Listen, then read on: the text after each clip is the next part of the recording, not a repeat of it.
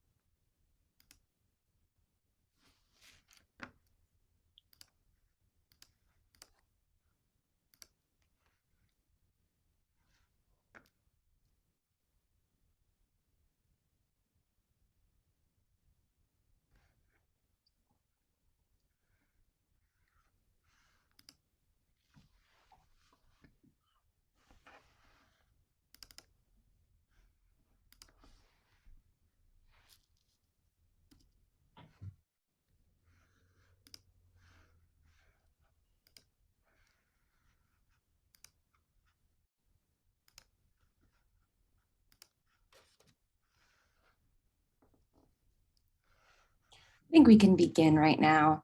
Hi, everybody. I'm Alexandra Sandler. I'm the symposium editor of the Cardozo Journal of Conflict Resolution. And I would love to welcome our dean, the school, Dean Leslie. Thank you so much. It's really great to be here on this really exciting day. We have a 2-for-1 today. Um, First, welcome to the International Peace Award ceremony.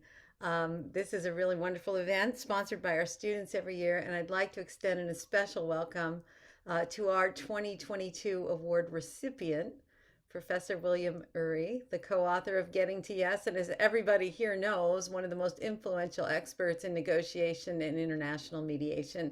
So thank you so much for making the time to come, and we're very, very proud to be bestowing this award on you.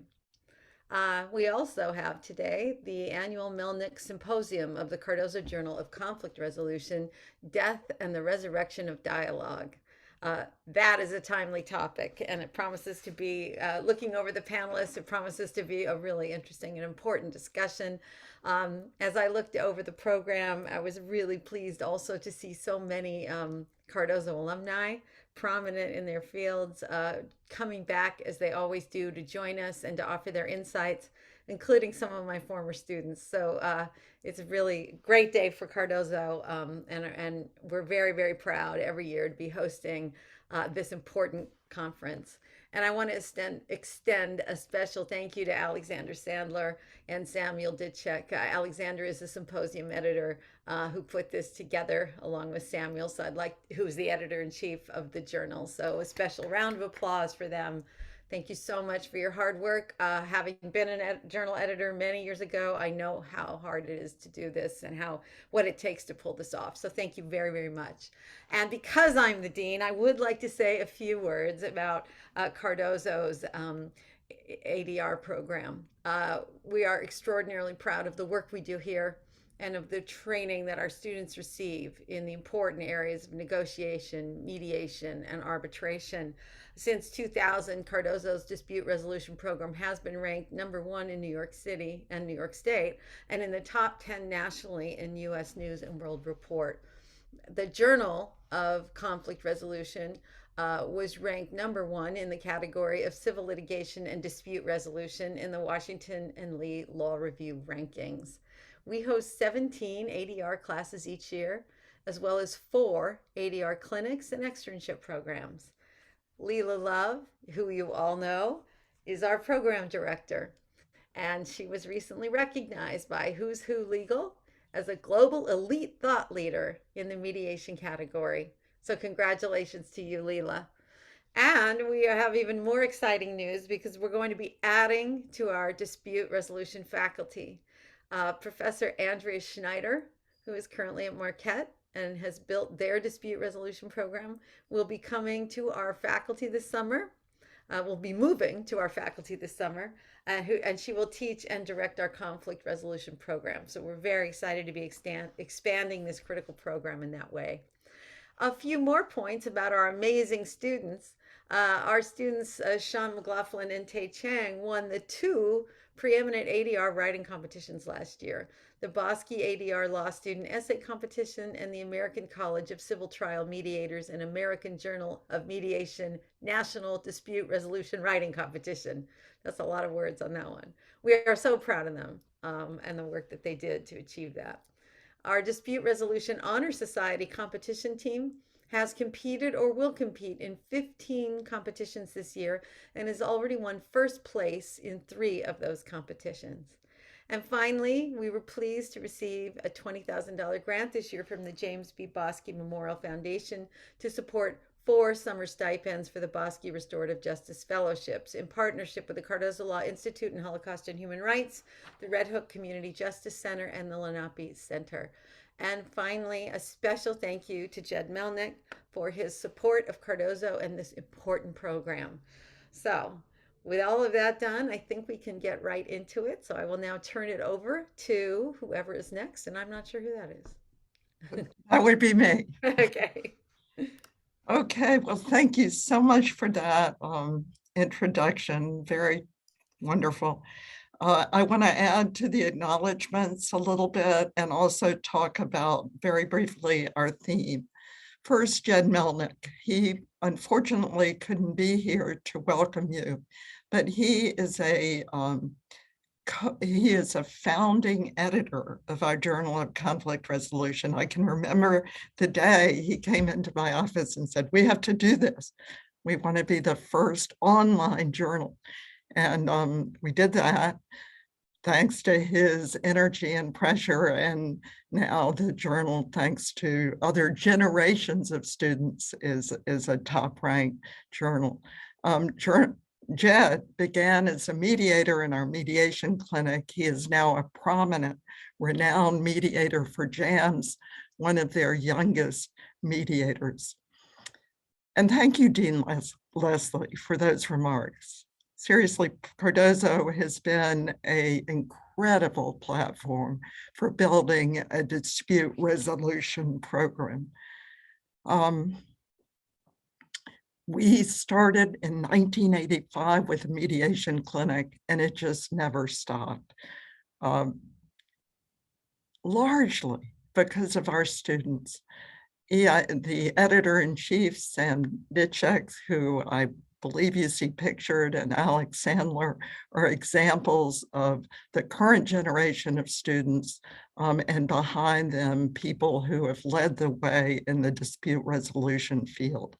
You should know that this symposium was first in person, and when we had to pivot to online, these tireless students did it. I think there's nothing Cardozo students can't do. And finally, I'd like to recognize Donna Erez-Naveau, who is the assistant director of our program and who has really helped pull everything together. So a word about our theme. Our theme, the death and resurrection of dialogue, I think is currently maybe the most important theme. There are wide and seemingly growing chasms and divisions in the news and media, the way we report things, NPR and Fox News, increasingly positional talks between left-wing and right-wing, vaccinated and unvaccinated, between countries and our communities, race, culture, and economic divides, and in mediation itself. Who would think? Parties are now kept apart frequently and by caucus-only mediation. And Zoom has meant that we're eliminating physical presence. So our symposium today looks at that, but also looks at counterforces and moves that build a path back. William Ury is going to speak very shortly. His latest initiative, the Abraham Path, is an example.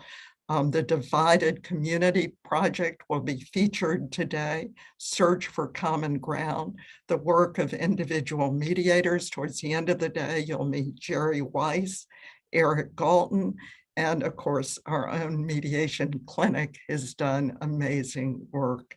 So let me close with this. I was looking this morning, I like quotes. I was looking this morning for a quote and went to Martin Luther King. So there's a whole group of quotes King has that I've seen in the past, was excited about. And let me just share a few with them because I think perhaps they signal a way back for us.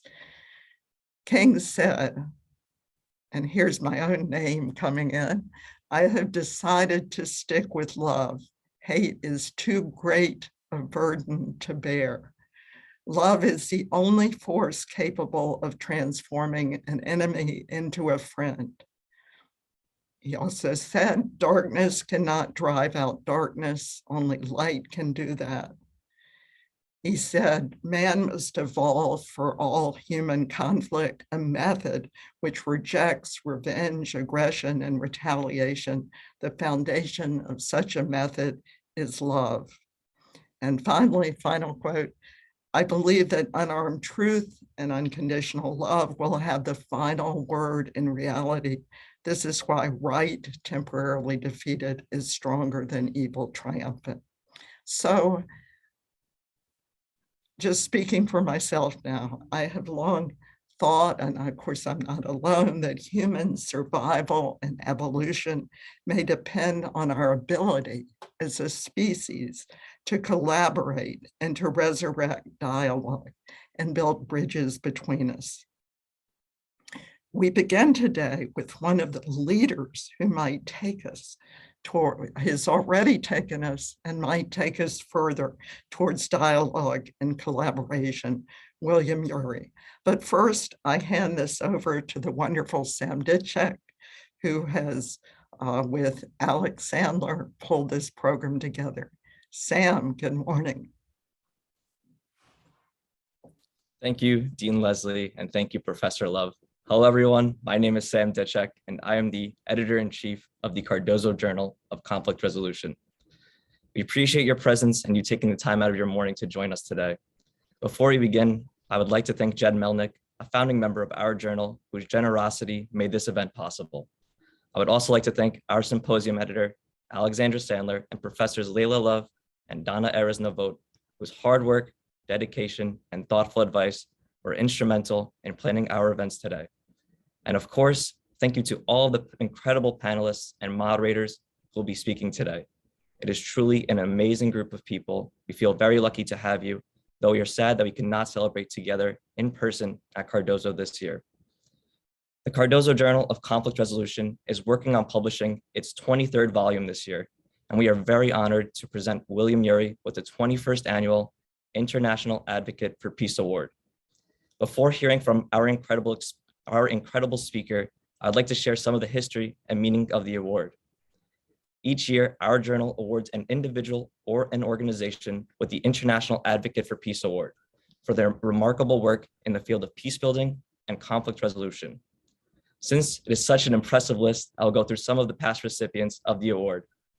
Some of the past recipients include Presidents Bill Clinton and Jimmy Carter, Ambassador Richard Holbrooke, Archbishop Desmond Tutu, Polk Group Peter, Paul, and Mary, Senator George Mitchell and Seeds of Peace, Ambassador Dennis Ross, Abigail Disney, the Honorable Daniel Weinstein, Mediators Beyond Borders International, and recently, Sir Paul McCartney. Our recipients with different approaches and means have helped shape a better, more peaceful and connected world for future generations. We are proud to add William Ury to this list. Some brief logistical points about the day. There's only one link for the entire day for attendees. The link you used to join just now will be the link to attend all the panels throughout the day. You can simply stay with the event all day or leave and come back for panels later on. If you're seeking CLE credits, you must attend the entire panel for which you're seeking CLE credits live. For CLE purposes, each panel is separate and has its own allocated credits. Additionally, a code word will be read aloud during the panel. In order to receive CLE credit, you must capture this word and use the Google form link previously distributed to type in the code given during the panel or shortly thereafter. If you do not type in the code word into the Google document, unfortunately, we will not be able to give you CLE credit. You may seek CLE credit for one panel or for all the panels which you attend. If you have not received the online affirmation form, or if you are having any trouble accessing the form, please email Alexandra at alsandle@law.cardozo.yu.edu. If you have any questions throughout the day, please use the Q&A function on Zoom webinar. Not all the panelists will get to each and every question, but they certainly will try. Should any issue arise throughout the day, please feel free to email me at eiccjcr@gmail.com. At this point, I'd like to introduce our symposium editor, Alexandra Sandler, who will be introducing our honoree, William Ury. Thank you very much, Sam. Hi all, good morning. Thank you for joining us on this special day. I am Alexandra Sandler, and I am the symposium editor of the Cardozo Journal of Conflict Resolution. I had the pleasure of being on the committee that considered the potential recipients for this year's International Advocate for Peace Award. And I have to say, the decision to pick this year's award recipient was not a difficult one. Professor William Ury is truly an international advocate for peace. He has focused his life's work on promoting peace and conflict resolution throughout the world. At this time, I would like to discuss a few of Professor Ury's amazing achievements and contributions for which we honor him today. Professor William Ury has helped develop many negotiation theories that speak to individuals negotiating, as well as countries trying to sort out differences. His and Roger Fisher and Bruce Patton's seminal book, Getting to Yes, is one of the most influential books in the field of negotiation, having sold over 15 million copies and being translated into more than 35 languages. This book was followed by many more, including Getting Past No, The Third Side, The Power of a Positive No, and Getting to Yes with Yourself. Throughout his writing and speaking, Professor Ury has helped millions in conflicts secure win-win outcomes by influencing those studying negotiation to separate the people from the problem, focus on shared interests, develop their criteria, and discover creative ways to move forward and avoid the negative spiral of conflict.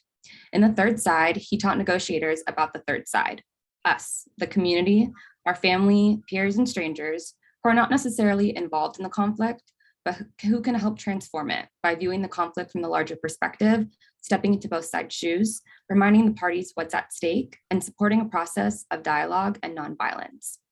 Throughout his books, Professor Ury reminds us that the goal is not to end conflict, but to transform the way it is expressed from destructive fighting to constructive change. We hope to learn more about that today from his remarks and in the symposium. Over the last 4 decades, Professor Ury has served as a negotiation advisor and a mediator settling conflicts in the Middle East, the former Soviet Union, the Balkans, Indonesia, Venezuela, Colombia, and beyond. During the 1980s, he assisted the US and Soviet governments to develop nuclear crisis centers designed to prevent an accidental nuclear war. Together with former President Jimmy Carter, he co-founded the International Negotiation Network, a non-governmental body seeking to end civil wars around the world. In an advisory capacity, he helped end a war in Indonesia and Aceh and aided in preventing a war in Venezuela. We are honored that William Ury is accepting the International Advocate for Peace Award. It is not his first award. He has received the Cloak-Millen Peace Award, the Whitney South Seymour Award, and from the American Arbitration Association, and the Distinguished Service Medal from the Russian Parliament. More recently, he co-founded the Abraham Path Initiative, which seeks to promote peace in one of the most conflict-prone regions in the world, the Middle East, by developing trails throughout the area to connect people across cultural divides. The path was inspired by the story of Abraham, the legendary common ancestor of over half of humanity, and a common patriarch for many religions. The path, at its core, is an opportunity for people to connect and build understanding by walking together and sharing stories along the path. Professor Ury, we are inspired by your work and all the ways you have helped individuals and communities achieve meaningful peace around the world. We honor you for your passion for conflict resolution and for your vision for a more peaceful world. It is my privilege and honor to recognize you as the 21st International Peace Advocate. And now I'd like to welcome Professor William Ury. Thank you. Well, thank you, Alexandra, and thank you, Samuel, and thank you, Professor Love, and thank you, Dean Leslie. It's an enormous pleasure and privilege to speak with you all today. I'm just sorry I can't be there in person to meet you. And I just want to say that it's an honor really to receive this beautiful award and I feel profound gratitude and a considerable dose of humility, acknowledging the very painful and tragic wars that are raging even as we speak right now in Ukraine, in Yemen, in Ethiopia, and other hotspots that just underscore the critical importance of dedicating ourselves even more deeply to the sacred cause of peace. As a young child, I grew up under the shadow of the atomic bomb. My friends and I went on with our lives as if it were normal, but it was punctuated with intense moments, whether it was a nuclear crisis or sometimes simply a disturbing conversation that reminded us of the ever-present possibility of an instantaneous Armageddon. I could never understand why, as a boy, our countries were prepared to blow to smithereens all that we hold precious, our lives, our families, our beautiful world. And even then, I knew deep down that there had to be a better way to deal with our differences. I went on later to study anthropology to try to understand human beings, our ways of handling conflicts, and our self-destructive proclivity for resorting to war. And because I felt compelled to do something more practical, I studied negotiation and mediation, became a practitioner, because these methods offered a realistic alternative to war. When I was a graduate student in the 1970s, it was widely believed by experts and lay people alike that the Cold War would go on for generations. Throughout the 80s, I had the chance to make many trips to Moscow and to Washington while working on the problem of how to head off an accidental or inadvertent nuclear war. As an academic and as a negotiator, I had a front row seat on the astonishing transformation of this seemingly impossible conflict that throughout my childhood and youth had threatened an imminent end to life as we know it. And so with my own eyes, I watched the seemingly impossible become possible. As a Russian friend of mine said to me at the time, you know, William, if you want to go to a new country, you have to go to the airport and get on a plane. If I want to go to a new country, all I have to do is wake up the next morning. It was a time of hope, of glasnost and perestroika. I remember an academic conference of experts in Soviet history and politics who'd been asked the question, if the Soviet empire collapses, how many people will die? The answers from the assembled experts ranged in the millions and as high as 10 million, as I recall, because that's how many died when the Russian empire collapsed. The end of Soviet communism was perhaps the greatest peaceful revolution in history.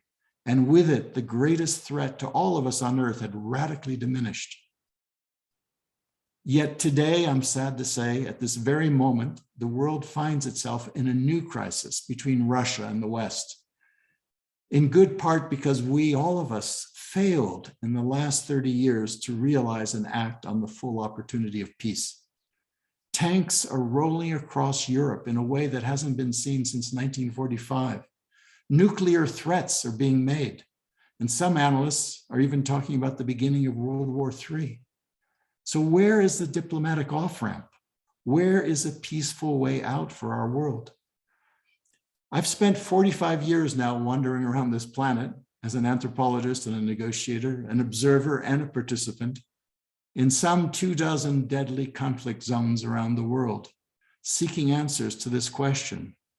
How might we as human beings deal with our deepest differences constructively and creatively for the benefit of all?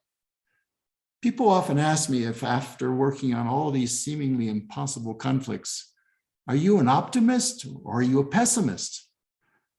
And what I like to respond is, actually, I am a possibilist.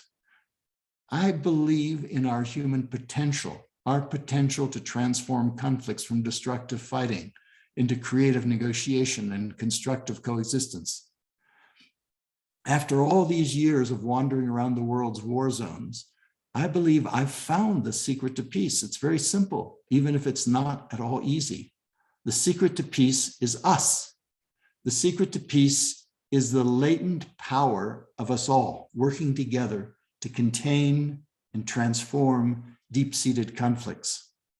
Because we typically see conflicts as two-sided, one party versus another, labor versus management, Arabs versus Israelis, but in fact, there's always a third side present.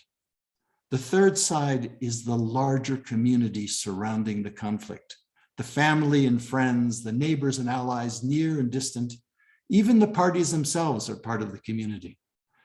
The third side is people using the power of peers, adopting the perspective of the whole, and supporting a process of dialogue, negotiation, and nonviolent action. The third side can be instrumental in calming things down by helping the parties go to the balcony, which is a place of calm and perspective where we can get in touch with our deeper interests and discover new ways forward. The third side can then build a golden bridge, helping the parties move from entrenched positions to creative options for mutual gain.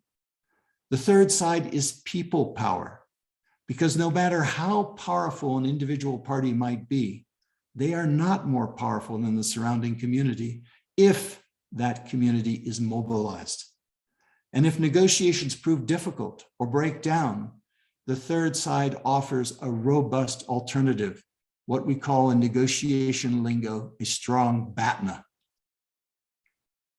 I first came to truly appreciate the real power of the third side as I traveled around the world in 1989. It was on these travels that I understood how the third side is both our most ancient human heritage and a possible answer to today's most difficult conflicts. I started that year in wintry Moscow. With my Harvard colleagues, I sat stunned as I listened to the living participants of the Cuban Missile Crisis as they discussed what had transpired in those tense 13 days in October 1962, when the fate of the world hung in the balance. Among them were the former Secretary of Defense, Robert McNamara, the former National Security Advisor, McGeorge Bundy, President Kennedy's close advisor, Ted Sorensen. Representing the Soviets were the son of former Premier Nikita Khrushchev, Sergei, the former Minister of Foreign Affairs, Andrei Gromyko, the former ambassador to Washington, Anatoly Dobrinin. And for the first time, these former adversaries sat face to face to share their perceptions. I emerged from those cold days in Moscow shocked by how close, against the intentions of both leaders, we had come to mutual annihilation, how lucky we had been to survive the Cold War. Asking myself, how could we, our children, grandchildren, and succeeding generations continue to live together on this planet, given our genius at devising weapons of mass destruction and our tendencies to go to war? On my very next trip, a month later, I caught a glimpse of an alternative to war and violent conflict in a place that could not have been more different than icy cold Moscow. I traveled to Southern Africa to spend some time with the Kwa tribe, a hunter-gatherer group who lived deep in the Kalahari Desert. Since hunting and gathering was our way of life as humans for over 99% of our time on Earth, I wanted to understand how they dealt with their difficult conflicts. The Kwa, like us, are perfectly capable of violence. Every man has in his possession hunting arrows coated with a deadly beetle poison. If someone is shot, it takes 3 days to die, long enough for them to take revenge and start a chain of deaths, thus decimating a small hunting community. In a small-scale society like this, each poison arrow is the rough equivalent of a nuclear bomb. So I wondered, how do the Kwa deal with bitter differences, given the ever-ready access to weapons of enormous destructiveness? Whenever tempers rise suddenly and violence threatens among the Kwa, third-siders, those around the parties, are alert. People gather the poison arrows and hide them far away in the bush. Others try to separate the antagonists, and the talking begins. All the men and women, even the children, gather around the campfire and talk and talk and talk. Each person has a chance to have their say. This open and inclusive process can take days until the dispute is literally talked out. At night, the community gathers around for chanting and trance dancing so as to appeal to the gods for help and insight into how to resolve these explosive differences. The Kwa don't rest until they find a solution. Nor is it enough to resolve the particular issue, because they know that a dispute can easily erupt again if the underlying relationship is not repaired. There must be a reconciliation of the parties, repair, apologies, forgiveness. It's not always easy. If tempers are too high, the elders counsel the parties to go off and spend time with relatives at other water holes. I recognize the technique. In labor management conflicts I'd worked on, we called this a cooling off period. The Kwa's secret to managing conflicts, I learned, is the vigilant, active, and constructive involvement of the surrounding members of the community. The third side, I came to recognize, may be our oldest and most reliable form of conflict transformation. It may be why our ancestors didn't kill each other off eons ago. The third side is our birthright. But the Kwa, of course, are a very small-scale society, different in so many ways from our modern societies. How could the third side function to interrupt our destructive fighting in the world today? As it turned out, I did not have to look long for my next clue. Shortly after studying the Kwa Bushmen, I traveled to apartheid South Africa, which was then trapped in a violent, seemingly impossible conflict. Guerrilla warfare, bombings, riots, violent suppression. It felt like it would never end, and the differences appeared irreconcilable. I'd scheduled an interview with David Webster, a fellow anthropologist who was a determined opponent of apartheid. But just days before our meeting, he was tragically assassinated in front of his wife by a government-sponsored death squad on his doorstep. I spent a long evening conversing with Anton Lubowski, a political opponent of the South African government, shortly after he too tragically fell to the bullets of a death squad. Yet, when I returned to South Africa 6 years later, I felt as if I'd entered an entirely different country.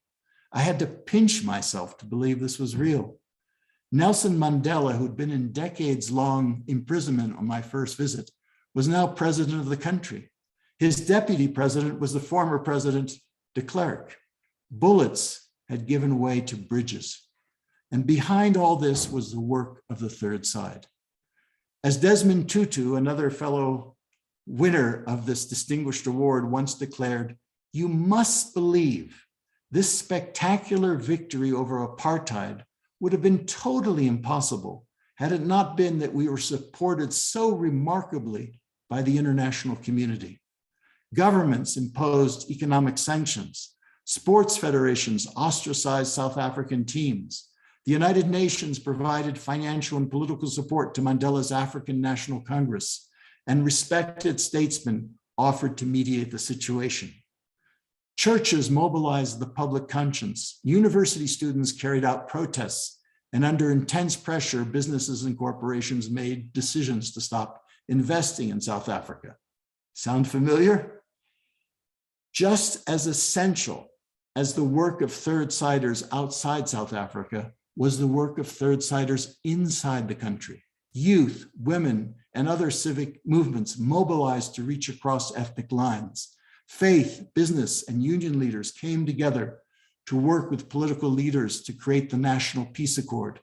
Citizens across the country worked together to stop the violence so that democracy could emerge.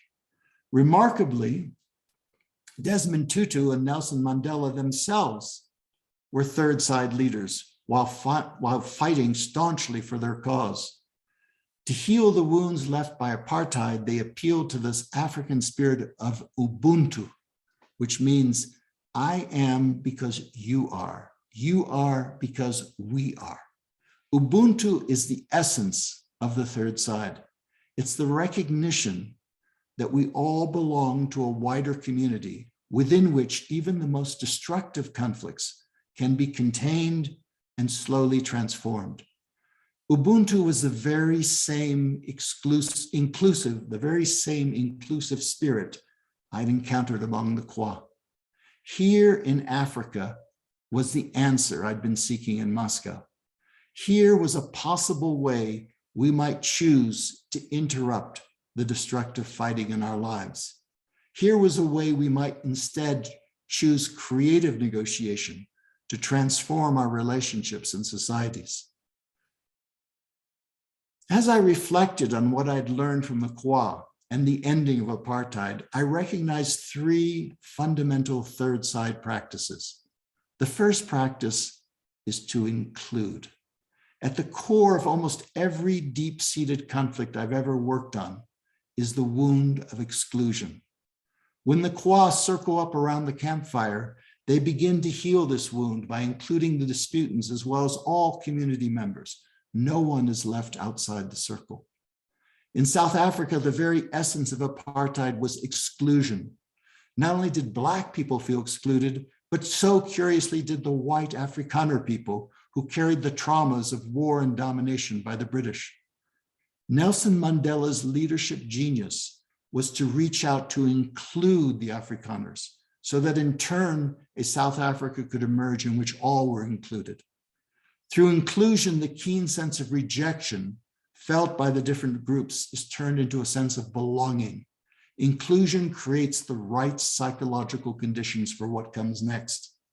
Because the second practice is to mediate. Among the Kwa, the elders step into the conversation around the campfire.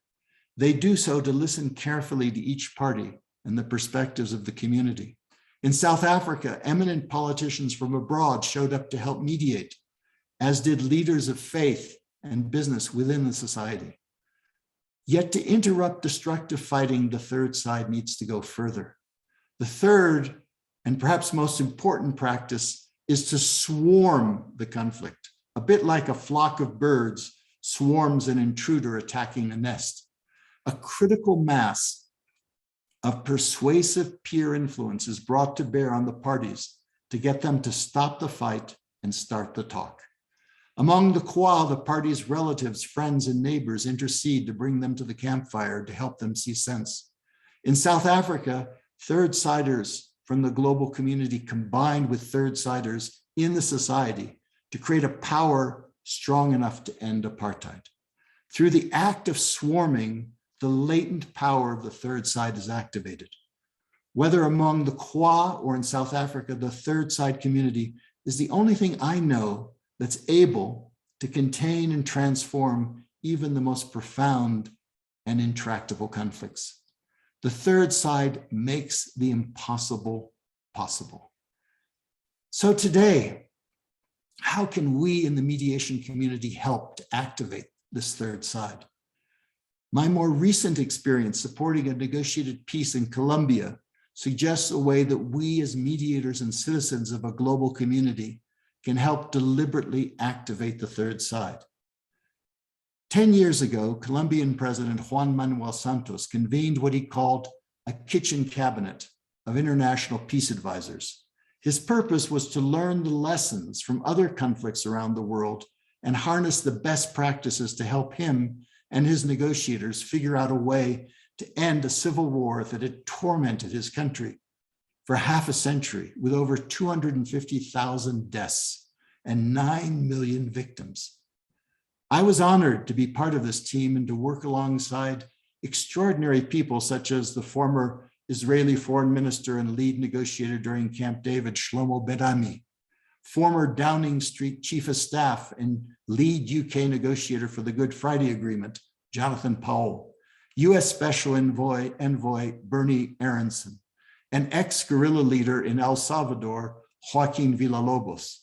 I felt a bit like I joined the Avengers of international peace negotiators. This small group brought a continuous critical mass of practical negotiation support to the challenge of ending the armed conflict. In 7 years, we made over 25 trips to Colombia, often at a day's notice, to advise President Santos and his negotiators on everything from the secret talks to the negotiation agenda, and from healing the traumatic divide within the country to navigating the periodic crises that threaten to end the negotiations. Perhaps our most important role was to help President Santos activate the third side, to serve as a container within which the conflict could be transformed from violence to peaceful democratic struggle. Inspired by the experience of other peace efforts, President Santos rounded up other players, like the Quad do as they gather around the campfire, in order to swarm the conflict with persuasive peer influence. The first thing he did was reach out to Venezuelan President Hugo Chavez, who was a friend and patron and supporter of the FARC guerrilla leadership. Santos asked Chavez for his help in bringing the FARC to the table. Chavez, eager to create a peace legacy for himself, readily agreed. Santos then appealed for help to Fidel Castro, who was a larger-than-life mentor and supporter for the FARC. Chavez and Castro proceeded to act as credible third-siders to persuade their FARC friends to come out of the jungle and negotiate a peace agreement. The argument they made: guerrilla war was no longer the best path to power. It was time to engage openly in the political process and win by ballots, not bullets. Castro agreed to host secret peace talks in Havana. President Santos also activated a strong third side constituency for peace inside Colombia. The business community got engaged, understanding that war was bad for business and that peace would create a favorable environment for economic growth and foreign investment. As a former naval officer, Santos spent a lot of time seeking to persuade the military and retired military that the peace process was in fact in their interest, that he was not selling out the country, and that peace would make Colombia a stronger, more secure country. Even though there was no official mediator, various third side players, both international and domestic, helped unofficially mediate the conflict, providing legitimacy for both the government and the FARC guerrillas, encouraging them to sit down and talk, helping to facilitate the negotiations, and offering technical advice when things got stuck. The countries of Venezuela, Chile, Cuba, and Norway, together with the United Nations, supported the negotiations and acted as facilitators and guarantors. The US and European countries provided key political, diplomatic, and economic support. As the saying goes, it takes a village. That village is the third side. We, the international advisors, served as part of this informal mediation of the conflict. We were advising one side, the government, but at the same time, we were acting as third-siders, exploring the zone of possible agreement, choreographing the complex dance that led to eventual agreement. While we did not mediate between the government and the FARC, we did often mediate the internal conflicts on the government side. And I must say, these internal negotiations, these internal conflicts, are often even more difficult than the external ones. This was all good, but as I learned from my time with the Kwa and the Kalahari, it's not enough just to find a negotiated agreement, because divisions and injuries remain and conflicts can easily flare up again. If there's to be a lasting peace, there must be social healing. A core principle of the Colombian peace process has been to bring truth, justice, reparations, and the assurance of non-repetition to the 9 million victims in this country. Indeed, one of the core innovations of the Colombian peace process was to include the victims of the war in the negotiation process itself. A number of hearings were held in Havana at the negotiating table, in which groups of carefully selected victims of all sides in the conflict brought their testimony to the negotiators. Skeptics had worried this would be a waste of time at best, and at worst, an exercise in opening up old wounds and calls for vengeance. But in fact, the opposite happened. The victims, women and men, black and white, spoke to the nation, calling for peace and support for the process. One man I met had lost his father, his mother, and most of his family when in a firefight between the FARC and the army, a FARC explosive landed on a church in his town where all the townspeople had gathered for safety. Still, he offered forgiveness to the FARC and called for a peace agreement. The FARC responded by offering a deep apology and contrition. That is the power of the third side. To not just start healing the injuries of combat, but through the magic of inclusion, to heal hearts torn apart by years of suffering and war. So the examples of the Kwa, of South Africa, and of Colombia all illustrate the power of the third side in action. Turning to today, what's the challenge for the third side now in conflicts like the one raging right now in Ukraine? How can we activate the third side? Here are just a few questions that we can ask ourselves for each of the three fundamental practices of the third side. First, include. How can we engage and activate external and internal third-siders? How can we, in a spirit of deep respect, listen to all sides, even when we disapprove of their actions? How can we include even our enemies and stop creating pariahs or humiliating any of the parties? Second, mediate. How can we equalize power imbalances, since the strong often refuse to negotiate with the weak? How can we deal with the distrust the parties feel with confidence-building measures, for example? How can we understand what each side is really asking for? How can we then generate creative options for mutual gain? And third, swarm. Who are the individuals and countries who can help interrupt the fighting and encourage the parties to come to the negotiating table? Who are the experts and outsiders that can bring best advice and learning from other complex, multifaceted peace processes? How can civil society be engaged across all sectors, from business and labor to faith leaders to mothers of victims?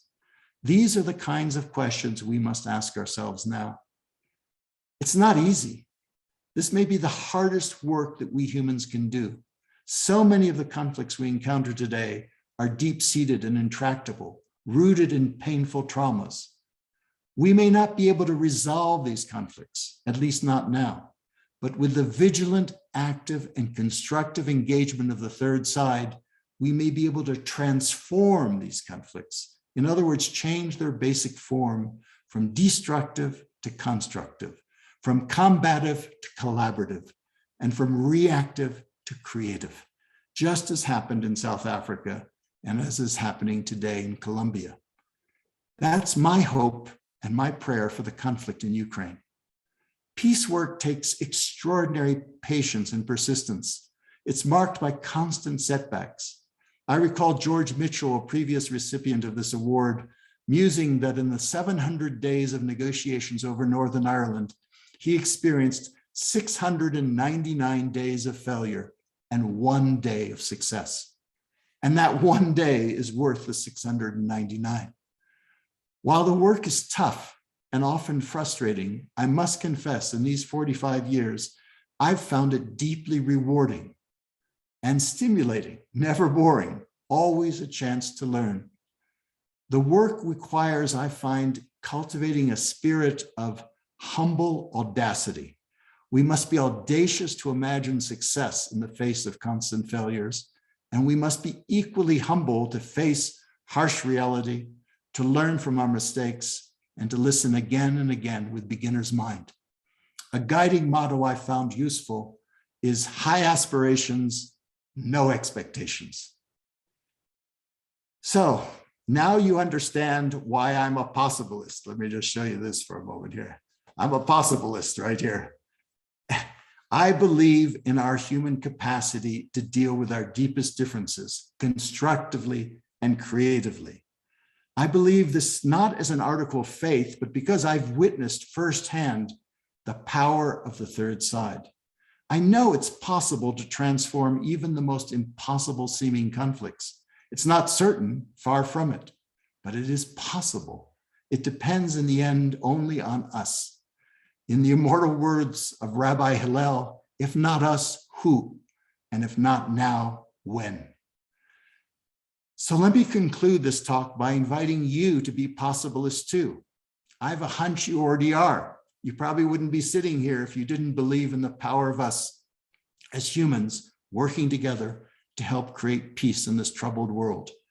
I invite you to activate the third side in the intractable conflicts you're tackling, to leverage collective intelligence, compassionate hearts, and focused creativity to contain and transform conflicts like the one right now in Ukraine, or in Ethiopia, or in Yemen, or in countless other places around the globe. As possibilists, let us stand together and unleash the power of the third side to transform the course of these wars from destructive confrontation into creative cooperation for the benefit of all. Let's show that history need not repeat itself and that war and violence are not inevitable. Conflict is inevitable, but war is not. We have a choice and we have a tool. We can choose to wield the ancient power of the third side, our birthright. We can recreate it in the world of today. And that power, I believe, is right here, right now, among us all in this virtual room. There's an old African proverb that goes, when spider webs unite, they can halt even a lion. Each of us can spin a single spider web, which when united with others, has the potential to halt even the lion of war. May the third side be with you and with us all. Thank you. Thank you so much, Professor Ury. That was very wonderful to hear. And we are just so glad to have you here today. And now from the audience, if anybody wants to ask questions, we already do have one question in the chat, but we have a few minutes to take questions from the audience. So Anthony wants to know if you could please share some thoughts on how it might be possible to avoid a situation where following peaceful transition, new leaders do not become tempted to monopolize their power. So for example, Robert Mugabe in Zimbabwe, the two large political parties in Northern Ireland, and just how that might also apply to Boris Yeltsin and Putin in Russia. Thank you. Very good question. So the thing I find is we, in negotiation, peace negotiation, we tend to focus on the negotiations themselves. They're hard enough, but perhaps even harder than the peace negotiations is what happens afterwards. It's the implementation of those agreements. And there's countless examples of where you have a peaceful, a kind of an agreement that's reached, but then it's not abided by. And that's what we see now. It's that hard work that needs to continue afterwards, after the peace agreement is reached. Whether it's in Northern Ireland or, as you mentioned, in the case of Zimbabwe. And the thing that strikes me right now with the situation in Ukraine, as I alluded to in my talk, is that we missed a huge opportunity at the end of the Cold War. At the end of the Cold War, Russia was on the ropes. There was huge economic crash in Russia. And instead of reaching out our hand and really helping Russia the way that we helped Germany and Japan come to their feet at the end of World War II, we humiliated Russia. We expanded NATO, kept on expanding. We didn't go in there. We missed that opportunity. And so it's not at all surprising right now. I remember the wisest Russian experts, Soviet experts at the time, like George Kennan, who was the father of containment, warned us. He said, if you do this 20 years from now, you're going to face a real problem. And so it's terrible what the Russians have done, what Putin has done right now with this war. It's absolutely unforgivable in one sense. But we also have to understand that we missed the opportunity. We missed the opportunity to integrate Russia. And now we're faced with that choice right now, which is to see whether we can stop this war, we can mobilize the third side, and then we can move to a world in which we integrate all parties, all European parties, including Russia, in a new kind of European security architecture based on the principles of common security. So we're going to have to come back to that. So to me, again, the lesson is, don't just when you get the peace agreement or you get the end of war, Cold War agreement, that's when the real work begins. Thank you. I guess, and you already kind of touched on this before in terms of what we could do with Ukraine and kind of seeing all the other case studies or what's been happening beforehand, what you've experienced, but like what does a plan look like, and what can the international mediation community do right now to kind of put a halt in the conflict that's happening in Ukraine? Well, I believe it's going to take all of us. I mean, the astonishing thing to me is, Putin, the Russians are using force, force international affairs, trying to force their way here. But what we're finding is actually what he didn't anticipate is there's a huge unity around the world that's developing. All around the world, everyone's paying attention to this. There's a unity in Europe, but also in Latin America, in Asia, and so on. There's a unity in the world, which is the unity of the third side, really saying, no, this is not acceptable, not at this day and age. And a yes to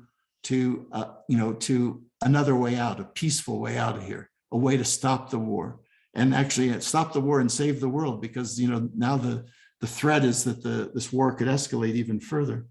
So to me, the mediation community can play an enormous role in bringing the tools of mediation, which are listening. Because right now everyone's so angry. There's a tendency to demonize the other side. Mediators know you got to go to the balcony.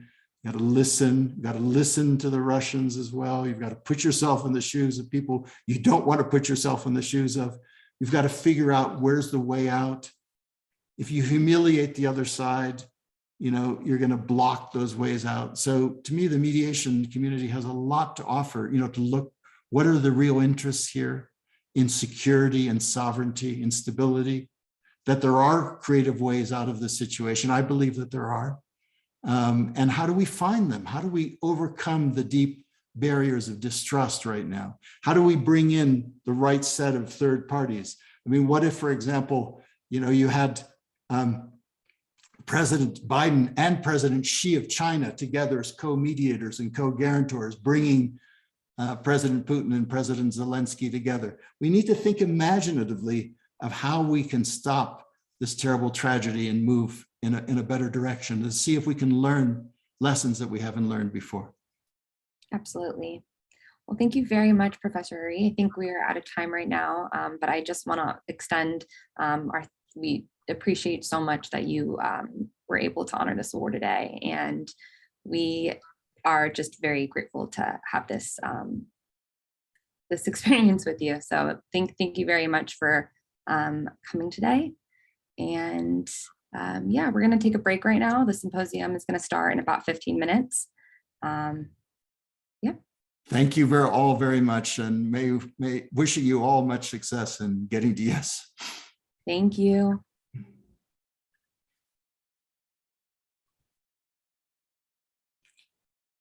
There you go.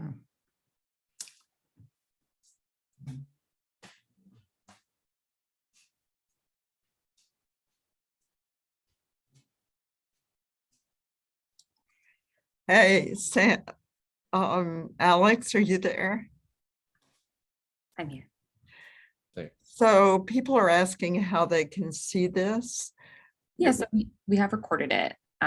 So I will have to get the recording afterwards. It's going to upload to the account that we've hosted the webinar on, and then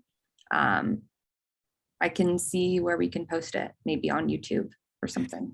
Well, there's that. You might also respond to the question by saying we publish the remarks of, we will publish the remarks, all the remarks of our IAP recipients are published on the journal website, and then give that site. And ultimately become searchable in Westlaw, LexisNexis, et cetera. Is that, if that's correct? Yeah. Okay. Yes, we'll be publishing all of the speeches from today on our website, which is Cardozo, cjcr.org. And I will post a link to our website as well in the chat. And when the speeches become available, I will distribute that information as well. Okay, great. Okay. To all the attendees that are listening, I have all of your email address information, so I can send out the website link once the transcript of the speech is published.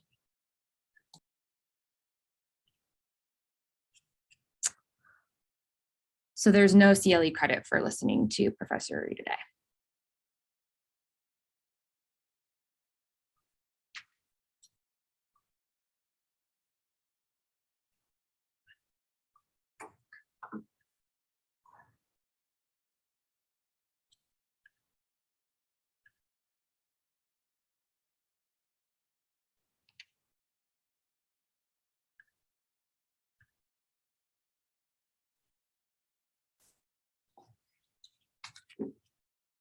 So our website is actually cardozojcr.org, not cardozocjcr.org. And I will post the link to our website as well.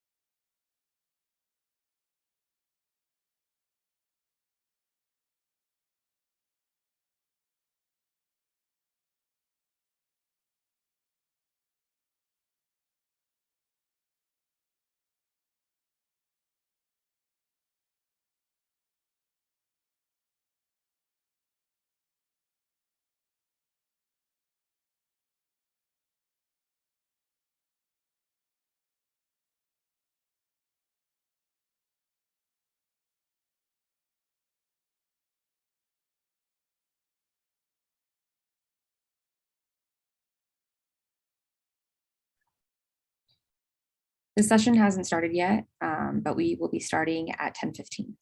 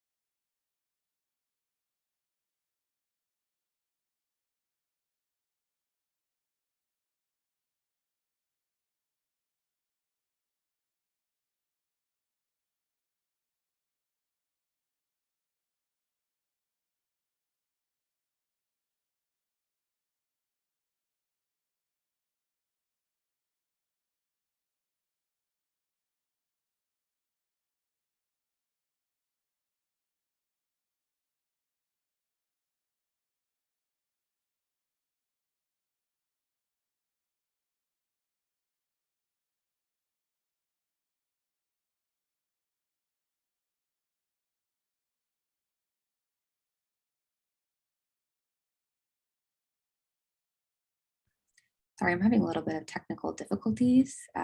David, could you try to spotlight Professor Shaw and Mr. Levy, please?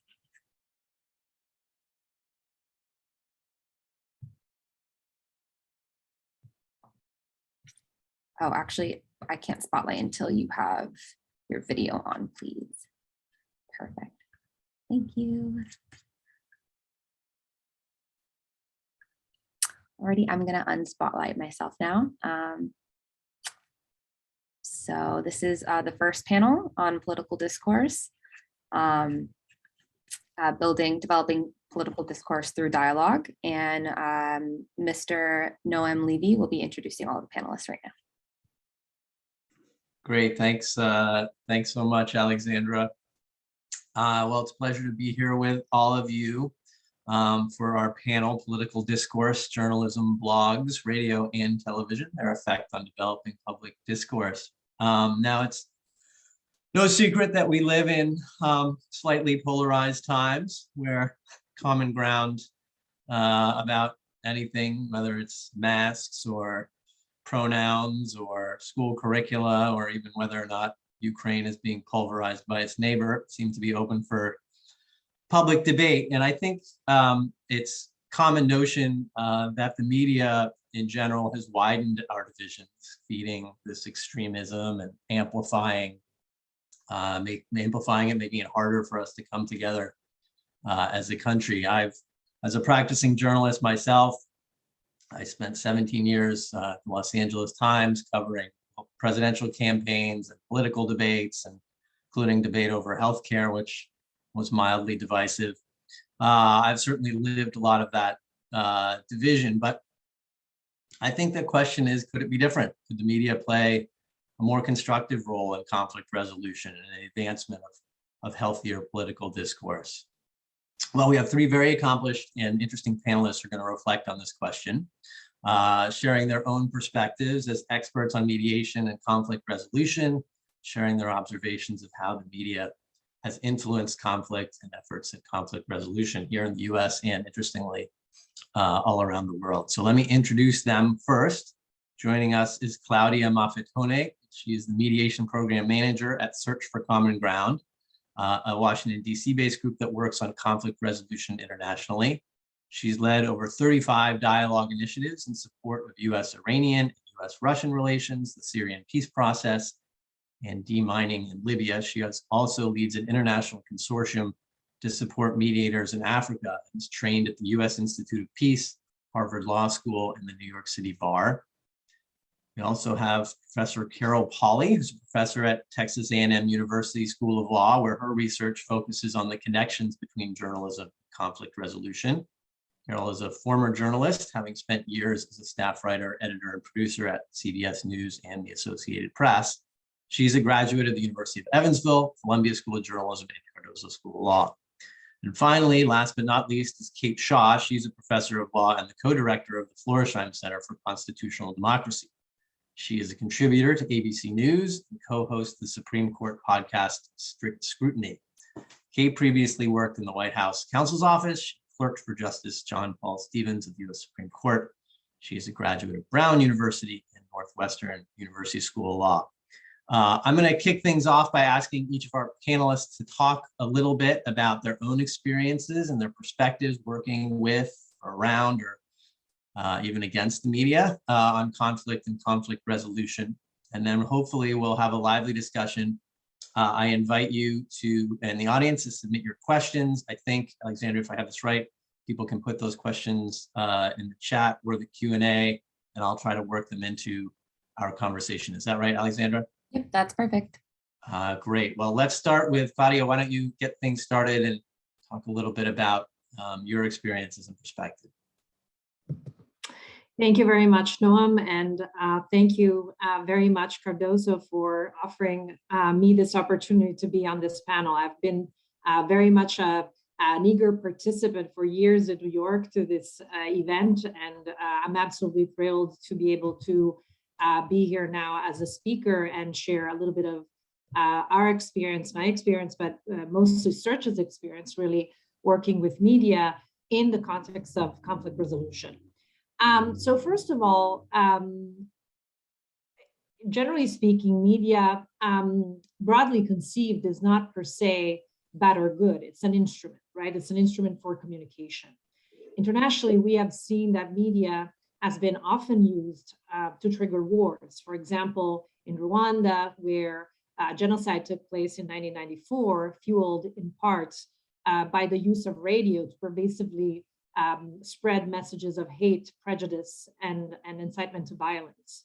Of course, this is not the only case. We've seen the use of media for incitement to violence and even war by the fascist and Nazi regimes of World War II.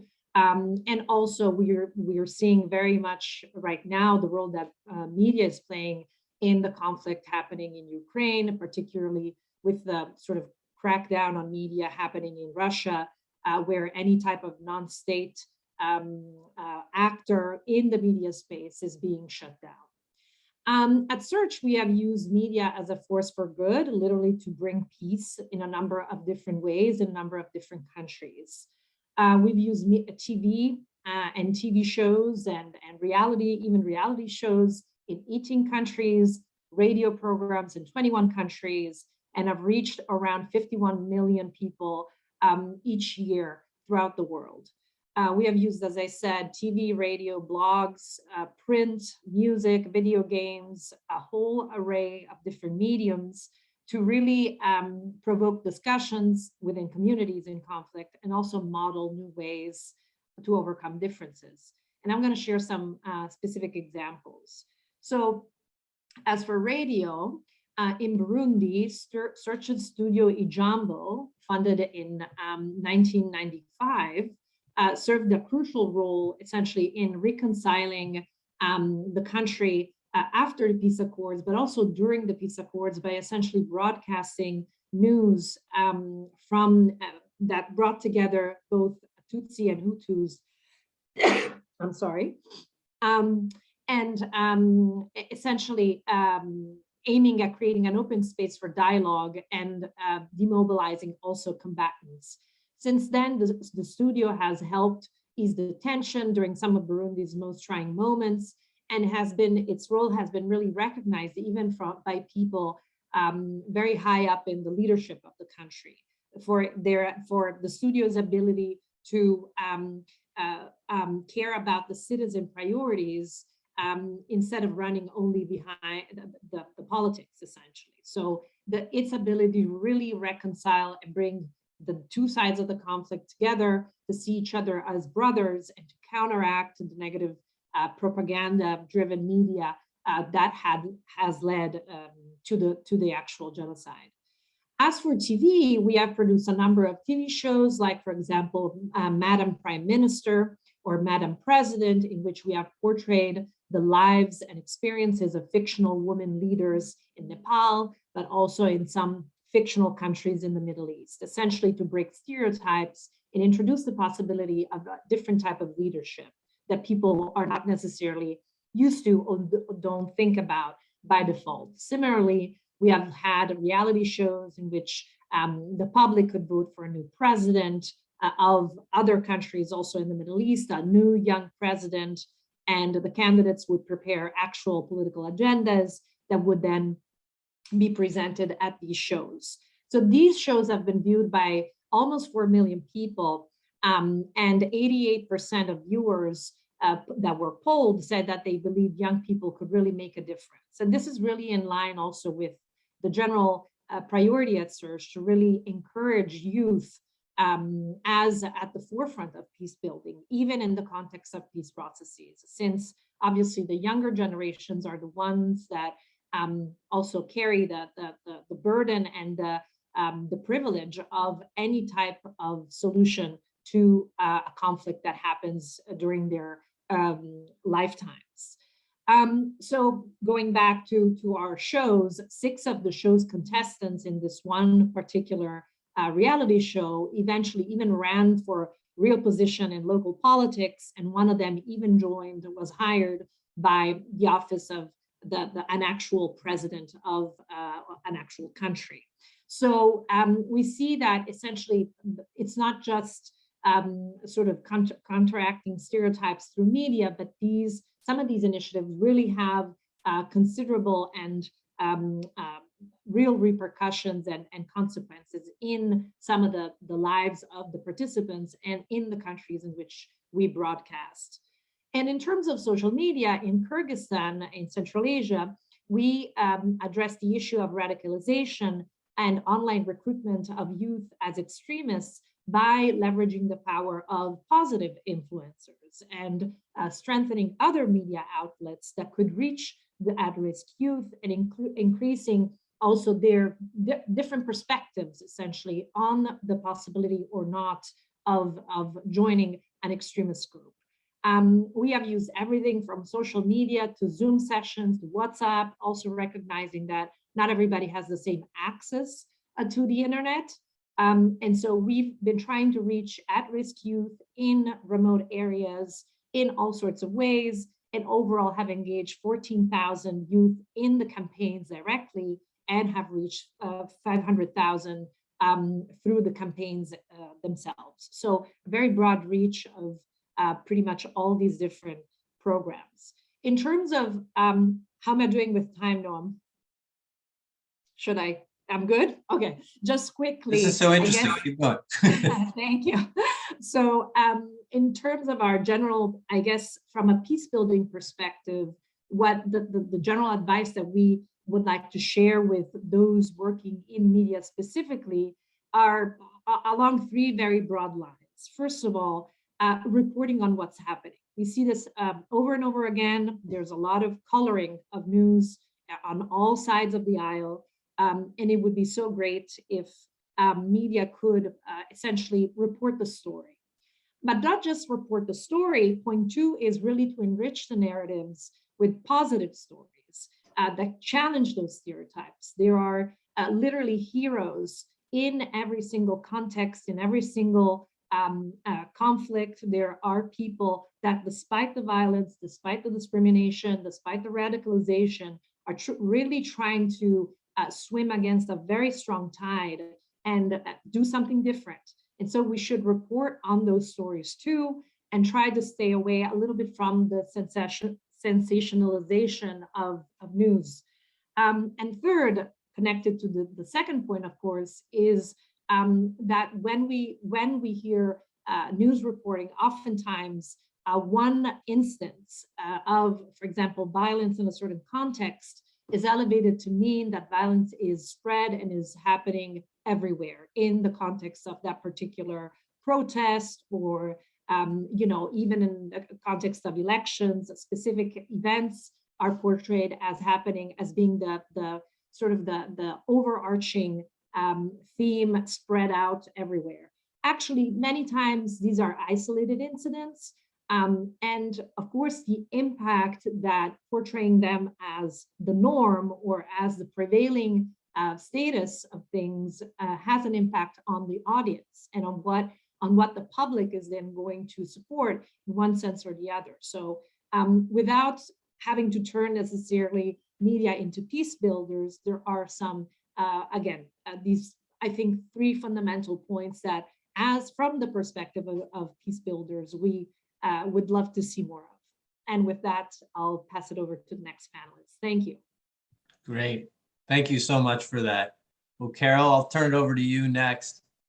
You come from an interesting perspective, having worked on both sides of this divide. Both sides. Wait a minute. Yeah. First of all, I want to thank everybody here. It's great to be at Cardozo in this kind of virtual way. Thank you to Cardozo, and hello to Leela Love and Dean Melanie Leslie. Thank you also to Alexandra Sandler and Samuel Ditchek, who have been extremely patient with me in these past few weeks. I was trying to write something that didn't say more than I know. I'm not sure I succeeded, but I will try. Yeah, I don't really see the reporting and the mediating as being, on two different sides. When I was a reporter for a small Midwestern newspaper, I was often in the role of listening to different sides in a conflict, the farmers on one side, the developer on the other, and attending those meetings separately and realizing how much they were talking past each other. It was fascinating to me. And so When I came to Cardozo, the idea of being a third-party neutral seemed very familiar because that was the position I was in as a journalist, listening to two sides. And I know we often pair journalism with, conflict in our minds. Conflict is a news value. But I think there's also in the DNA of journalism, there is also a kind of mediating, even hopeful kind of peacemaking role. And here's what I mean. At the end of World War I, for example, the general manager of the Associated Press was really excited about the idea of writing human interest stories, stories of everyday life. And he said that reporting the realities of everyday lives would reveal a common international humanity. So he was excited by that idea. After World War II, a study of the news media initiated by the founder of Time Inc. Concluded that the press can help create a world community by giving men everywhere knowledge of the world and of each other. So that's there too. And even the war correspondent Marie Colvin, who kept going back into battle despite severe injuries to herself and was killed in Syria. She said at one point, you have to be here, you have to bear witness so that people will do something. Even reporters who are on the scene are often there in hopes that something will evolve that will be better. And so they relay that story of human life in those tragic situations in that kind of hope. It always seemed to me that the guys in the newsroom, and when I was young, it was mostly guys in the newsroom, were sort of bitter people, in part because they were heartbroken, because they wanted the system to work. And that was part of their cynicism in a way, was hoping things would work. So we're often optimistic about what communication can do. When the telegraph was invented, I think Samuel Morse said that it was going to bring world peace because it would eliminate misunderstandings. Social media had some promise, at letting people express themselves. And of course, now, as we all know, polarization is worse than ever. But one thing I watched after the 2016 election, which prompted these next comments, I found myself watching two different conversations going on. The journalists, fairly publicly, were talking about how do we maintain our role here when we keep getting pulled into a conflict as a party? How do we maintain this objective, neutral stance, just reporting facts without being drawn in? And in the dispute resolution community, there is a listserv, and the conversation there was troubled in similar ways. They were saying, how do we maintain neutrality when there's some things happening here that are so alarming that surely there's some line to be drawn? Some people said, no, just keep on, being neutral. That's what we do. Others distinguished their personal feelings from their role as neutrals. But it seemed to me that when the social context is stable and the social norms are understood, then neutrality, is understood by everybody, and it makes sense and it's helpful. But when times are turbulent, it may be that we need some kind of mooring. And I'm using a nautical reference that sort of just seemed right to me because we seem to be at sea. And as a mooring, I mean a value that underpins the work. And I'm wondering and thinking that maybe party self-determination isn't quite enough to be that anchor. Certainly it's been criticized before as possibly leading to selfishness, for example. So what is it that we're really about then? And at New York University, a journalism professor, Jay Rosen, well known, he says journalists on that side should declare a deeper value, and that should be democracy. And they should say, we are pro-democracy, pro-voting, pro-participation. We're against authoritarianism. That's who we are. I'm wondering if neutrals in both areas, and I still do see them as kind of related, if neutrals could go a step maybe deeper and say, the value that underpins that and democracy too is human dignity. Now, that's a very broad and flexible concept and maybe way too broad to be useful. Some have criticized it for that.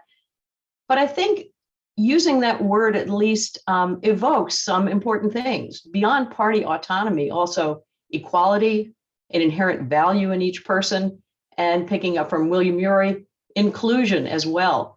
And it may be that its very flexibility is helpful to people who are in kind of broad, flexible fields like mediation and like journalism, kind of operating outside of the structure of law. So I can just imagine the guys in the newsroom now rolling their eyes, right? In a newsroom, people are overworked. There are deadlines. They are trying just to keep afloat and try to keep up with things. And talk about human dignity would no doubt just, cause them to shake their heads. But again, along with William Ury, I think it's possible. And I think it's possible also for journalists to play a mediating role. And I have even seen it happen. So I will just mention briefly and then move on, but I'm happy to go back and say more if people would like. But journalists have brought people together in a way like facilitative mediators. You talk to one side, you talk to another side, or a third or fourth side, and then you bring them together, if not in your studio or on your podcast, then at least their views, if they aren't physically there, their views get paired together. And so there is a kind of bringing together of these different sides through journalism. Transformative mediation is another approach where the insight is that people can recognize the needs and interests of other people better when they don't feel threatened. And I've seen some newscasts and news personalities who make a point. Michelle Martin on NPR is one. She has a segment called The Barbershop. And that's a very clear kind of space that she creates in which people can talk about differing views in a relaxed and friendly kind of way, keeping a sense of community. And it kind of models that on that newscast. And then narrative mediation also opens the way to thinking about telling stories that are more complicated, more nuanced, that are larger, more inclusive of people.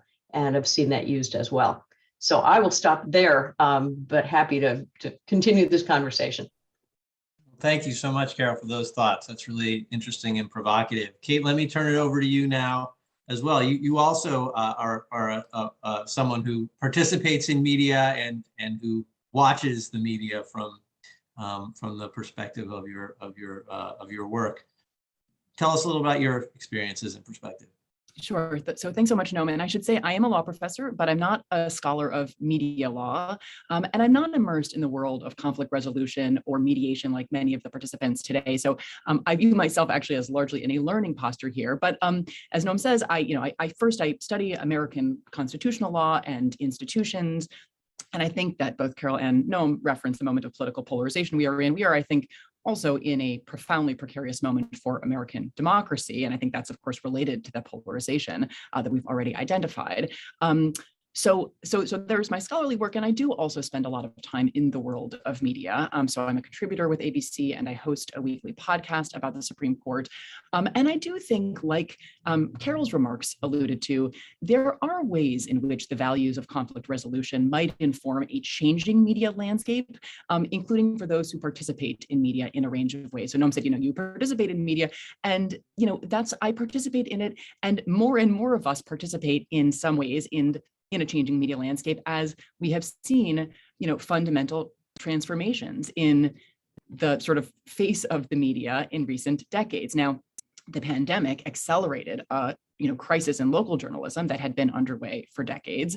So, a couple of stats from 2000 to 2018, daily newspaper circulation fell from 55.8 million households to 28.6 million households. Newsroom employment during that same decade fell by over 50%. Since 2004, over 2,000 local newspapers have closed across the nation. And so that's a familiar narrative, but into the breach have stepped many new sorts of sources of information, some of them highly partisan, some of them not, but most of them not steeped in or trained in traditional sort of norms and values of journalism.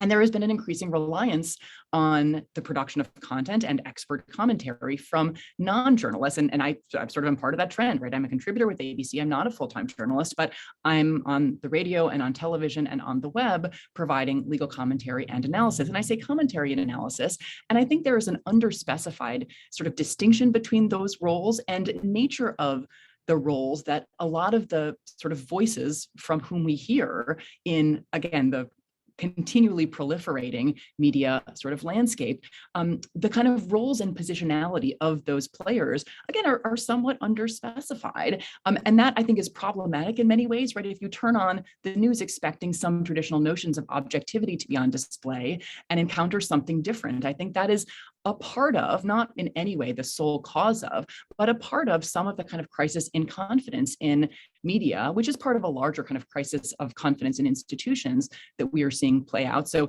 Gallup polling on, American confidence in institutions is really pretty stunning, and not just, in the last couple of years, but over the course basically of the last 4 decades. But, just to give you a little bit of a sampling from the 2021 polling, really the only 2 institutions that consistently command in poll responses over 50% public confidence are the military and the police. Other institutions, whether we're talking about Congress or the presidency or the Supreme Court, Congress in 2021 was around 12%. Both the Supreme Court and the presidency were in the 30s, which is a lot higher than Congress, but historically quite low. Newspapers at 21%, TV news in bouncing between the low 30s and the high teens.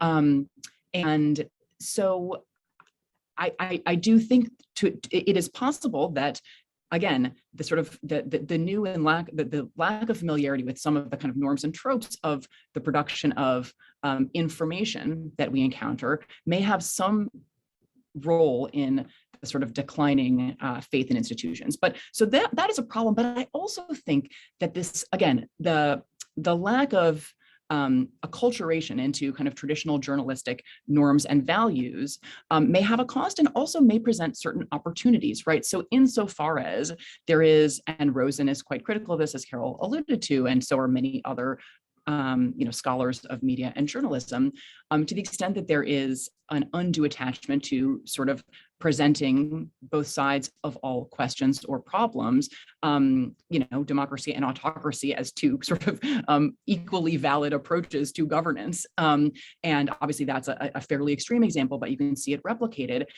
Potentially, some of the changes that I'm describing may provide an opportunity to bring other more collaborative and problem solving and non-zero sum values to bear on the work of information and dialogue with the public as more and more Americans get their information from alternative sites, right? So just as Carol suggested, infusing the values of democracy and dignity and other kinds of values sort of into the work of traditional newsrooms may be an uphill battle, but I think that there are lots of other venues in which this case could be made and potentially received with less skepticism or hostility. And I think that also sort of applies in the context of, we haven't really talked about the proliferation of social media, but obviously those platforms are a hugely important source of information for an increasing percentage of Americans. And after years of remaining very hands-off, platforms like Twitter and Facebook have begun to do more active work in moderating content, obviously sort of famously in first appending warnings to and then actually deplatforming for former President Trump in the lead up to first the election and then following the January 6th insurrection. And as potentially unnerving, I mean, I find it unnerving as the amount of power these private companies possess is, and I think it should give us all real pause as they shape the kind of quasi-legal frameworks that sort of govern their moderation of content. I do think there's an opportunity for value-driven thinking about what these platforms can and should do that sort of reflects some of the values we've been talking about. So I'll stop my opening remarks there and really eager to hear more from my co-panelists. Great, thank you so much for all that. Well, there's definitely a lot to dig into here. I'm going to say first of all that I'm deeply uncomfortable with your positive take on things and your belief that there are opportunities for improvement, but I'll get over that as a former crusty news guy myself. So I think, sorry, before we move on, I just want to know the CLE, just feel like this is a good opportunity to, before we get deeper into the discussion. So I'm going to announce the CLE code for everybody that's looking to receive CLE credits. You should have received an online affirmation form from me in an email, and I also put it in the chat. So just go to the first panel, and the code for the first panel is discourse 99 capital M. Discourse, so capital D, I, lowercase I, S, D, O, U, R, S, E, 99 capital M. So that's discourse 99 capital M. Thank you. You can continue. Thank you, Alexandra. So let me start maybe by asking you each to reflect on something that I think that all three of you touched on, which is, I think speaking again from my own perspective as a journalist now who started in a legacy, as they call newspapers now, a legacy publication, like, I worked for Pan Am or something, that there was a notion, I think, when I came up in journalism, that by setting certain guardrails around what journalists did, and maybe even it is Carroll values to some extent, although maybe not as explicitly as Jay Rosen and you are talking about, that would, by extension, produce the results that we wanted, of the dissemination of accurate information that would allow sort of an informed citizenry to participate more constructively in democracy and so forth. And maybe what we're seeing in part is as media has changed and as the rules have changed and access to information and access to publication has become democratized, those rules seem to be sort of less commonly disseminated, as you were suggesting, Kate. And that now sort of we have this place where, do we need to be more explicit about kind of setting the rules of the road than we were before? And then by extension, does the media need to actually be intentional, maybe in the way, Claudia, you were suggesting that some of the media outlets that you work with around the world were about, for example, focusing on common ground or telling positive stories or not covering the most sensational event if it is sort of out of context with the broader picture. So let me ask each of you to reflect a little bit on that. Sort of this idea of should the media, in order to be constructive, set clear, absolutely clear rules, and that should apply to Facebook, it should apply to the New York Times, it should apply to ABC News. Do we need to be that explicit? And is there a danger when we do that sort of the idea of a free press in some ways would be constrained, and that we would lose credibility as a mediating, if you will, or moderating influence? So maybe Claudia, do you want to start with that? Think how intentional were the groups that you work with in terms of their goal of actually avoiding conflict or mediating? Yeah, thank you, Noam. I think this is a very important question. Whether I think the pervasiveness of news nowadays is what has really changed. And the fact that because of the internet, because of smartphones, for example, because of computers, we are all wired in 24/7. And so the pervasiveness of whatever type of information, whether it is researched, fact-based type of information from official media outlets or absolute, ridiculous misinformation, we all are literally inundated by it. And so I think that the quantity and the pervasiveness of this messaging should prompt some type of rethinking of how do we balance things out, and so I'm not a journalist. I'm not very close to the media world, but I do think that all the people we have worked with have harnessed media to change some of the narratives around in their countries, in the context of conflict, in the context of situations in which violence was escalating because of the way that some groups were making use of media pervasiveness. Now, specifically on social media, which is also something that one of the questions in the Q&A refers to, what we see is that the way these platforms are built is that once I click on something, or I don't even need to click on something in my scroll, I just might spend a couple more seconds on something. And immediately the platform will capture that piece of information and represent me with a number of the same piece of info, like a number of similar other information or ads even that are related to my first click or my first, or even, you know, taking a little more time to look at the screen and represent it over and over again. And this, of course, creates silos, creates places in which people are fed whatever the system thinks you're interested in, and excludes automatically all the things that it thinks you're not interested in. And so it's an echo chamber. Whatever your thoughts are or your values are, they get repeated to you over and over again. And considering how much time everyone spends on these platforms, there you go, right? You're in an echo chamber and there's no way out. And so I just perhaps with this want to add a little bit of even further provocation on this point, where, you know, I'm not in a position to say what the media should do, but certainly we need to take note of the pervasiveness in the way some of these platforms work in order not to further radicalize our communities, our societies, in ways that then are very difficult to undo. Yeah, and I'll stop there. Thanks. And I have a thought here, if you don't mind. You probably won't mind. That's what we're paying you for. Right. Well, one thing I'm thinking, oh, that's why I'm getting so many animal rescue things, you know. I guess that's not the worst thing, right? Oh, look at the raccoon.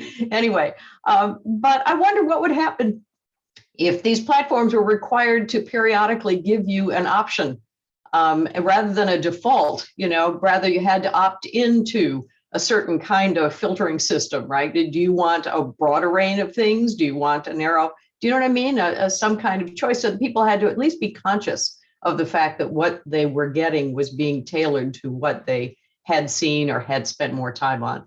Because I think for most of that, us, you know, I have some vague awareness that that's happening, but I don't have a very detailed understanding of how that's happening. Also, in terms of what the news media do, I really would like to see them post their code of ethics.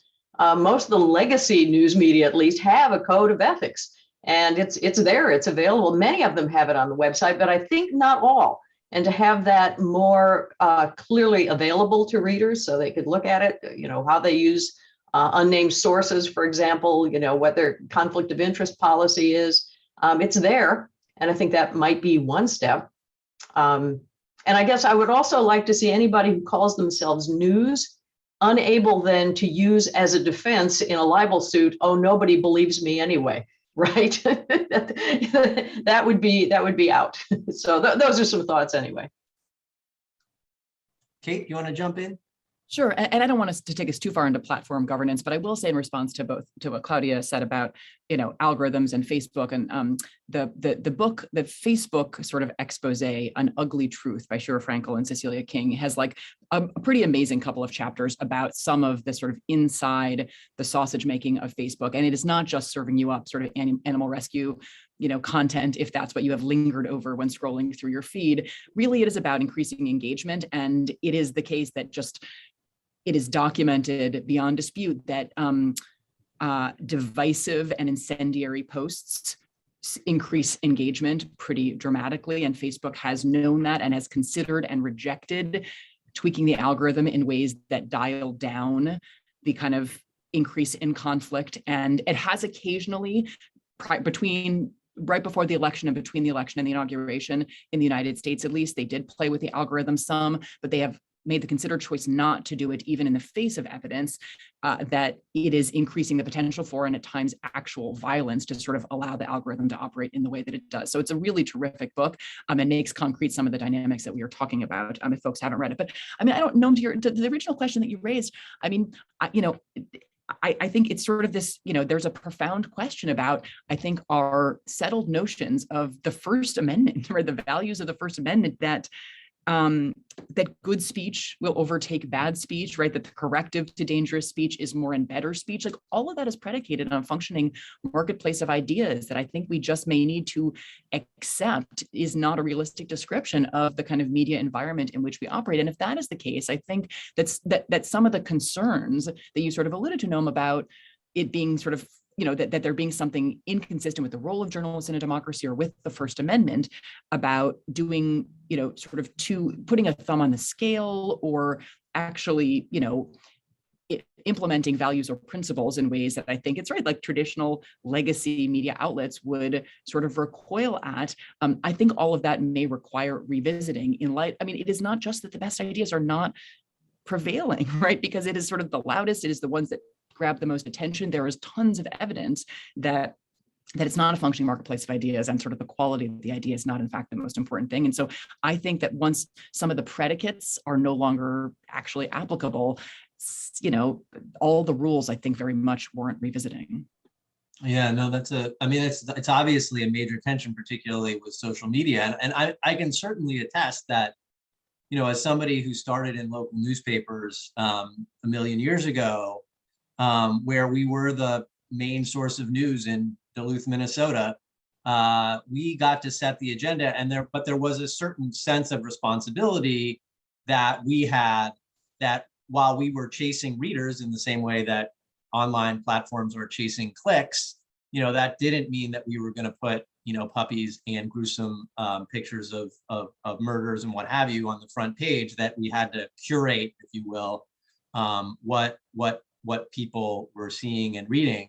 And you could argue that in some ways is that inconsistent, that we should have that power to curate and so forth. But to get at sort of this idea that if that big question of sort of what restraints should be put on, particularly these big companies that, arguably now have more influence over the dissemination of information than newspapers or television ever had, to assume that that's a huge issue, obviously, and one that I think a lot of us are still wrestling within the media and outside the media. Carol, you raised this question of sort of, can there be a sort of values kind of framework that, if it's not imposed, by statute on these companies, or can it be somehow inculcated in a way that, Sean Hannity would or Tucker Carlson would adhere to? And obviously that's maybe an exaggerated question, but that's, I think, what Jay Rosen is getting at. I think it's what you're suggesting. And I wonder, what does that values framework look like? There is a values framework, I think, for mediators, right? You guys have to abide by a certain set of standards in order to maintain your credibility, but you have a much smaller audience that you have to deal with, and the barrier to entry is much higher. So maybe each of you, Carol, you talked a little bit about this, but Claudia and Kate, I'd be interested in your thoughts about kind of what would the value system be that would be both sufficiently broad and controlling, but also sufficiently prescriptive that it would actually have a practical impact. Which one of you wants to go first on that one? I mean, I'm happy. I think that's a really hard question, so I'm happy to give some off-the-cuff reactions. I mean, one is I do think that that democracy is sort of a big value, but to sort of break it down into the kind of values of participation, access to the ballot, and anti-entrenchment, right, of the holders of political power, right? So that all of those values, I think, are ones that we should be able to agree across sort of partisan and ideological divides, should be guiding ones. What kind of binding or enforcement mechanism could possibly require adherence to these values, I think, is of course quite difficult. But if we're in the abstract talking about the values we would like to see institutions adopt and endorse, I think that seems like an obvious one. And I also do think there are that sort of, transparency about, I mean, the legacy, again, to return to say the New York Times, like the firewall, right, between, the news and the opinion sides of the operation, I think is an important and valuable one. And I do think that, as I said at the outset, there's basically a collapse or a blurring of all of those boundaries in most or much of the media landscape now, and that a return to a degree of clarity about what it is is you are encountering when you encounter something that is news, it is media, it is commentary, it is something underspecified. So a degree of transparency to empower the consumers of information to evaluate what it is they're encountering might be something that is kind of trans-substantive that sort of everyone could get on board with, and then it's not disempowering of, but rather empowering of consumers of media. So I think those are two thoughts that spring to mind. What have you seen, Claudia, in the media outlets that you've worked with around the world in terms of this question?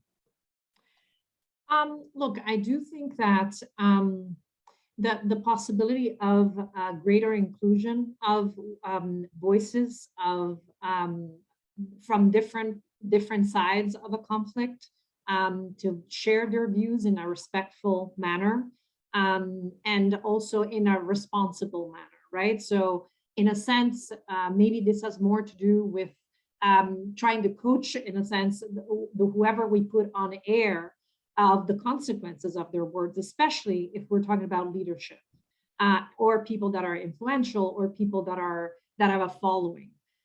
Because their words, the impact of what they say and what they think is picked up so much more quickly than the average, person.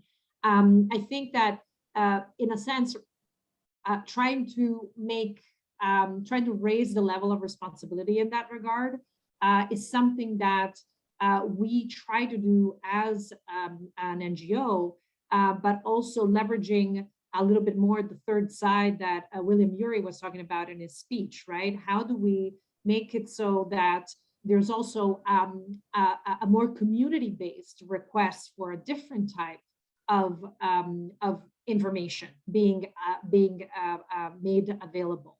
I like Carol's suggestion about the possibility of telling our platforms that we want to see more, and that we want to see more content that informs us versus content that tends to radicalize us in any single possible way.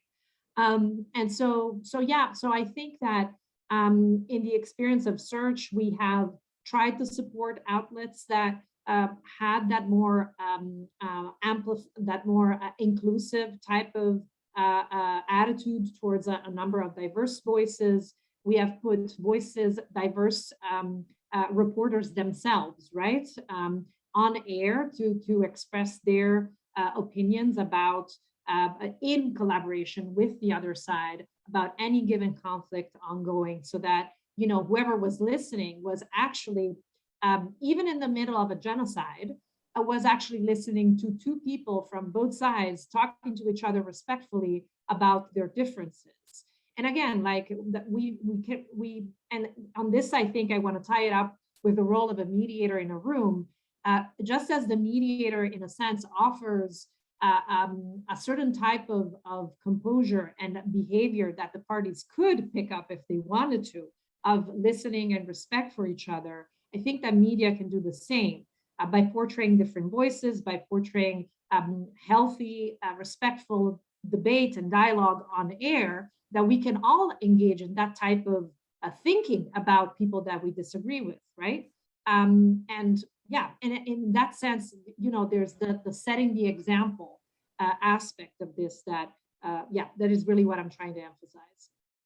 That's interesting. We have a question from the audience, which I think is that some of you alluded to earlier, which is an interesting one, which is, as there's been sort of this revolving door of sort of political figures becoming media figures, becoming political figures, and it being unclear in some sense when one hat has been taken off and another one has been put on. Is there something that you all think, I guess, first of all, to what extent do you think that that's problematic in the context of our discussion? And secondly, does it demand some sort of intervention, either from a standards perspective or a messaging perspective? I'll say, I think it helps a lot if the opinions and the reporting are really kept very clearly apart. As Kate was mentioning, there's a firewall. Okay, this guy used to work in the such and so administration. Now he's going to tell us his opinion about what's happening in the current one. That's different from this person is going to go now and interview the current, president or secretary of state or whatever. So that helps at least. But maybe we should also be telling those, making that line clearer. And I think that Kate is right too, that it is not too often.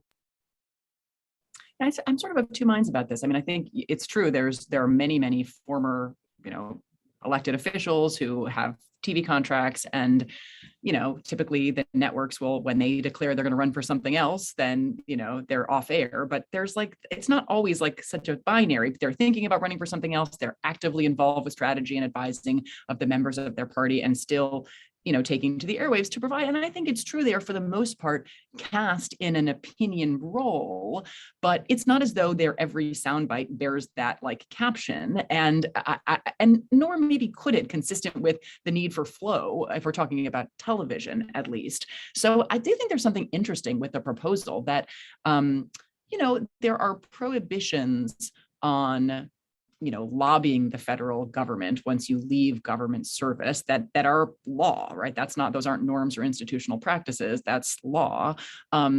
Government itself could presumably, the federal government could say, upon departing, a condition of post-employment, if you sign a pledge when assuming some federal office, that you're going to refrain from full-time or part-time media commentary for 2 years upon leaving. I mean, I'm sure there would be First Amendment challenges to enforcing such a pledge. But I do think that I'm just not sure it's the central problem. But to the extent that there are a lot of solutions that could be constructive, I think actually it's something I hadn't really considered, but that might be worth more thought. I like this idea, Claudia, that you raised, that it's not necessary. Look, the media has played, I think, forever a role of presenting different points of view. I mean, I think that's sort of foundational to sort of what the media does. And if I understand what you're saying in the context of what you've seen as constructive in conflicts around the world, it is the presentation of those opposing views in a respectful way rather than in a incendiary way. And that perhaps sort of one of the things that has come to dominate our current media environment in this country right now, certainly on social media, is that there's very little place for constructive discussion. And there are points to be scored, as measured by clicks or eyeballs or however you measure it, or ad revenue, in saying things that are incendiary and are deliberately make no quarter for the opposing side. And I wonder, sort of, Claudia, do you know much about sort of how the media organizations that you work with sort of made a decision to go a more respectful route, if you will? Was that just a reflection of fortuitous staffing at these organizations, or was there how was that decision made? Do you know? Well, so the example I offered for Burundi was something that we created, right? So Search supported the creation of this Studio Ejambo during the war, in which people that were on both sides wanted to take part in a different type of dialogue about what was going on, and portray the fact that actually before all this incendiary propaganda, we were living in the same country. And there were issues, but we weren't killing each other and trying to eliminate completely one of the two sides. So, I do think that specifically for social media, where some of these very incendiary comments, voices, even groups, it's a known fact that groups that want to radicalize youth recruit through social media. There is no filter to essentially identify who's doing the recruiting, stop those messaging, isolate those profiles, and essentially minimize the use of these platforms for violent means, essentially. Although I also want to say that I think actually Facebook has been acting on this and trying to identify these people and sort of isolating their actions more recently. But so I think that when it comes to some of these private companies that are so present in our lives nowadays, it needs to be a deliberate choice and also a choice of responsibility to really, for example, engage some organizations like ours, but also some local organizations, since these platforms exist pretty much in every single country, to try to understand what are those incendiary messages in every single possible language out there, so that we can try to identify those, limit their reach. And I completely understand that clashes with the idea of free speech, but I sort of like the big question here is where do we draw that line between the free speech and something that is so absurd, even in terms of like the visual content that is uploaded on these platforms. There are people that try to filter this content for these platforms that literally have left their jobs traumatized by the type of content that people try to upload, and that is then filtered by human beings that do have to go through actually seeing all that, right? So it's very difficult. I mean, I think that specifically for single companies to make that choice of where they draw the line internally and realize the responsibility that goes with having that type of reach and really being able to impact people's lives by means of strengthening or not certain types of messages. Yeah, I think, and again, as Search, one other thing that I think we've done is that where we have found outlets, smaller groups, smaller producers that really want to elevate those voices of reconciliations, those stories of peace, and in the middle of violence, in the middle of a war, that we have to really try to support them, to give them a space through our projects, so that a different type of messaging can also be part of what people are exposed to, and not just the violent messages that we have been talking about. That's really interesting. We have just a couple of minutes left, so I want to give Kate and Carol you a chance maybe to reflect on this idea that that there may be outlets out there in this country that are sort of adhering to the values that Claudia just articulated. Do we need to sort of look for them more intentionally, perhaps?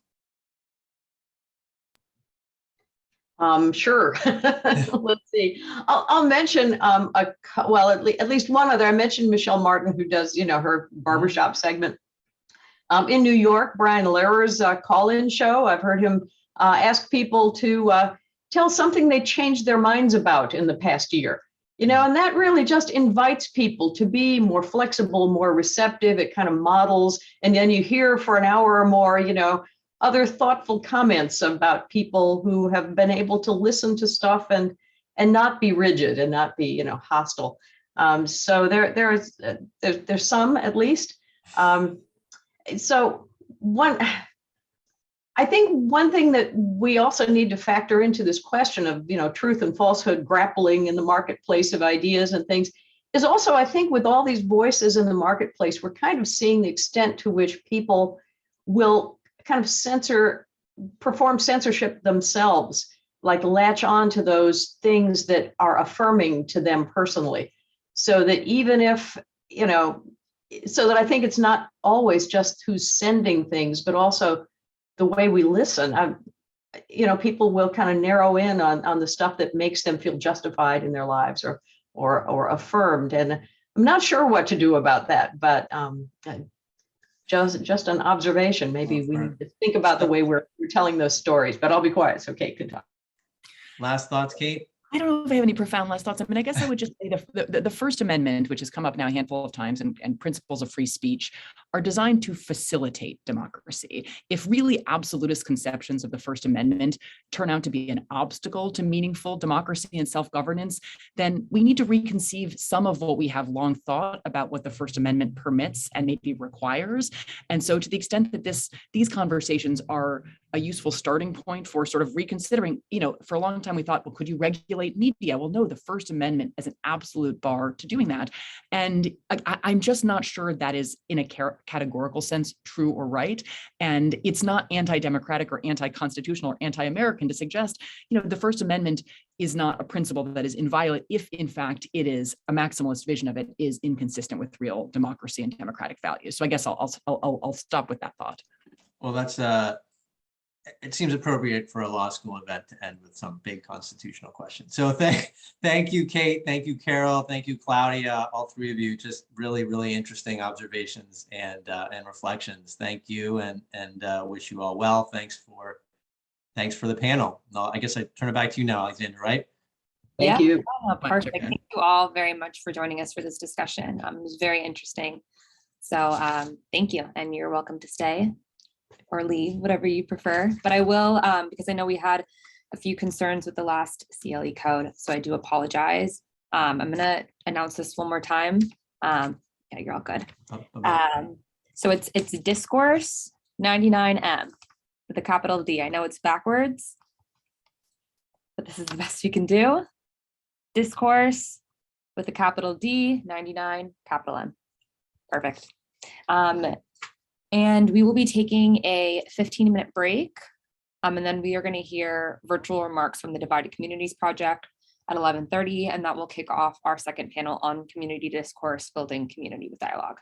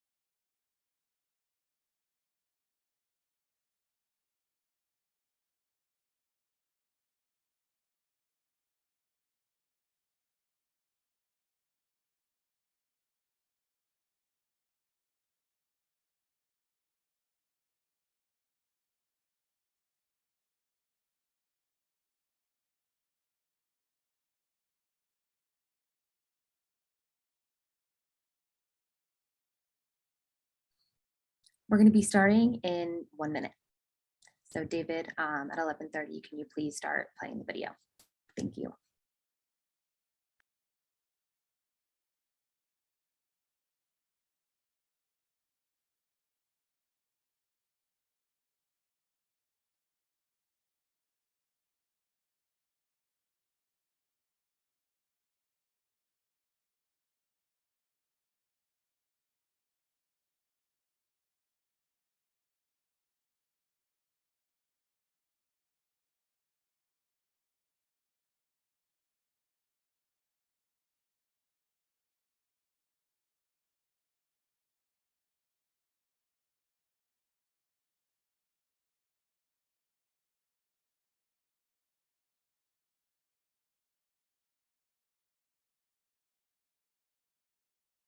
Good morning, Melnick Symposium.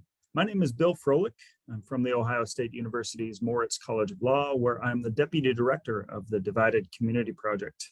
Collectively, we are grateful for the invitation to participate in the Melnick Symposium and appreciate all the hard work of the organizers, the students, and the editors of the journal. I'm delighted to be here today with 4 colleagues who all represent the Divided Community Project in various capacities. Ted Ramirez, a corporate attorney from Dayton, Ohio, serves on the Divided Community Project's nationwide thought leaders group. Maquiba Reese was a participant at the 2020 Academy Initiative with colleagues from Bloomington, Indiana. She's now the Assistant Director of Diversity Initiatives for the Indiana University Kelley School of Business. Carl Smallwood is the Divided Community Project's Director, and Andrew Thomas serves on the Divided Community Project's Executive and Steering Committees and is the Community Relations and Neighborhood Engagement Director at the City of Sanford, Florida. At our core, the Divided Community Project is focused on supporting communities that seek to identify and address issues that are tearing at the social fabrics of their communities. We go where our services are accepted or requested. Today's conversation is not going to focus generally on the Divided Community Project's work. Instead, we're going to get Maquiba, Ted, and Andrew's reaction to the title of this conversation, The Arc of Distortion and Dialogue, a phrase that Andrew Thomas himself coined. And then we'll talk a little bit more about the death and resurrection of dialogue in our communities across the country.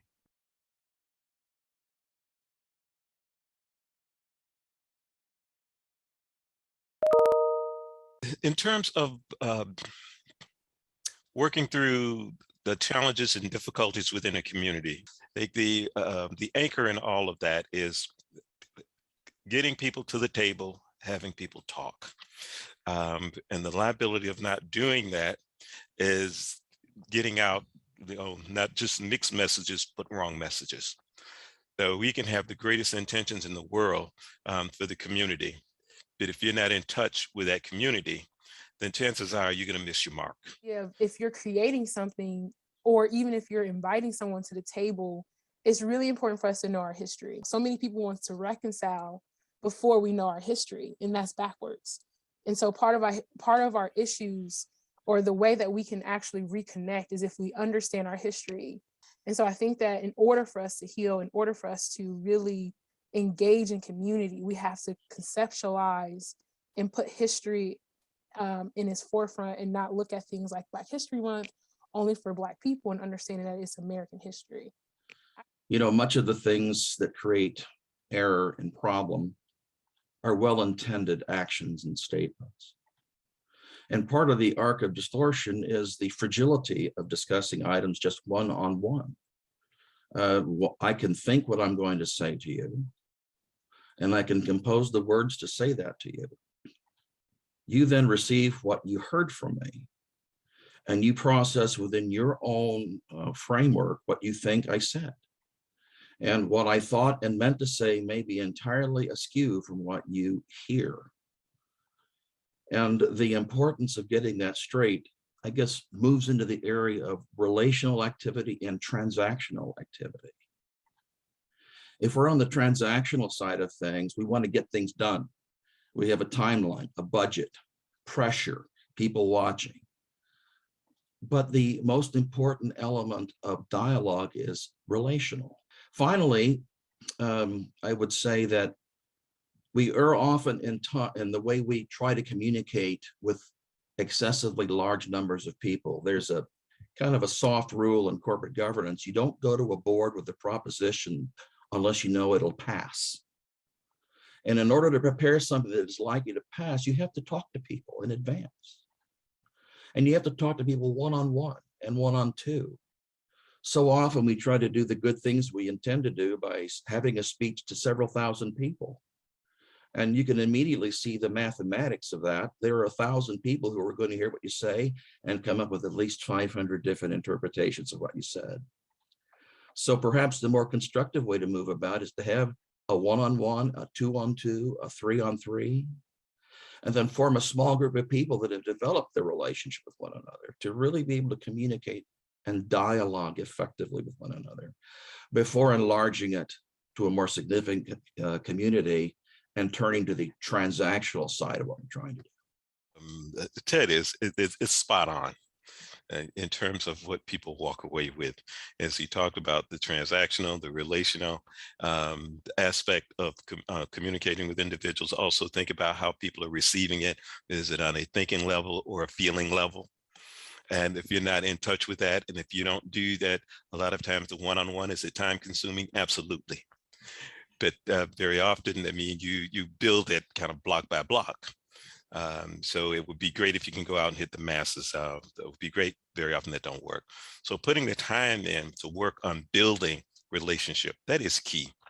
Having the relationship, and once you have the relationship, people will feel comfortable and trust enough that they'll be open, honest, and candid with you. There has to be a design or a thought to change and dismantle systems of oppression.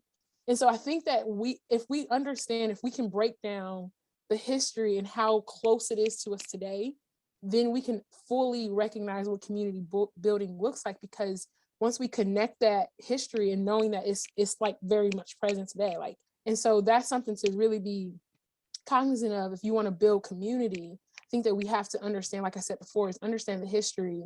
And once we do understand the history, we see it as revitalizing and rebuilding a community. And I think that that's something that will help us to, I would say, connect community or build community, is if we understand that there are different levels to dialogue. Yes, we want that interpersonal, but hopefully as we're building this relationship, policies are changing, communities are changing, so that when an issue happens, we don't repeat history, but we move forward. And the only way we're able to move forward is if we change those policies on a systemic level and institutionalize anti-racist policies that will support the people that we're having inter-dialogue with on a micro level.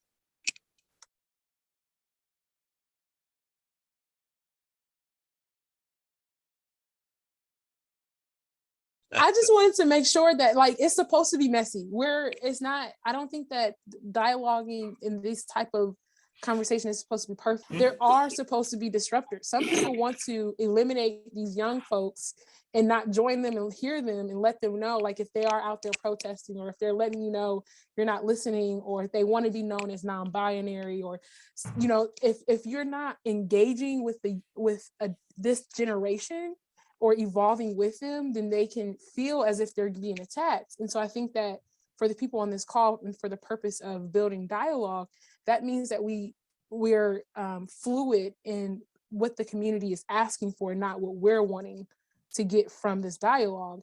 Because sometimes people leave out our young generation. I'm just like, if we miss out on them, we're not really actively partaking in community dialogue. And I think that we have there's a point in time when we recognize the importance of because this is their future, you know what I mean? So it's something that we have to pay attention to, that our ecosystem is inclusive of disruptors, is inclusive of healers, is inclusive of facilitators. So everyone has a part to play. Artists have a part to play. I think we got to recognize that too. We do. An excellent point, because that's the makeup of your community. Everybody has their roles to play. And even in communities, I even go as far as saying, even in a community, you have your unofficial mayor in that community. that nothing's going to happen in that community unless it goes through the proper channels. And you may not see that person in those meetings, but you know those meetings after the meetings that take place where decisions are being made, and you're not part of that. And then so you're constantly asking the question, who should be at the table that's not at the table? And you can't answer that question if you're trying to facilitate that dialogue. That's a question that participants have to answer. And it's whether or not they want to let you know. But trust me, there is those unofficial, the gatekeepers, the mayors in the community. You have the disruptors, and that's their role. And then I also have the others. I'm full of my analogies. I have those door kickers. And those are the ones that's going to be loud. They kick the door in. They come in. They're going to be in the meeting. They're going to be disruptive and so forth. They understand that's their role, because they're not going to be in that meeting long, because others are going to invite them out. But their mission usually have been accomplished. There's something they want to get on the table, something they want to bring awareness to it. And the way they brought it to you, it's going to stick with you. They're gone because they planted that seed of thought. Bill, if I could jump in. I mean, one of the things you started out saying, how do you pick the right facilitator, or how do you know the right facilitator? Well, the last couple of answers have demonstrated that, it's hard sometimes to be the one sole facilitator who has the cultural competence to address the issues in a way that is right for the community and the situation that you find yourself in. Someone who everybody trusts, someone who connects with the various groups, both in and outside the room. And so, for some of the facilitators who may think to themselves, I don't know whether I have the full complement of skills to engage in these difficult conversations. Boy, if you were in Bloomington, Indiana, wouldn't it be great to be able to, partner with Maquiba and co-facilitate something? And it requires some humility, frankly, which serves well in any of these difficult conversations. Because it connects, and the story it tells about you as the facilitator speaks volumes if you don't act like you know everything that's going to happen before the process starts, because you've got to be open to what the possibilities are, what the vulnerabilities are, what the pain is in that situation. And so to your question, if you look in the mirror and you don't think you've got that full complement of skills, consider co-facilitating with someone. It might serve your community very well. In fact, I was inspired by Andrew Maquiba's discussion or description of the total fabric of the people that are in the room. The door kickers, the facilitators, the people who are just there for an evening's entertainment. The ultimate need may be for someone who can perform CPR on a dead dialogue. Got to get the right person or the right people in the room, and you cannot go in there with a fistful of solutions that you've copied off on a piece of paper. And the humility factor that was mentioned, I think, by Carl, is essential. The recognition that nobody knows everything, and that the road to resurrection is a team thing. It's not a lone ranger cowboy thing. And so the search begins with who is the right person in that particular community or organization, and how do you get them motivated to sit down with you and talk about their past, their future, and what they think might be possible. And only then are we prepared to go to the next step. Otherwise, we build a whole building on a weak foundation that collapses. Yeah, I think that's amazing. That's really good. I think you and Carl brought up a really good point. Kimberly Crenshaw, who coined the term intersectionality, talks about how we can, if power and the people that aren't in power, if we don't create systems with care, such as having these dialogues, they can fracture. And the goal is, once we have these dialogues, that we don't, how do you build it up so much that that if something happens, that it doesn't crumble. The conversation about how do you resurrect it with CPR, I think that it just really like ignited some innovation in my head. But I think that in order for that to happen is you don't stop. It's still, you have to, it's sweat equity, but you continue those conversations and you have those gatekeepers, those individuals that are known as the mayors behind the mayor, you know, the people that can keep the community together. You keep at it. That's what that sweat equity is all about. When I think about my ancestors who kept at it, you know, if they didn't keep at it, I wouldn't be here. We have been through in Sanford following Trayvon, and you have to be in it for the long haul. Unfortunately, we're 10 years out this month from Trayvon's tragic death. And a lot of the issue, although Trayvon was not shot by the Sanford Police Department, as many of the others in this country were, the question and issues at our police department was how they handled the situation and how the community, the perceptions of the community, and that's of communities of color, and how the department dealt with them. 10 years out, and that department is still working on initiatives. It's not a one and done. It's not a quick fix. If you're going to be in it, you got to be in it for the long haul. And so I will say that. So you are so right, Markiba, in terms of it's got to be commitment. It's got to be dedication. Thank you, Ted, Maquiba, Andrew, and Carl, for your insightful comments today. I simply wanted to thank again the organizers of today's symposium and the students who will be working at the journal, and all of you out there in your communities for your interest and engagement this afternoon. I want to share this list of resources that include the case study of some of Maquiba's work in Bloomington, Indiana, some short checklists, and more detailed guidance. Enjoy the rest of the symposium.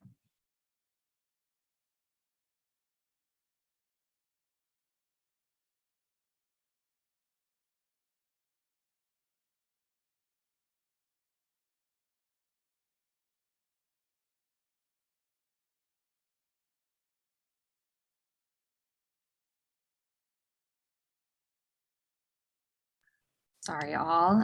So thank you to the Divided Communities Project for showing that video. And at this time, I'm going to introduce our second panel. So I'm just going to add everybody.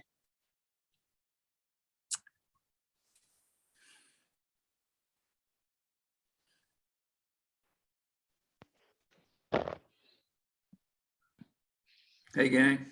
Perfect, and it looks like we're all here. So this is our second panel on building community discourse through dialogue. Building communities through dialogue. And I would like to introduce our moderator for this panel, Professor Glenn Parker, who will be introducing the rest of the panelists. Great, thank you, Alex.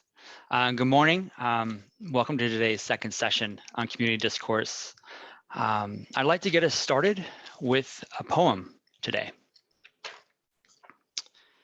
It's called Turning to One Another by Margaret Wheatley. There is no power greater than a community discovering what it cares about. Ask what's possible, not what's wrong. Keep asking. Notice what you care about. Assume that many others share your dreams. Be brave enough to start a conversation that matters. Talk to people you know. Talk to people you don't know. And talk to people you never talk to. Be intrigued by the differences you hear. Expect to be surprised. Treasure curiosity more than certainty. Invite everybody who cares to work on what's possible. Acknowledge that everyone is an expert about something. Know that creative solutions come from new connections. Remember, you don't fear people whose story you know. Real listening always brings people closer together. Trust that meaningful conversations can change the world. Rely on human goodness. Stay together. We're going to start the session today in a circle format. Circle is one way of having a community dialogue. And you could say it has 3 simple rules. We start together, we end together, and we use a talking piece. We started together with a poem. The rest will be maybe a bit unconventional due to our medium here being online. Probably because we'd like to also include you, the audience, wherever possible, in an effort to sort of enlarge the circle and bring you into ours. So we invite you to share comments, questions, and insights expressed. You can use the emoji dialect. We're fluent in that mostly. Really, whatever comes up for you during our hour together. Feel free to use the chat, the Q&A, whatever's available to you. In our preparation for today, we wanted to have you all sort of involved and really have the pulse of the audience present in our conversation. So to start and to invite you in, I'll invite you all to introduce yourselves in the chat if you like, and perhaps share about what interests you in the topic we're all going to be reading on. So typically, of course, circle happens in person. People gather, sit together, sometimes in an actual circle, and rely on a simple process that empowers them to have a meaningful conversation about things that are important to them. For anyone who leads Circle, we trace our knowledge and practice of Circle to the indigenous nations of North America, and we honor them and are grateful to the knowledge we've received from the culture. I'll share with you just about the talking piece in Circle. When you have the talking piece, it's an opportunity to share, to be known by others. And when you don't have the talking piece, that's an opportunity to listen deeply. And we'll be mimicking the passing the talking piece here, and we each brought our own. So we'll get started. And so our first prompt for the conversation is to introduce your talking piece and share about the work you're doing in community dialogue. And I'm going to pass to Patton. Well, giving it to me right off the bat. Okay. So I'll share about my talking piece, but first, my name is Minister Patton Silquette. I'm from Oakland, California, and I'm a community organizer with Faith in Action East Bay. My talking piece is a bit unconventional. I figured since we're not actually passing it around, it could be a little bit unwieldy. So this is a wooden ship that was made for me by somebody who's very special to me. He spent some time incarcerated, and while he was incarcerated, he said he would get to walk and every now and then find pieces of wood, and they would let him fashion it into boats like this. And whenever he would look inside his at this boat while he was inside of his cell, he would imagine himself sailing and would escape those 4 walls of his imprisonment. And I think it's through that imagination of his sailing why I bring this here. As we're talking about how we build communities, it has to start off with our imagination. We can't begin to build something without first imagining it and then allowing that imagination to run rampant and develop into something we haven't even thought about before. And so when we're thinking about how do we move past these intractable conflicts, I think it definitely begins with a case of imagination. And so when I saw that, I keep it near my bed. I immediately was like, that's going to be the talking piece that I bring. So my work as a community organizer in the East Bay largely revolves around empowering people in their communities to be able to stand up to the violence or oppression or any sort of issues that they're facing in their community. What I love about our community organizing model is that it's not about us coming in with the solutions, but instead we take a heart posture of just listening. So many people have been disenfranchised and led into believing that their voice, their vote, their whatever does not count or does not matter, and that there's absolutely nothing they can do to change their circumstances. And we reject that wholeheartedly. We believe that people have the power. We know that they do. And so what we do is we just have those dialogues and those conversations. And one of the things that I specifically lead is something called the Belong Campaign, which is about bringing people together across different races, different faiths, different socioeconomic statuses, different sexual orientations, all the above, into these deep relationships. Because we believe that solving any of society's problems, whether it's gun violence or mass incarceration, immigration reform, is not going to be through the silos that we typically stereotype as having this problem: gun violence, a Black problem, integration, a Hispanic problem. It's not. It's a society problem, and it's going to take everybody to be able to rectify that. So I'll talk more about the Belong campaign a little bit later. But so that's the hat that I wear. We bring people into these conversations from these diverse groups, and they create these solutions together and actually fight to implement them in their local communities. So I will pass the talking piece over to Peter. All right, thank you. So my talking piece is a pen. And briefly, the first half of my life, I thought I had a mouth but didn't have a brain. And wherever I was going through school, other people were smarter than I was. And I learned how to deal with a room, you know, a circle, stuff like that. And then when I gave a talk when I was 40, somebody came up to me and said, "Peter, have you ever thought of writing a book?" And I said, "Hell no." And so he was after me for about a year and a half. Finally, he offered me cash. He said, "I'll guarantee so much royalty. You write a book." I said, "You got yourself a book." And that redefined the story I had about myself. I wrote that book, and I wrote another book and another book. And after a while, I thought, my God, maybe I have a brain. Maybe I have ideas that are useful. And it took me years and selling a lot of books. And so I also love ideas.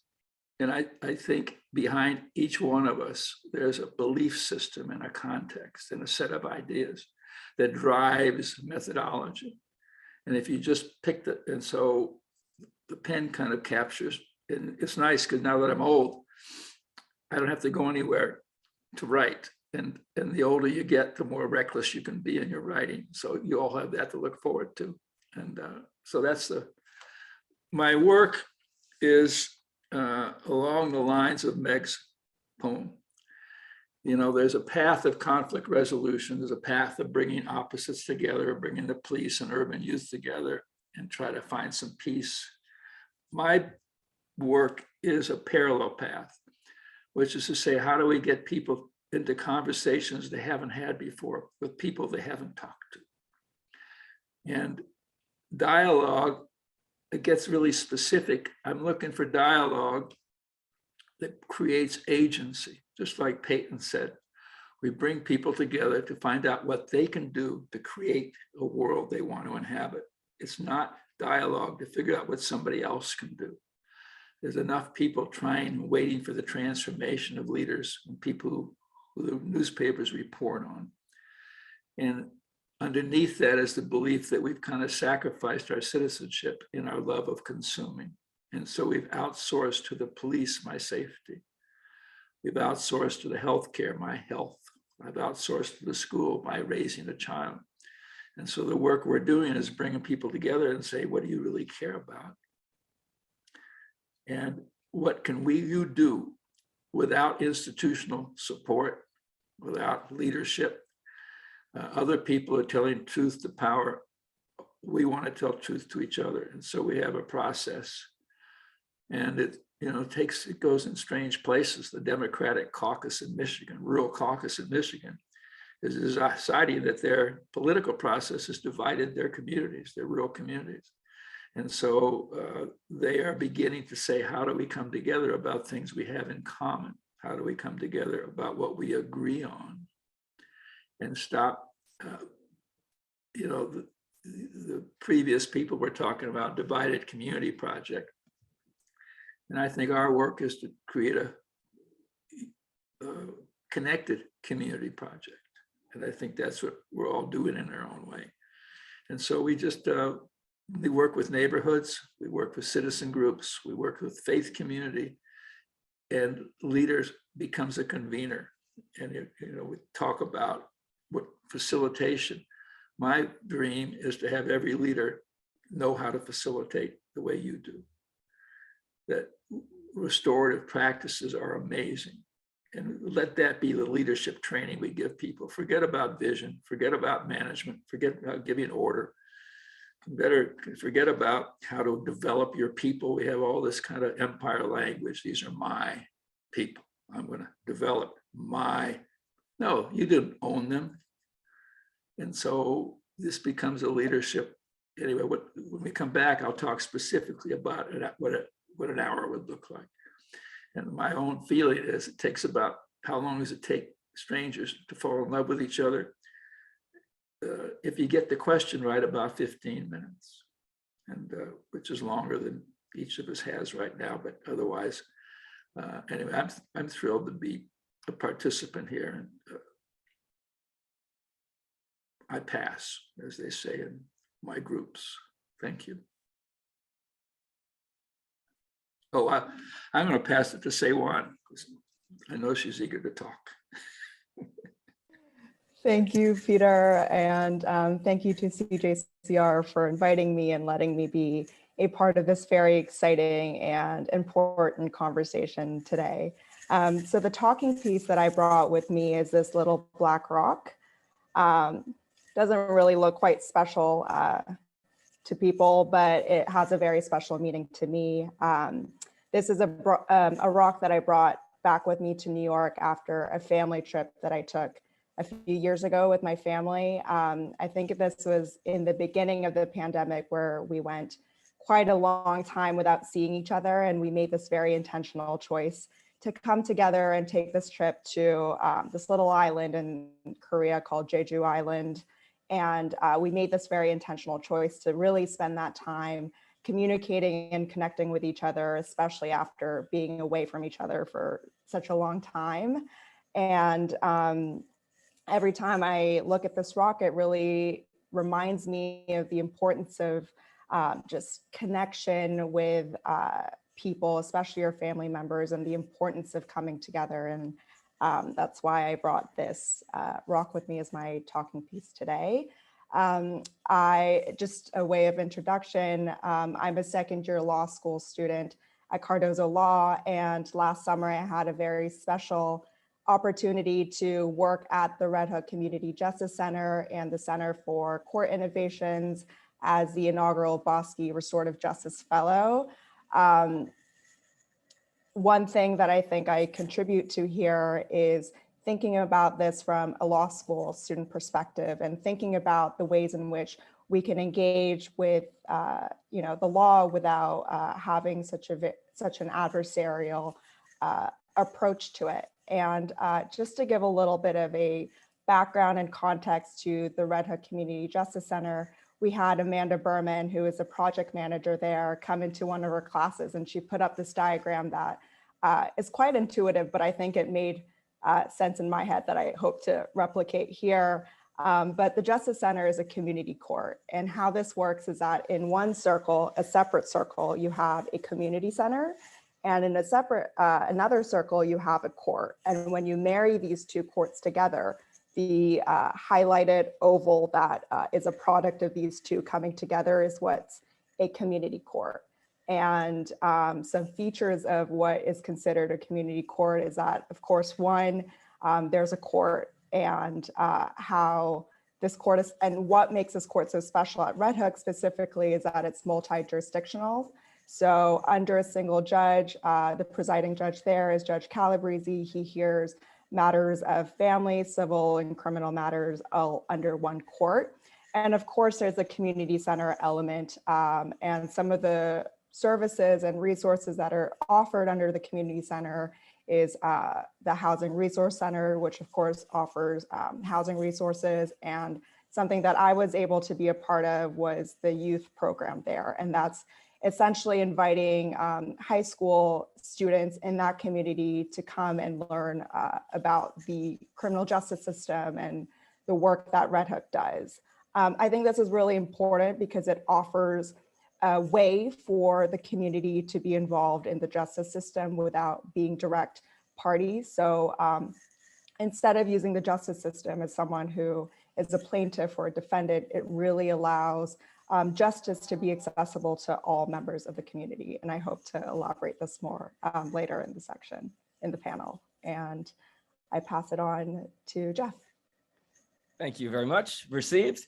And thank you, everybody. And it's great listening to everybody. It's great being here for the parts that I've been able to capture earlier this morning. And special thanks to Sam and Alexandra and their entire team for what a great event that you've put together.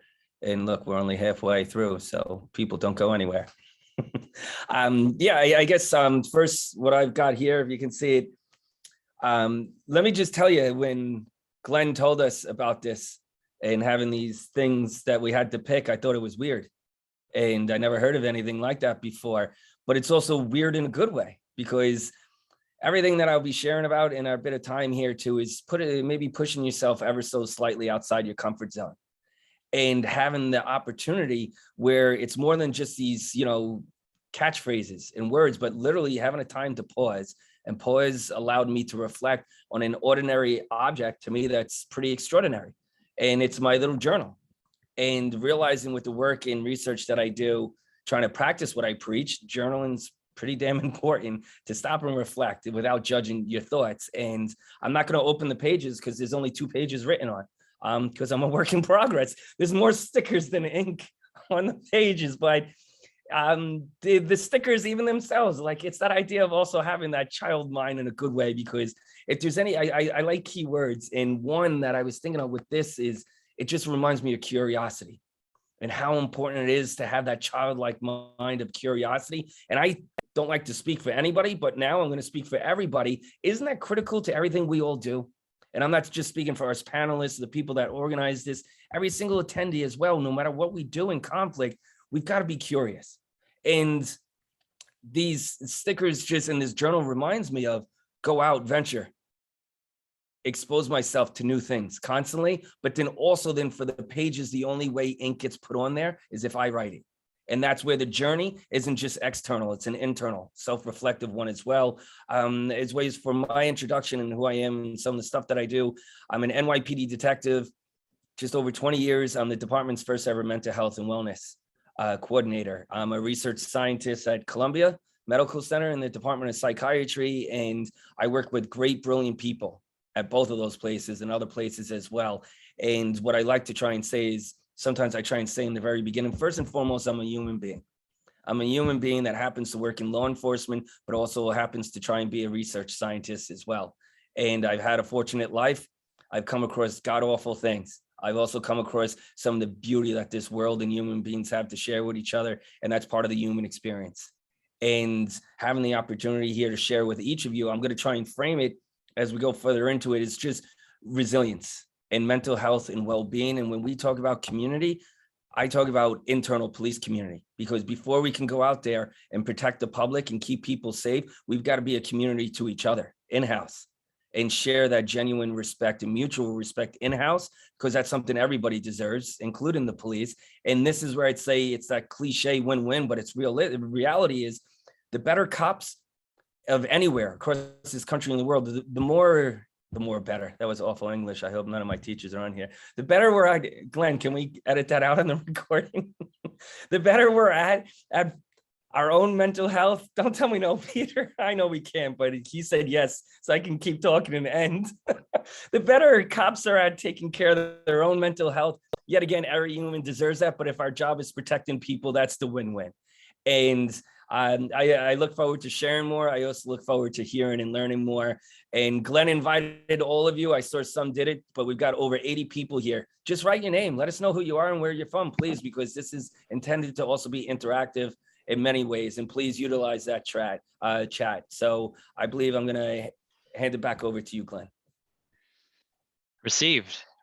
Thank you. So I'll just share so I'm Glenn Parker, and my talking piece is a rock that I found on a trip to Arizona. It was my first time there. I went on a trip with a colleague to attend a conference, and we did some hiking. And the rock reminds me just, partly the landscape was beautiful and foreign. It's like nothing I've had ever seen here as a native East Coaster. but it was also very uncomfortable. And so the rock also reminds me of how uncomfortable I felt, you know, just even in my East Coast clothes, traversing this landscape that looked more Martian than it did American, at least in my mind. And, you know, we received directions from a jogger, this friendly jogger, who in addition to having a mini water bottle in her sort of jogging belt, she also had a gun. And it would, you know, also sort of just blew my mind. I just wasn't used to seeing people that way. And it sort of just, so the rock just sort of reminds me that, you know, there's where there's beauty, you know, there's sometimes, you know, difference, and, you know, and that, you know, part of my discomfort, I just remember is sort of like an arrogance about, like, you know, joggers don't wear guns, or like, you know, landscape doesn't look like this, you know, where are the deciduous trees, you know, or whatever. And it, you know, just sort of reminds me to sort of be humble and open. So I have a first career in ADR, which is just, you know, since graduating law school, Cardozo, a little over 10 years ago, it's been just all ADR, which has exposed me to the best community that I've known, which is the ADR community here and you know, around the world, and so many of the great people. It's so great to see you all here today and talking in the chat. And I guess I'm, you know, what I've done, you know, my work in community dialogue, it's been, I think just ADR has been a big part of that. I feel being, you know, as professionals, we're just connected to some of these fundamentals around, you know, the importance of communication, of self-determination, and, you know, sort of bring in what the honoree William Ury talked about being the third side, and into an encounter to help resolve conflict and promote communication. And, you know, although, you know, he's a possibilist, which I loved, and maybe if I opened my shirt, you'd see maybe a little pessimist in small words, just partly because I wonder about, you know, how do we activate community sensibilities in a culture that sort of maximizes individuality and separateness in many ways, and that's often like a sort of a concern that I have, and what made the opportunity to moderate this panel really exciting, is to, you know, to ask about that, like, what is it that you know, maybe what we need to overcome, but, like, you know, what are we drawing upon to really bring us together? And so I'm going to pass again, and you know, I invite the panelists and others, if you to put it in the chat. You know, what do you see as really supporting bridging the divide that you've seen in your work? And I'll pass to Patton. Yeah, no, it's probably the primary question we have to ask. The fact that, you know, this career field even exists, and perhaps even this symposium, is of trying to figure out how to bridge conflict, because we have to recognize first that, oh snap, there's a huge divide. And then we work backwards from there, figuring out how are we going to accomplish this divide, and that's where all these different branches of thought comes out. But for me, one thing that I found, I did work with an organization called Up by 4. And what they do are things called citizens panels, where they bring people together across very different backgrounds. And the citizens panel I had the pleasure of moderating took place during the election season of 2020. The panel was 30 individuals in the state of Michigan. We met via Zoom. And the panel reflected the demographics of the state of Michigan exactly, right? So the percentage of people who identified as liberal or conservative or moderate in the state of Michigan from the census and all that other information, or from polling, you know, that number was hit on the panel. Same thing with education level, same thing with gender, same thing with socioeconomic status and living in rural or urban areas. And so it was a very representative panel of the entire state. The challenge was to bring these people together, and their mission was to develop a set of recommendations on how the state of Michigan should approach navigating the challenges presented by COVID-19. And like I said, this was during September, October, leading up to November of 2020. The murder of George Floyd had just happened, right? COVID-19 was raging and the election rhetoric was in full swing. And it seemed like families and people were at each other's throats, no matter where you were at. And this panel was able to come together and create resolutions that they all agreed upon. No resolution that they passed, there were 12 of them, had fewer than 75% agreement from that whole panel. And some of the resolutions they passed had up to 95% resolution agreement on passing this. The thing that led up to that success, there were many different things, but one of them was we knew we were coming into a world where partisan politics and identities, Republican, Democrat, whatever, were the things, the shortcuts that people were using to narrate somebody's whole life before they got to meet them.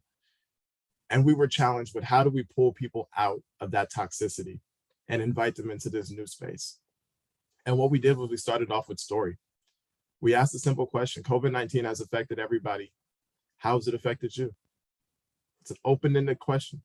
And it allowed people to share, I've lost 7 family members to COVID-19. And it allowed other people to share, I still don't know anybody who's died from COVID-19, and I'm pretty skeptical that it even exists. And I still haven't worn a mask. All of that was present during that panel. But people connected at the human level. When you talk about family loss and all those other things, loss of business, loss of jobs and opportunity, it allowed people to see each other as 3-dimensional and fall in love, as Peter was talking about, within that 15 minutes. And that was the key nuance and the key bridge that led to the success of the panel later on, when they got into the nitty-gritty discussions about thinking of vaccinations, how that should be implemented, thinking of what should masking protocols be in grocery stores. If we would have started with that, it would have, all heck would have broke loose. But starting off with stories allowed for that deeper development to transpire later on. So much more I could add to that, but I want to make sure we get a chance to continue. So I'll pass over to Peter.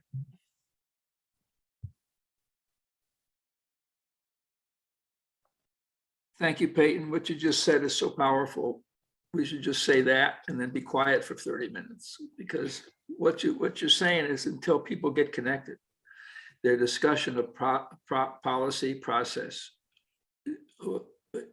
is a story that doesn't take us anywhere. And so every time we gather, even on a safety meeting I had once, and I had called the meeting as part of a safety committee, and somebody got shot in our neighborhood Saturday night, so we had a big crowd on Tuesday night. And the police were there, the media was there, everybody expected the usual conversation. What are you going to do to keep us safe?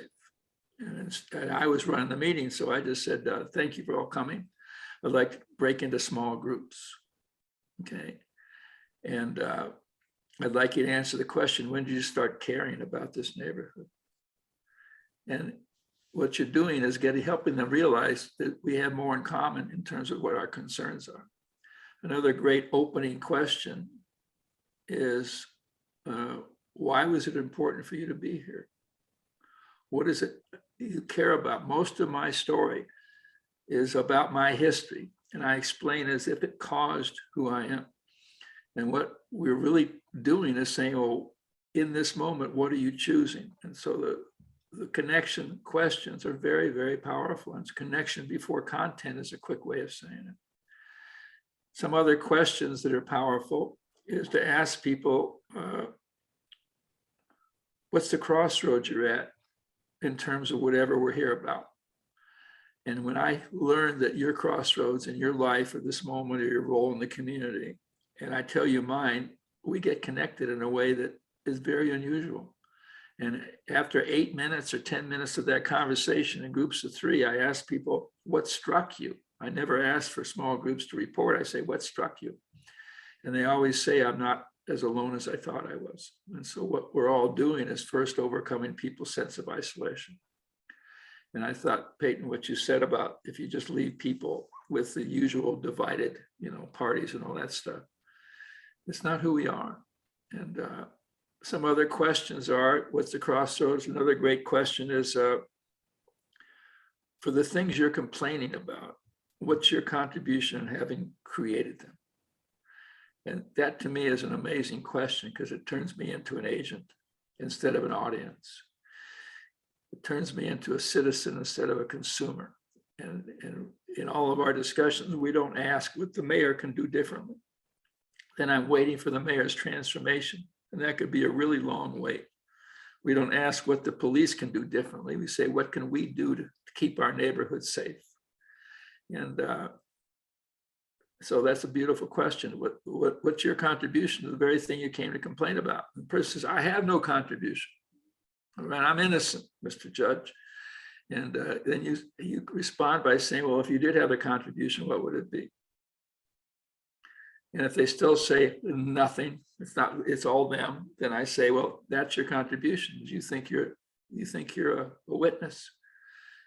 You think you're waiting for something to happen. And so to me, dialogue is to confront people with their freedom and with their choice and with their agency. And to me, open-ended questions, like you said beautifully, is the way to do that. Another question is, what reservations do you have that what we're doing here won't make any difference? And so high control systems have no room for dissent. What you're trying to do, Jeff, is to soften that system and humanize that system. And you show up and the first thing you say after you tell me how you make a living is you say, I'm a human being. And I think this whole notion of dialogue, community dialogue, is to reclaim our humanity with each other, our imperfection with each other. You talk about being comfortable with the uncomfortable. I just stole your line. You can sue me, okay? And these questions do that. I ask people, what's the no you've been postponing? What did you say yes to you no longer mean? We're human beings. We're wounded at the moment of birth. And to me, conflict resolution or dialogue is to restore our humanity, because most of the world commodifies us. It lists us as a statistic. And two more questions and now is, what's the promise you're willing to make with no expectation of return? I don't believe in a quid pro quo world. I want to know, what are you committed to? What do you care about enough to make a promise? And then people listen to that, and with no expectation of return means I'm asking you giving you a structure to commit yourself to something you haven't done yet. You can ask what courage is required for this thing to work. And all of this is humanizing, and it not about opinions. Opinions don't take us anywhere. There's certain things called powerful speech acts, and those are declarations. Those are requests. I pronounce you man and wife. All right. Opinions. What do you think about this? How did you get here? Tell me about your history. I love the quote that in Russia, even the past is unpredictable. And that's true about me. My story about this or that, I made that up. It was the way I gave meaning to my suffering a long time ago. Nothing to do with, so you're trying to create with dialogue an alternative future that we can live into together. And together to me is great. And then the last conversation, I'll stop maybe, is gifts. We're so interested in problems, in deficiencies. The only way to raise money is to identify a need.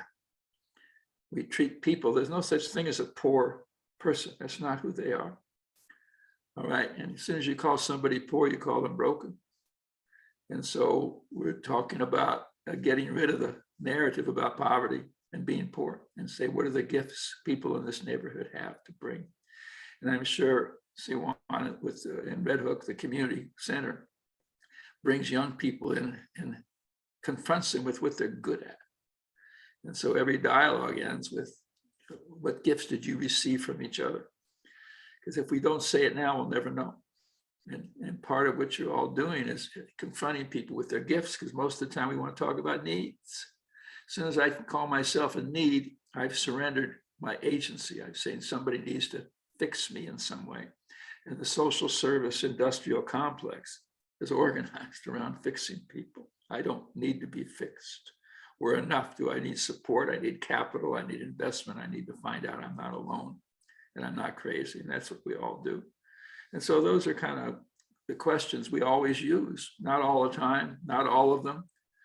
But what they do is they create space for people to discover that they're not alone, they're not crazy, and there's nothing wrong with them. I don't need more training. Everybody thinks we need more training. Please save me from training.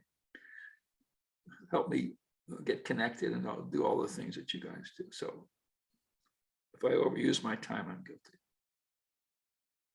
Thanks. So I'll pass it to Jeff, so he's not feeling last every time. Oh, thank you. Very kind of you. Also threw me off guard, so you got me to be a little comfortable with being uncomfortable. Yeah, so I guess, and just building on what we heard, and I hope everybody out there is doing what I'm doing. This is as interactive as you make it. And hearing each of the panelists speaking, and I've got I'm not using my notebook. I've got a ripped out page, which, by the way, I'm using up valuable time. Part of the reason I haven't written in here, this was an expensive notebook. And I just want to make sure whatever my thoughts are epic. And I guess I haven't had epic thoughts yet. I just have chicken scratch on scrap paper. One day I will have the confidence, I guess, to start writing more so in the notebook, but I've said way too much on that out loud. Here's my thing. And I know some of you know me, and I know some of you don't. And I'm gonna speak about one specific thing that I do within the concept of community dialogue. I'm not here to minimize any of this. Please don't misinterpret this. And as I said earlier, like, I deal with heavy stuff, basically on a daily basis. And when I talk about mental health, well-being, and resilience, really the main part I got into it trying to figure out how do I look after my own well-being and health. And like, if real resilience, and the bad is there, and it's part of the human experience, especially in my line of work. The awfulness is there. So that's built in. What I talk about is, what do we do to acknowledge the good? And that creates balance in life. And that's just needed, and it's necessary, and it's just healthy living, but it's never equal. It's always oscillating or changing. So it's a work in progress. So one unique thing that I'd love to share with everybody is a program that I run, not just in the NYPD, not just for policing. It kind of started there, and now it's for everybody. And it truly is a unique, weird dialogue community program. And it all centers around one aspect of resilience called awe. And I know we got some non-New Yorkers here joining in. So apparently I have an accent. So what I said was awe, A-W-E, and apparently people don't understand me sometimes. So I make sure I spell the word out. Awe is basically, it's a complex emotion that we feel when we experience something or someone extraordinary. And you think about it, and I'll just give you a bit, the science behind experiencing awe. Well, first of all, how do you feel it? From all different things: nature, space, music, the arts, spirituality, but also one that's kind of a newer version of it, accomplishment, the accomplishment of self and others. And what's the science behind it? What do we feel when we experience awe? It helps us handle uncertainty, connectedness, which is something we're talking about here, but not just connectedness to just people, to everything. Humanity, the earth, the planet. It also alters time. And what do I mean by that? It helps things feel slowed down a little bit. And how everything's feeling rushed, it creates that counterbalance. It's connected with other positive emotions, beauty, amazement. It also gratitude, which Peter was talking about, that sense of gratitude, and optimism. So gratitude, I talk about sometimes reflecting on what's already happening. And then you create, what about going forward? Optimism, believing that goodness can happen, open-mindedness. And then also importantly, it's not just about us in the outer world, it's also about us internally in self-efficacy. And that, what I call, yet again, helps create that balance, connectedness and self-efficacy, just believing in yourself. And basically the program, and it wasn't created because of COVID, but it was created during COVID, and it helped really well. It's run online. It's run through your mobile device on Google Classroom. All it is watching a video in the morning and evening that's only a couple minutes long, and then sharing your thoughts with a cohort. And whether people just seem to enjoy it. One of the reasons they loved it so much is they said it guaranteed them a break for 5 days, twice a day. And then other things, you dig deeper on it. A lot of the stuff that I said is the research, the studies that I've been doing on it. So it's not even just going to one of these places like Glenn was talking about, his rock, but just seeing a video of those rocks. seeing outer space, hearing somebody's incredible story. And here's the thing, when we talk about dialogue and this unique approach to it, one of the things people loved, and they said they were most surprised about it, is the connectedness with the other people in their cohort that they never knew. It was from all over the country. But not just seeing and hearing other people's comments about stuff that they agreed with, they loved reflecting on, wow, it's really amazing to notice that we all saw the same video and we had a different take on it. And I tell you how I'm aware, as much as I put it together, I love it every time I do a group, being the guy just reading the comments each time and just saying, look, there's so much neuroscience behind this stuff, but I just say it sells itself. Feeling good feels good, and we don't need to look into it. Yeah, so I know there's a lot more. I can go more into the program, but I think I already said it too. And one of the things that I heard from a few of the other people were saying, and look, by the way, I'm not selling this program to anybody. This is not a sales pitch. It's free. And I'm not asking anyone to do it. If you want to do it, fine. But my call to action is make sure you're doing something for yourself. Check in, stop, pause. Be open-minded to others. But here's another hardcore resilience term, self-compassion. I'm sure what brings us all here together is our wanting to help others. Make sure you're on that line. And there's nothing selfish about pushing yourself up to the front of the line to make sure you're refilling your own barrel, bucket, cup, or whatever metaphor you want to use. And I'll stop there and I will throw it over to you, Seiwan.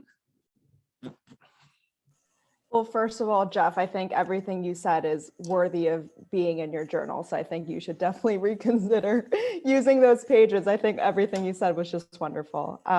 Just to pick up on everything, to something that was mentioned by everyone here, was just human connection and the importance of seeing everyone as a human being. At Patton, I think you mentioned seeing people as three-dimensional beings, and I think that really resonated with me. Something, Peter, that you said that I picked up on was humanizing the system. I think that's something that's incredibly important, and that's something that I witnessed during my time at Red Hook. I see two gaps really when I think of traditional criminal courts and the issues of criminal justice today. One being the connection or the disconnect between people appearing in front of the judge and the disconnect that people, that these stakeholders have with the criminal justice system. And then the second disconnect being the connection that these people that these stakeholders have with the community as a whole. And I think one thing that I really noticed during my time as Red Hook was the relationship the judge has with these defendants. And at Red Hook, they don't use defendants or offenders. They like to use the party that was harmed to describe the victims, and the party that caused the harm to refer to as the defendants. And something that I thought was quite remarkable was the judge would speak to the defendants instead of the attorneys, and just really humanizing these people who may have caused other people harm, but humanizing them in a way that makes them worthy of making their own decisions of their lives was something that was just so inspiring to see. I think this is what's referred to as procedural justice, which is, treating people fairly, making sure that these people feel respected. And I believe there are studies that show that when people feel like they've been heard and that they've been respected, this matters more to them than the outcome of the case itself. And I think that's something that really bridges the gaps between these parties that have caused harm and the justice system. One other thing that Red Hook does is that it offers alternatives to incarceration. So instead of immediately separating these stakeholders in moments of conflict, Red Hook really views conflict as an opportunity to create dialogue. And in doing so, they create these peacemaking circles where not only the party that caused harm and the party that's been affected by the harm come together in these types of circles, but also community members, and just recognizing that community members who may not be direct parties to these situations are also stakeholders and important members of the community as well. So I think kind of opening that dialogue to a larger group of people, I think is something that contributes to fostering community dialogue at a larger level. Glenn, I'll pass it back to you. Great, and I'll give Alex the floor for a second to she can give us our code. Yes, thank you very much. So this is the time we've all been waiting for to enter into the code. So for the panel 2, it's going to be community with a capital C, 77J. Community with a capital C, 77 capital J. Community 77 capital J. Okay. You can continue. Thank you. Thank you, Alex. Thanks, sir. So I just want to pull out just the power of story, and getting to see a sort of wholeness and humanity in people before we sort of get down to business. It's so tempting to just go straight to business, but it's so valuable to see each other as we are. So connect before what? I wrote down the wrong word. Connection before content. Connect before connection. Yeah, before I would say that there's stories and there's stories. And some people have told their stories so many times they think it's true. And what we're coming together for is to reconstruct a story of possibility. And I think that's what you're all doing. And so sometimes I ask people, what are you committed to? What's the commitment that you are? Because that's something I choose. My past, I only chose in the way I constructed it. And so I think if you say, what's the world you want to inhabit, that's a beautiful story. What's the possibility that your 2 videos every day, Jeff, evoke in people, rather than having people talk about how we got here? Because in my mind, I made that up. And transformation is reconstructing your narrative and your story. And the work you're doing, Patton and so on, is to help people leave or start to construct a story, a possibility of what they want to live into, rather than being named by where they came from. Generational poverty to me is an insult. It says that you never had a chance because you were born in that zip code. And all that language makes me think there's something wrong with me and I need saving or fixing and everything. And so even when we bring people across the spectrum of economics and neighborhoods, we're always asking them, what do you care about in this neighborhood and what do you want to create? And I don't care who you are. And but anything that connects me and realize I'm not crazy and alone changes my life. Anyway, sorry, I got off on the story thing. Thank you. I'm gonna suspend the talking piece so we can. So I know there's an interest in jumping in and talking with one another.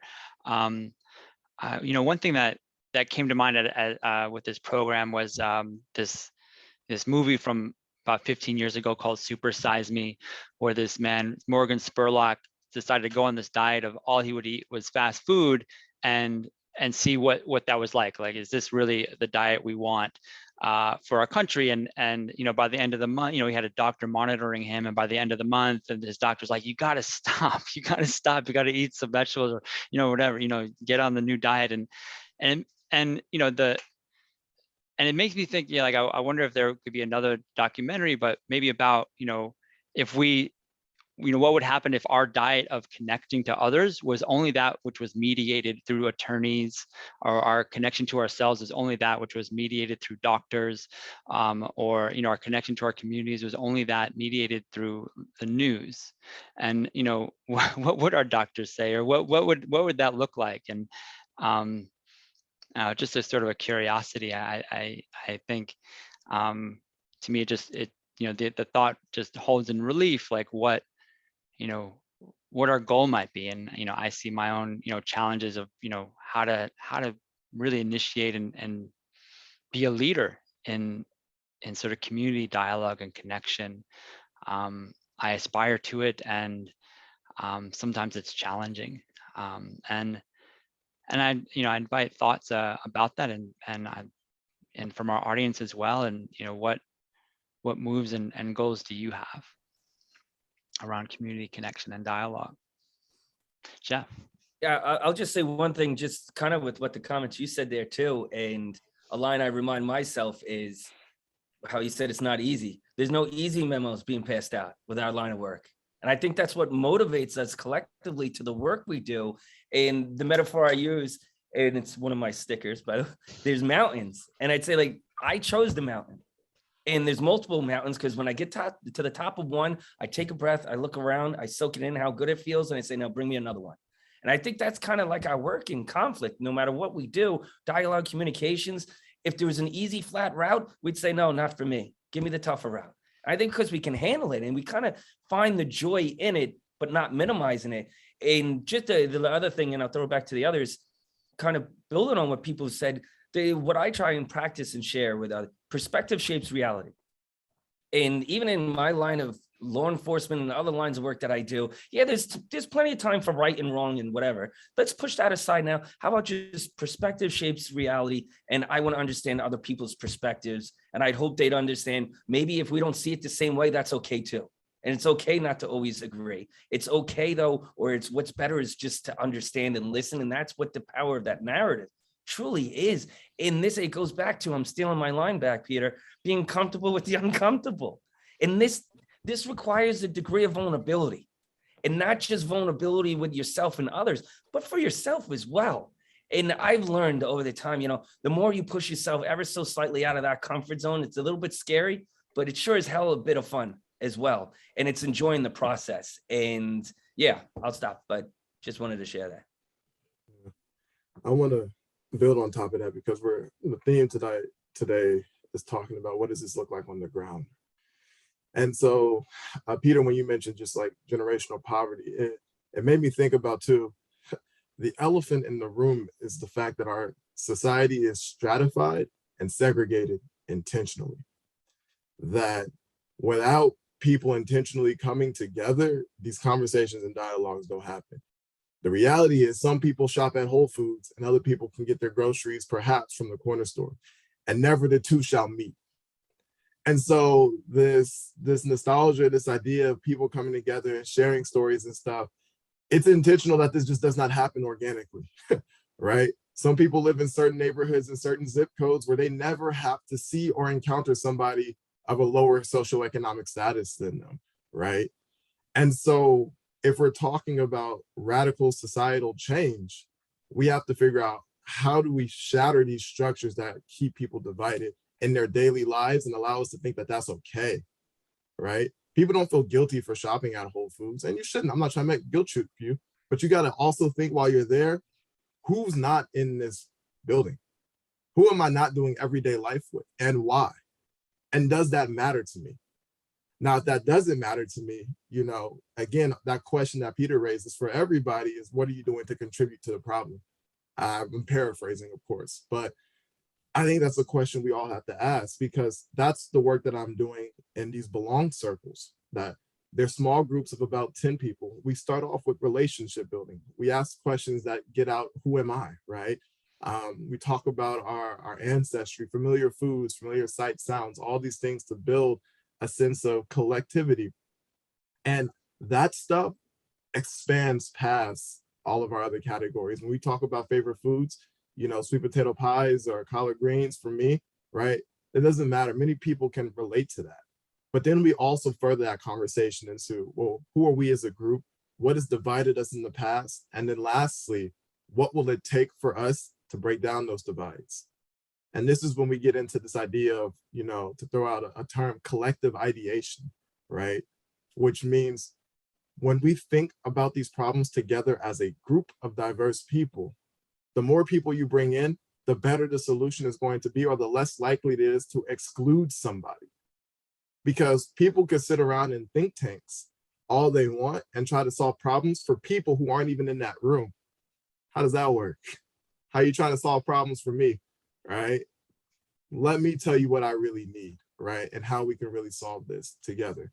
And so we have to always invite people from different backgrounds into our spheres and to feel like we belong to one another. And once you do that, your life is dramatically changed. Just a plug for the journal that's coming out. I write more about this work in the journal that Cardozo is releasing. So if you want to learn more about the belong circles and an actual experience of how that happened, you know, it's there. But I see our time is coming short, so I want to definitely pass it to anybody else in our final few moments. Oh, I'll just jump in really quickly. Yeah, Peyton, what you said about this collectiveness, and Jeff, what you said about perspective shaping reality really makes me think about the lawyer I want to become. And I know there's a few law school students in the viewing room as well. And I think it's really important to think about the law and your role as a lawyer to not be this adversarial person, but seeing yourself as a part of a community, whichever community you belong to, and thinking about the role and the purpose that you serve to serve that community. So I just want to thank you for your words. I think it brought me a lot of perspective as well. Thank you. Our time is up. Is that right, Alex? I see you on. Yeah, I mean, we have a few seconds left if you want to just give some final words. Well, I see Francie wrote, it's not only who is in the circle, it's also who has been excluded in it. And I think I just want to highlight that about inclusion. And it made me want to just end on with one other poem that is really quick, Alex, I promise. By Edwin Markham. He drew a circle that shut me out, heretic, rebel, a thing to flout. But love and I had the wit to win. We drew a circle and took him in. Thank you, everybody. And thank you to our panelists for the time. So much. Yeah, thank you to all. A great and very interesting discussion. And I know I learned a lot, and I'm sure our attendees did as well. So thank you very much for that. And now at this time, we are going to be going into a break for about 45 minutes. And then we will continue with panel 3 at 1:30. So see you all then.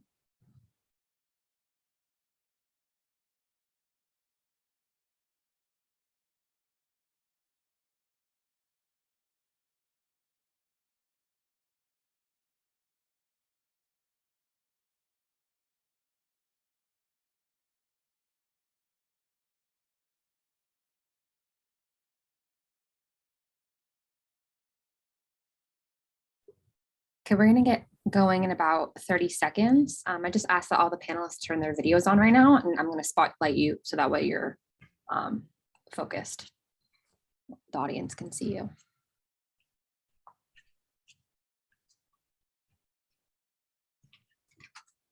Keep going.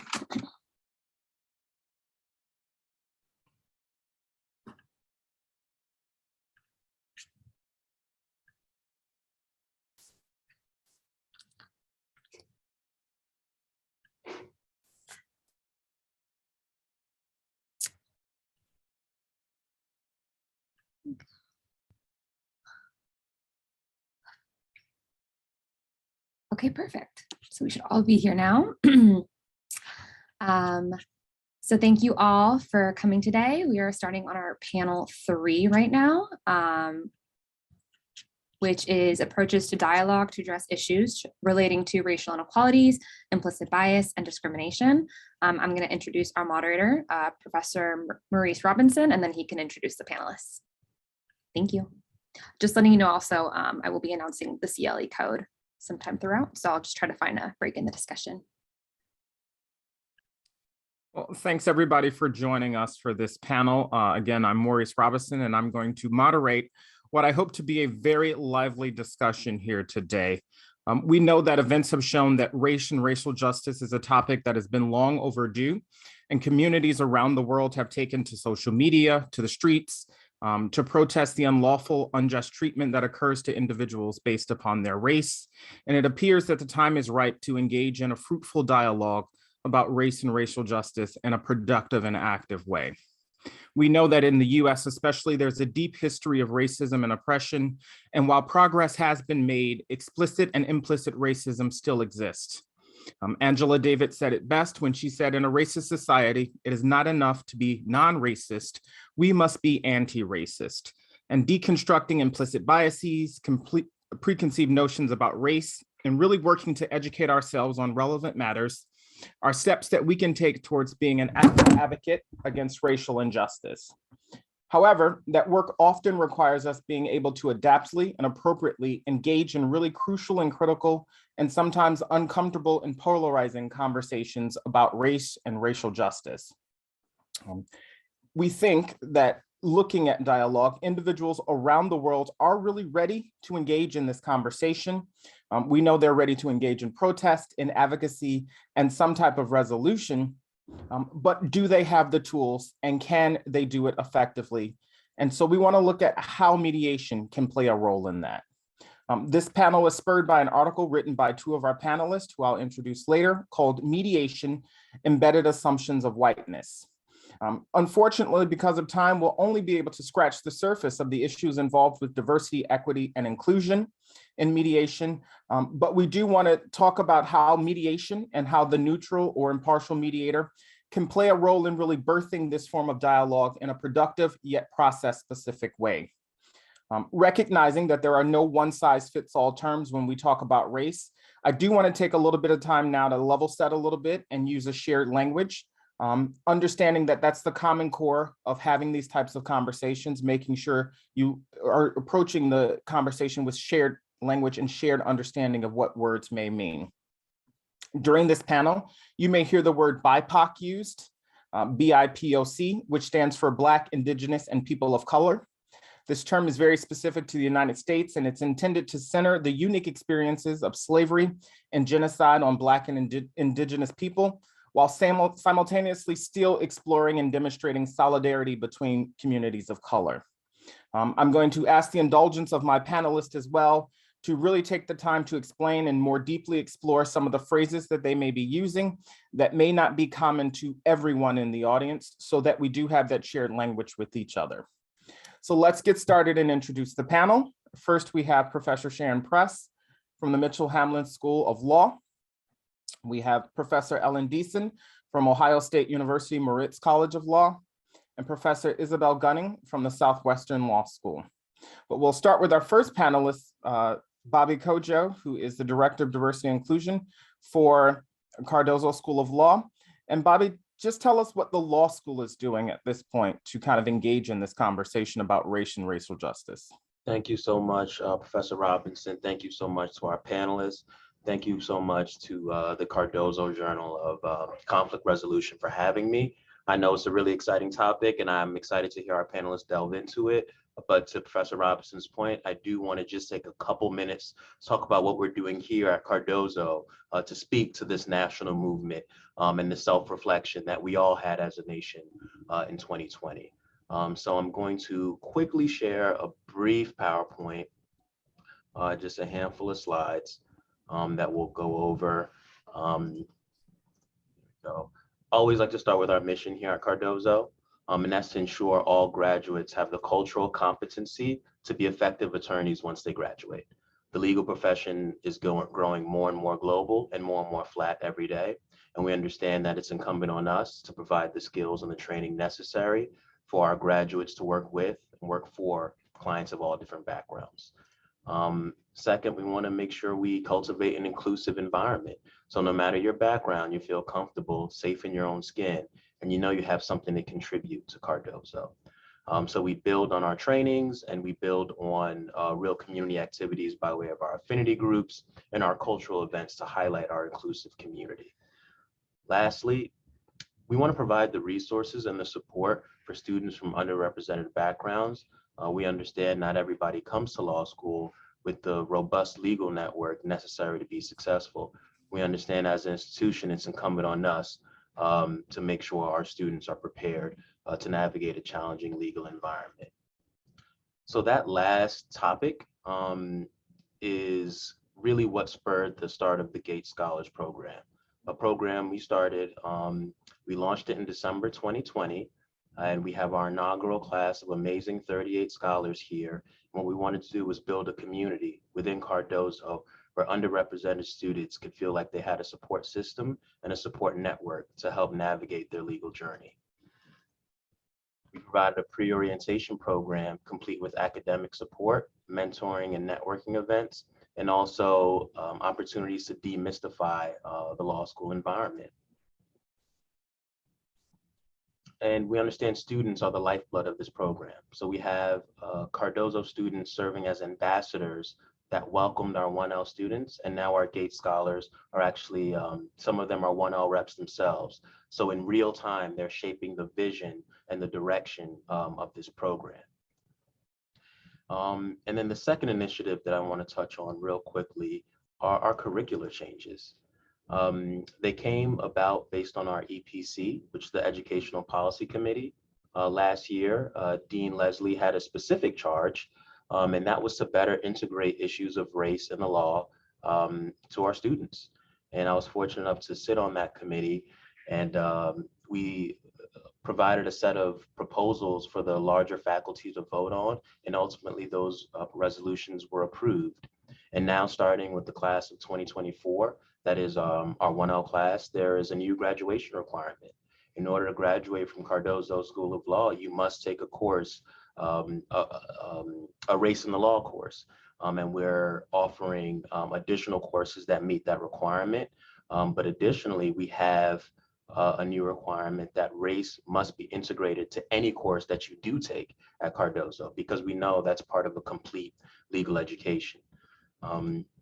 And those are the two main initiatives that I want to spend time on, understanding that we've done a lot, but again, the panel is a far more interesting discussion. If you want to have a follow-up conversation about more of our initiatives and all the amazing work our affinity groups are doing, and anything related to DEI, here's my contact information. I would love to continue this conversation. So with that, I'm going to pass it back to Professor Robinson. Thanks, Bobby. And it sounds like you're doing some really amazing work to have those crucial conversations. And as mediators, we are always about facilitating conversations. So that's my first question for the panel. It's often said to have courageous conversations. It's not just about seeking closure or necessarily some immediate resolution, but it's actually about leaning in and listening to the lived experiences and perspectives that could differ from your own.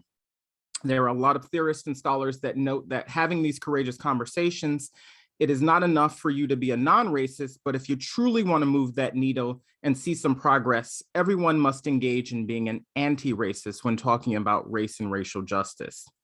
Ibram Kendi, a leading scholar on anti-racism, argues that the heart of racism is this denial. And you cannot acknowledge or change that which you deny or choose not to see. Thus, the first step of really dismantling racism is breaking through that denial and taking some affirmative actions to recognize it, call it out, and then actually address it. In this context, it seems like being an anti-racist is a verb. It's defined by the actions that you're taking, and it's taking a very active role against anti-racist policies or expressions that you may hear. However, as mediators, one of the key functions is our neutrality. That we are impartial and neutral in the work that we do. And it requires being an anti-racist to do call out, to speak up and engage in some allyship that many may perceive are at odds with what we traditionally teach about being neutral and impartial as a mediator. Others may even argue that this kind of active role by the mediator can co-opt opportunities for the actual parties at the table to find and express their voice, and creates a scenario where the mediator may be supplanting their own cultural ideas onto the party and promulgating standards of behavior, thinking, or actions that may not actually support racial justice and self-determination for the parties. So my first question is, can and or should a neutral and impartial mediator be an anti-racist mediator at the same time? Isabel, why don't we start with you? Okay, we agreed on that. You said a lot, Maurice, you know? But let me thank Cardozo for having this. This has been a great conference. So, you know, there are two questions here. Should we be neutral, impartial, and anti-racist media at the same time? So I think the answer is yes. I have an article coming out soon in the Washington University Journal of Law and Social Policy, where I state what I think. And of course, Ella and Sharon and I have been bouncing this ball back and forth for a long time, which is we can't do any mediation work and not be intentionally anti-racist. Because if we're not doing anti-racist work while we're doing mediation, then we're going to support the systemic racism that's already embedded in our apparently neutral processes. So we can't claim what all of us have claimed, which is that mediation benefits all parties, both in terms of process and outcomes, if we don't engage in this anti-racist work simultaneously. So I said, I think we should, because I have questions about this issue of neutrality. I've had it for a pretty long time. And of course, it raises your second question, which is, depending upon how we define neutrality, can we actually be neutral and impartial as well as anti-racist at the same time? I hope we can. I think that's the project that we're engaged in. I want to just toss out two things that I'm concerned with about neutrality and then let everybody else get in. One is that I think that we define neutrality so that we're so disinterested that our obligation to not intervene is such that it literally becomes our responsibility to sit back and just witness injustice as it unfolds in front of us. Now, Ellen and Sharon are going to talk about their terrific article, and they talk about white silence and how on the one hand, it can be considered proper, it's consistent with the idea that the mediator sits back and lets the parties do what they will. But if you've got a white mediator who is supporting parties of different races, and the white parties are using and exploiting white supremacist tropes, either explicitly or implicitly, and the mediator says nothing, then the status quo of white supremacy is preserved. And that is going to be at the expense of the non-white party. We can't talk about that non-white party then having their self-determination in that context. The other issue that I want to toss up is the idea that we use neutrality as a substitute for trust. And maybe we just ought to have the conversation about what actually builds trust.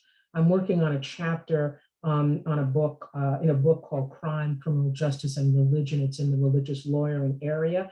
And that's an arena where neutrality, the neutrality of lawyers in terms of our professional identity being bleached out, is also being challenged. And there the question is raised, how can neutrality, with no reference to any values, moral values, actually create mutual trust, mutual respect, solidarity? And let's say we've heard this through the conference so far, right? Professor, I'm going to say, Polly talked about we need to be moored in something more.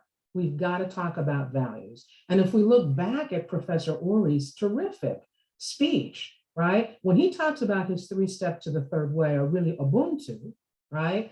The mediators that he identified, both with the Kwa people as well in South Africa, they were not abstract, neutral strangers. They were the community elders, the people who swarm, right, to make sure that we can hold all of this. Again, we're not random neutral people where the trust was based upon we don't have any skin in this game. No, it was either at the smaller level, again, your family, your elders, and at the larger level in South Africa, right? It was about having people that folks would recognize from the world community as having some stature.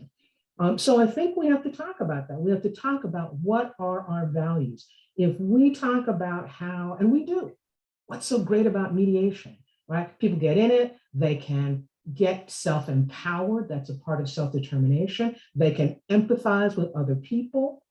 Well, doesn't that mean that we actually value empowerment, right? Empathy for others? Why don't we say it openly? Isn't behind our attachment to self-determination something that, again, Professor Paul threw out as well, the idea that all human beings are not just equal, but valuable and worthy of dignity? Why can't we say that? I just want to throw out, I know that Sharon and Ellen are going to talk about their article about embedded whiteness, right? And their concern is it racist, right? If we don't even talk about it. Well, the very fact that they put that out there suggests that we care about not being racist. And if that's true, why not say it? not just in brilliant scholarship from folks like Professors Press and Deason, but in our mediations, both the individual ones and the community ones. So I'll stop there. So Ellen, Professor Gunning brought up a lot of great things about the article, but specifically white silence. So do you want to add a little bit about what that is and then give your color on can you be neutral and anti-racist at the same time? Thank you, Maurice, and thank you to the organizers of this symposium for including this panel and including us. And I look forward, I have enjoyed our past engagement, and I look forward to more in the future, and maybe with people in the audience as well. So we think of white silence as being something that can be seen as reinforcing the idea of neutrality. But white silence is when the world is not equal, the world is not just, and white people either don't see it or choose not to talk about it. And so one of the ways that Sharon and I have thought about our article, what are two white women doing writing about this, is that part of the problem really is white silence, and that white supremacy, which it's part of, is something that we should take responsibility for and work on dismantling, and not just assume that that BIPOC will do all the work. That said, it's not for us to impose answers, and so what our goal was to start stimulating some questions. In terms of neutrality, I think it really is about how that term gets interpreted. And there's been a lot of ink spilled about the theories of neutrality and impartiality. And the question actually implies an either or, right? Either we can do this or we can't do this. And maybe the answer has to do with how we operationalize neutrality. And I guess I'm thinking of it at this point in two dimensions.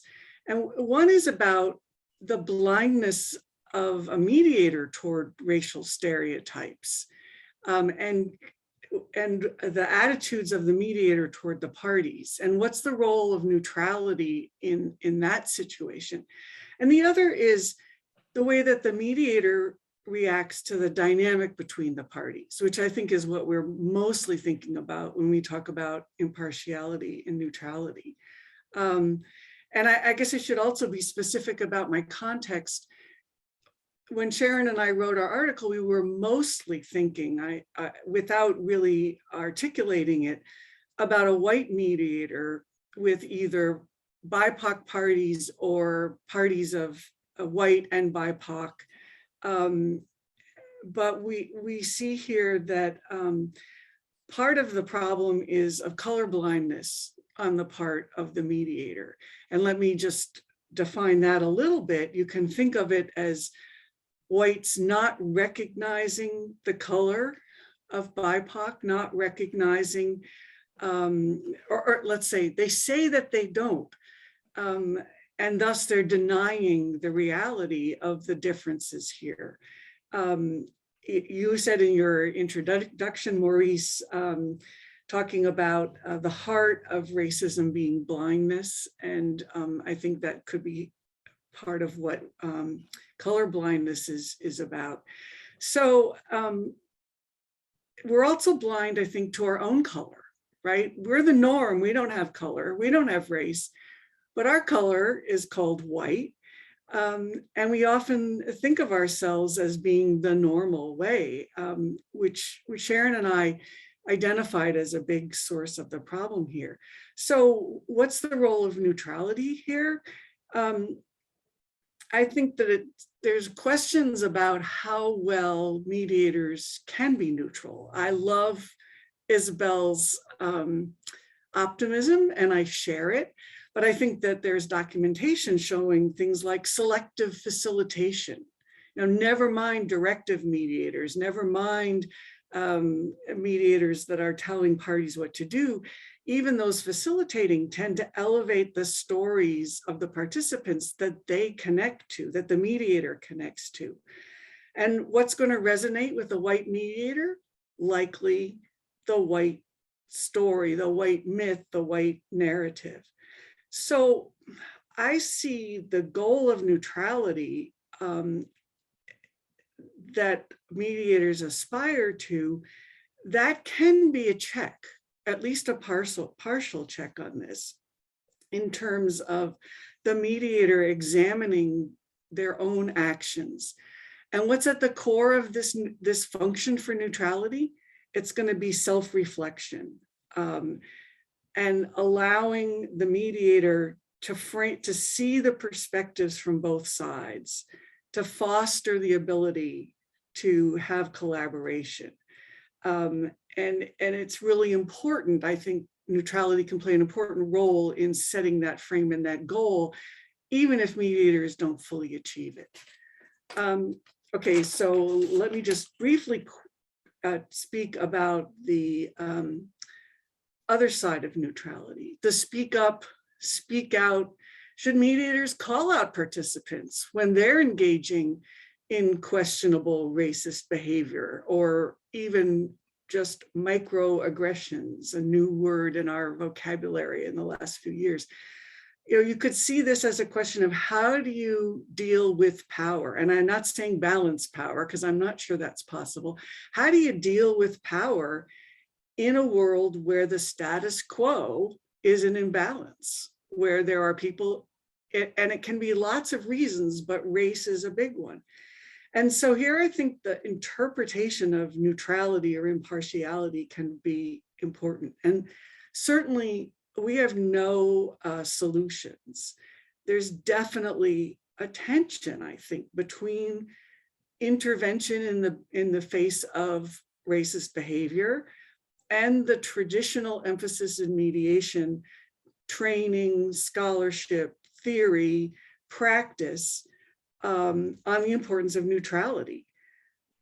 But that can end up operating as white silence, right? We're going to be neutral. It gives us a reason, a theoretical reason to not intervene, to not participate in dismantling the racism. And so I think that even if a mediator can be neutral as to the outcome of the mediation and be in charge of the process, the mediator is there to take people through a process. The outcome's on them.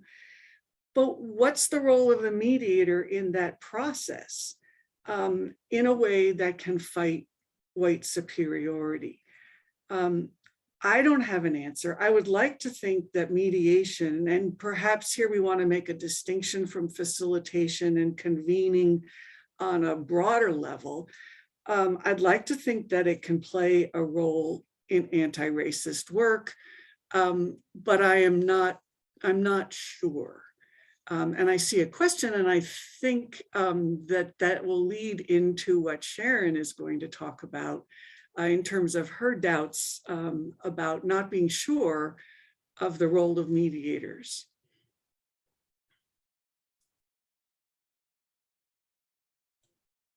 You're on mute, Professor Robinson, you're muted.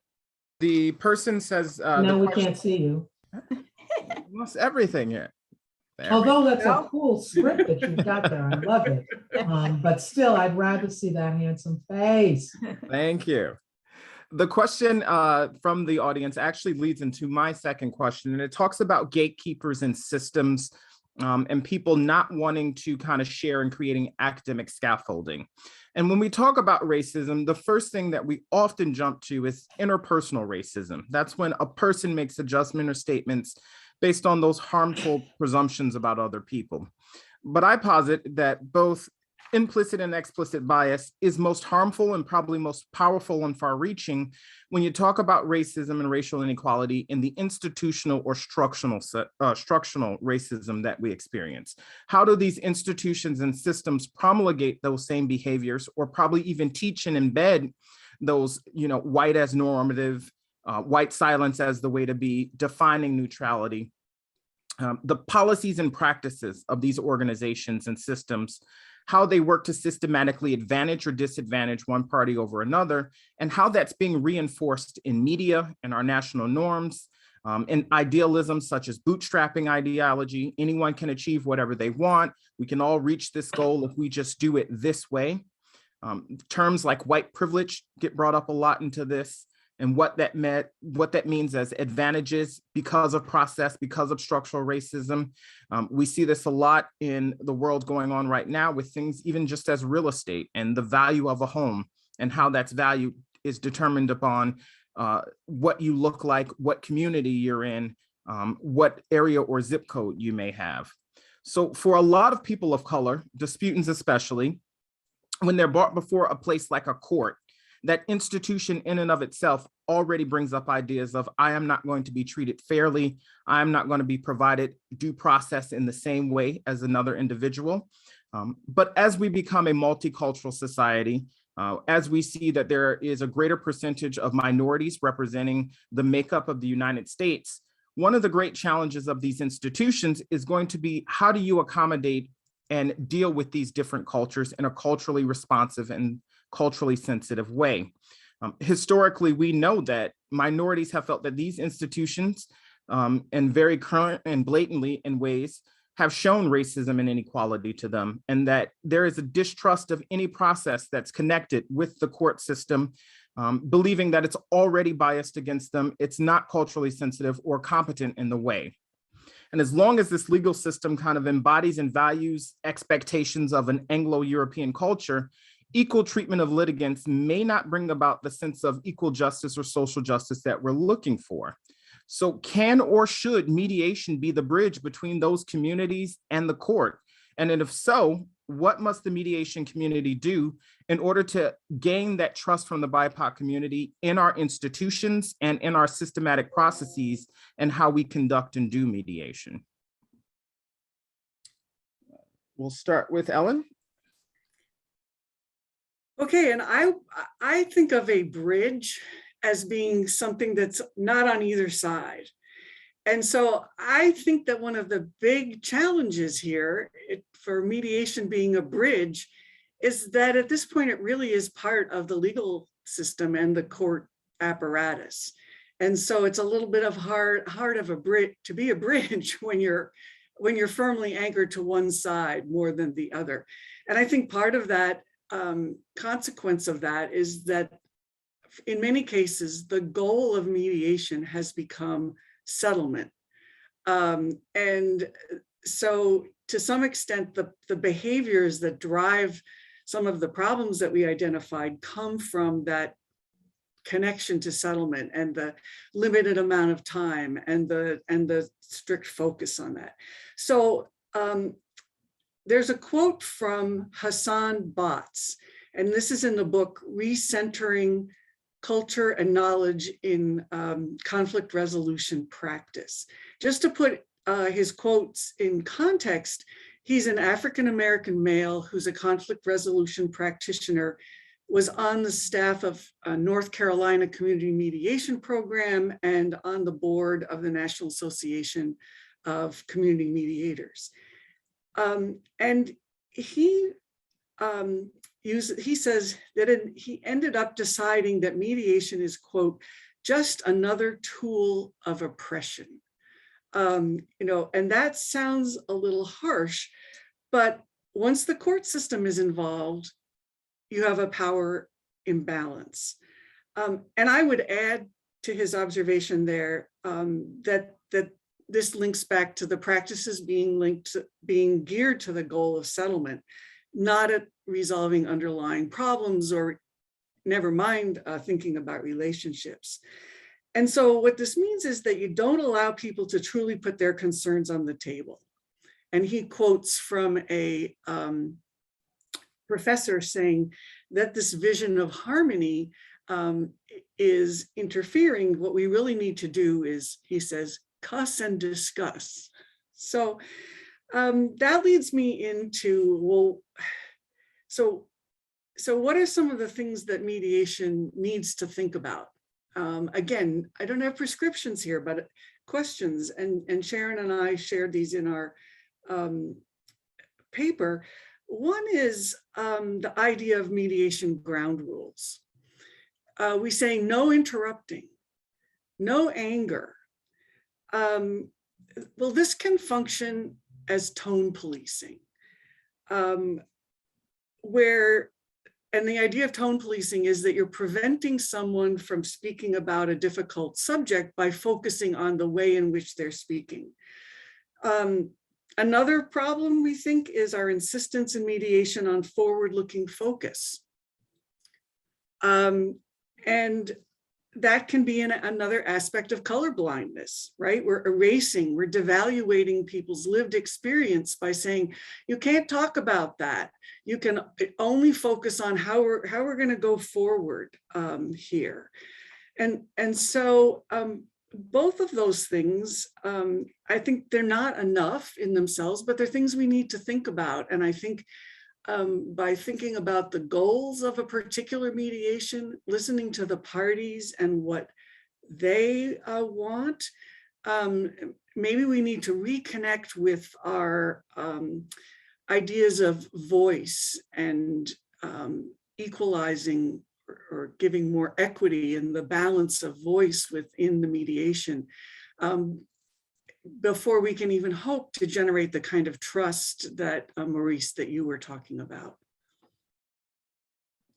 I want to bring Sharon into this, and I kind of a mix of question 1 and question 2 here based on what Ellen brought up, Sharon. We talk about this trust in this process.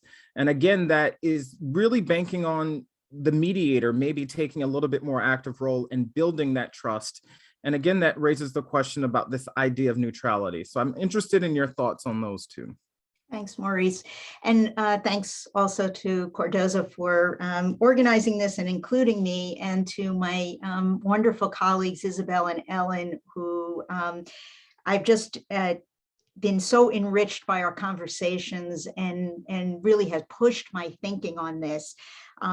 And I wanted to just jump back for a moment to this question around neutrality and to raise another piece of it that was sort of said implicitly, and it was certainly raised in the question, and that is this issue, that this problem really that we have, that so many of the mediators are white, that we have not diversified who's doing this work sufficiently.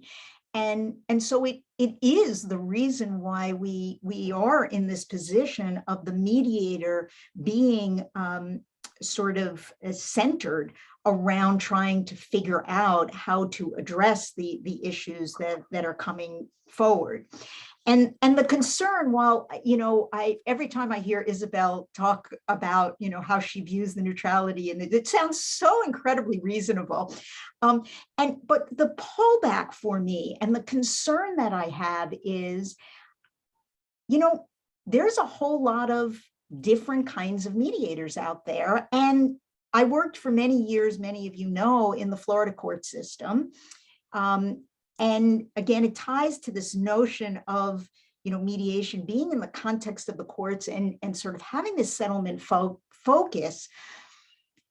And what about those mediators who are substituting their judgment for the people who are there? And that really worries me. So, I might not have concern about people who are approaching it with what I think is the right approach to all of this. But what about the mediators who are doing, for example, child protection mediation and have a very clear idea as to what is appropriate child rearing that is subject to their own cultural background and not responsive to the culture of the people that they're dealing with? So I really worry about mediation becoming and mediators becoming unmoored from what has been a really, I think, powerful imperative for us not to be so full of ourselves, not to believe that we have all of the answers and can substitute our judgment for the judgment of others. And so for me, it's always been about how to lift up those voices to be able to make those decisions themselves. I'll say one other piece of this, and that is to say that one of the conclusions that Ellen and I came to in our paper that is mostly filled with questions and unknown is that it seemed to be that the more directive that a mediator was and is in a process, the more challenging that is in addressing and raising up the concerns that we had. And so that there seemed to be this tie. And so I just think that I don't want to lose that link between that directiveness, and I'm not quite sure what that means in terms of how we conceptualize this concept of neutrality and impartiality. Can I jump in? Absolutely. So yes, the article is filled with questions, but they're the right questions. They're great questions. So I happen to love it. I think there are a couple of things that I want to respond to. One, I think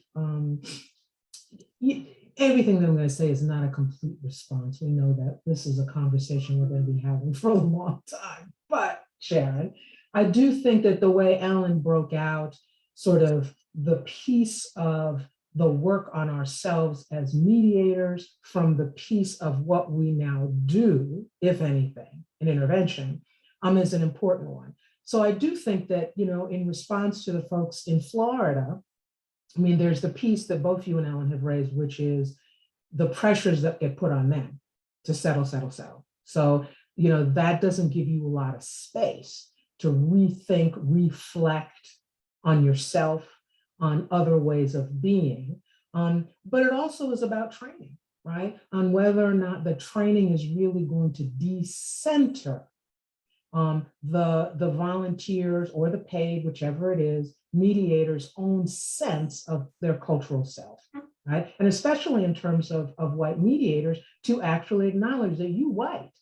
And that means something, just like being Black means something. It's not the norm. It is a particular cultural way of approaching things that happens to be privileged. So you don't have to think about it the way those of us who are not white have to. So I think that there is that. It doesn't totally answer the question of whether or not to intervene. For me, I mean, some of the things that I talked about years ago was at least trying to not make an intervention be out of the blue.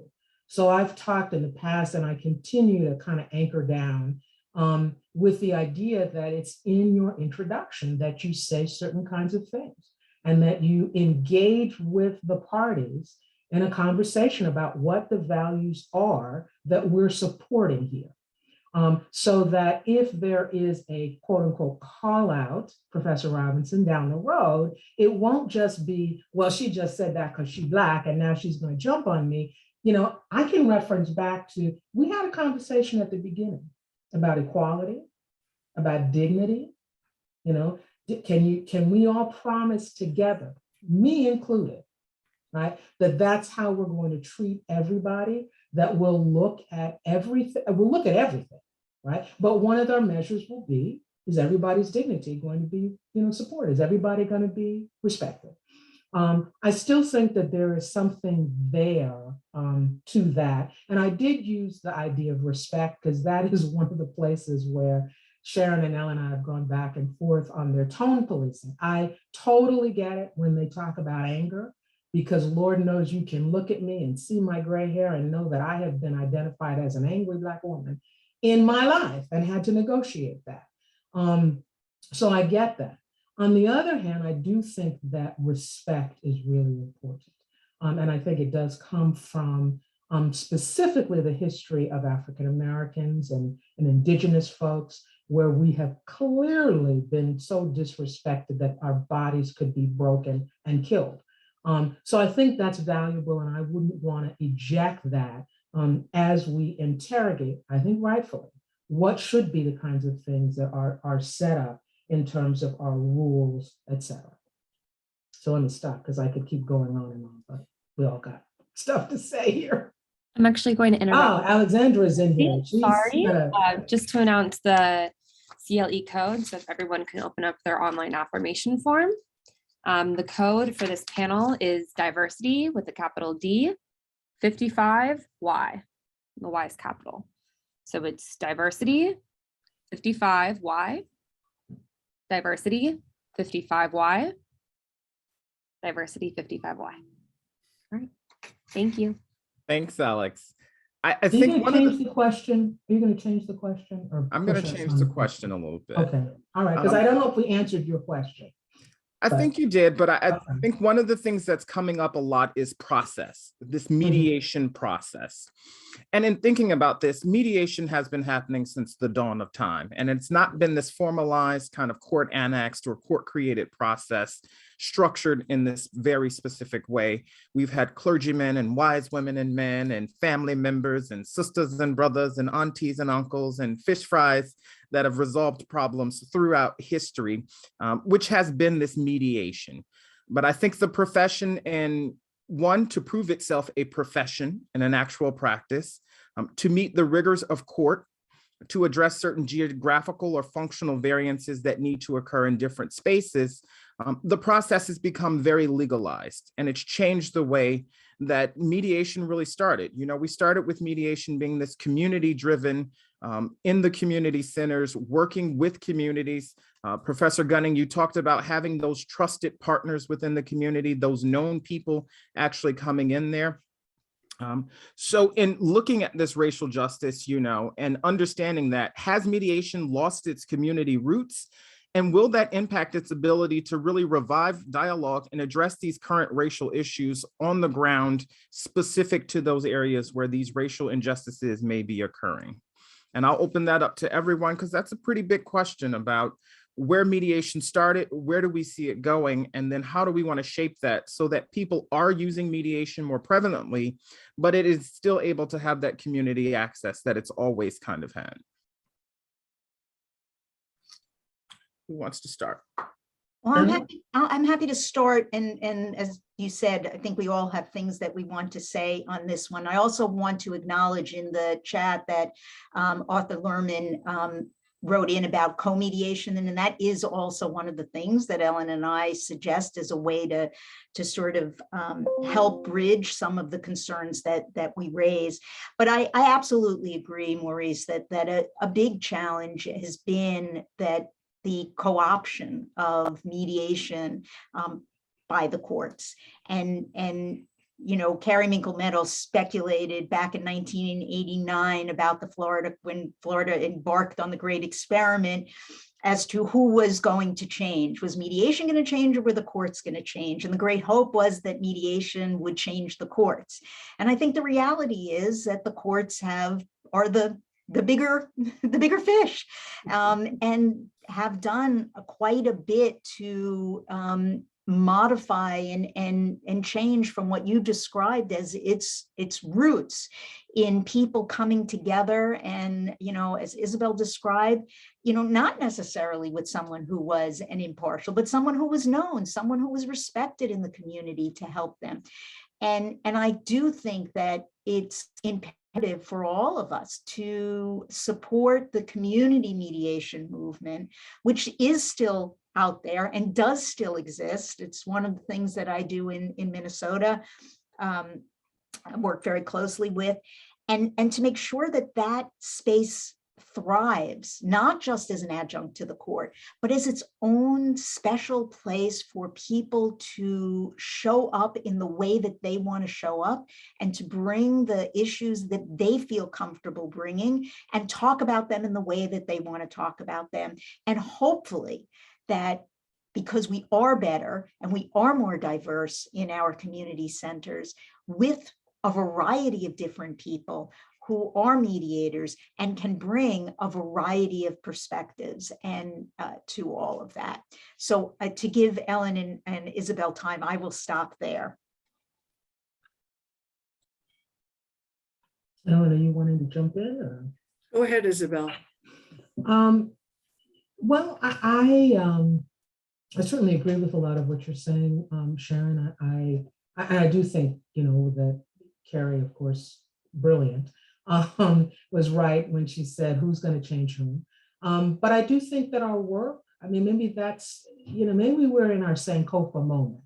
And, again, we're talking some African terms, ancient terms, foundational terms to humanity, which is you look back in order to go forward with the lessons. So we don't give up on changing the courts. I don't know that it's just going to be community centers that will be the places where we see the diversity, where we see a space where we might feel it's okay, for people to bring their own values, et cetera. I think we have to take up the task that we said we were going to in the 70s when we discovered, restorative justice and, community empowerment. Restorative justice having been around a long time, as Professor Robinson noted, that we were going to change everything, right? We were going to change ourselves. We were going to change the court system. We were going to change society. And I think that's what we've got to reclaim. And you, Ellen and Sharon, know I've been very interested in what our brothers and sisters and siblings in restorative justice are doing, and they're fighting that battle, right? They're fighting that battle around, for example, the professionalization, well, they're going to call it colonization of restorative justice, but that's an issue for us, right? We professionalize mediation. And of course, I'm a good lawyer. I don't want, unskilled people just taking advantage of folks. We know how that looks, right? But on the other hand, what are the skills that we say are most important, that we're going to look for? And who does that exclude? Does that have something to do with why our mediation ranks tend to be whiter than the larger society and the communities in which they are? And I think I want to let Ellen jump in here, but I thought, Siwan Park, who talked about the Red Hook Community Justice Center, that sounds to me, like an example of the things that we as mediators ought to be pushing in the court system. Do it differently. We sit around and we talk about what do the parties really want. Do the courts really ask that? No, right? What would it look like if a court system really said, the community that we're sitting in, what do they want from us? What does justice look like to them? I mean, that's a different imagination that we could bring as mediators who have always said, we care about what the parties actually want. We care about transforming them, each other, and the entire community. Well, you courts, you got to come with us. We're not going with you no more. You got to come with us. I'm sorry, Ellen, go. Thanks. I guess that I think of the courts as playing a valuable role. And I'm not sure that it was ever realistic to think that mediation would change them. I know when different systems are put together, they affect each other. But in some ways, mediation was brought into the courts and the neighborhoods in response to the idea that the courts weren't doing everything that they should be doing. And so to some extent, I think I think the problem is that mediation has been captured by the courts and maybe needs to be both part of the courts and also part of the community. And I guess I see that, so I'm not saying this very articulately, but it's not just mediation that can do all this work. And so we've really been talking about mediation in the sense of person to person or business to business conflicts.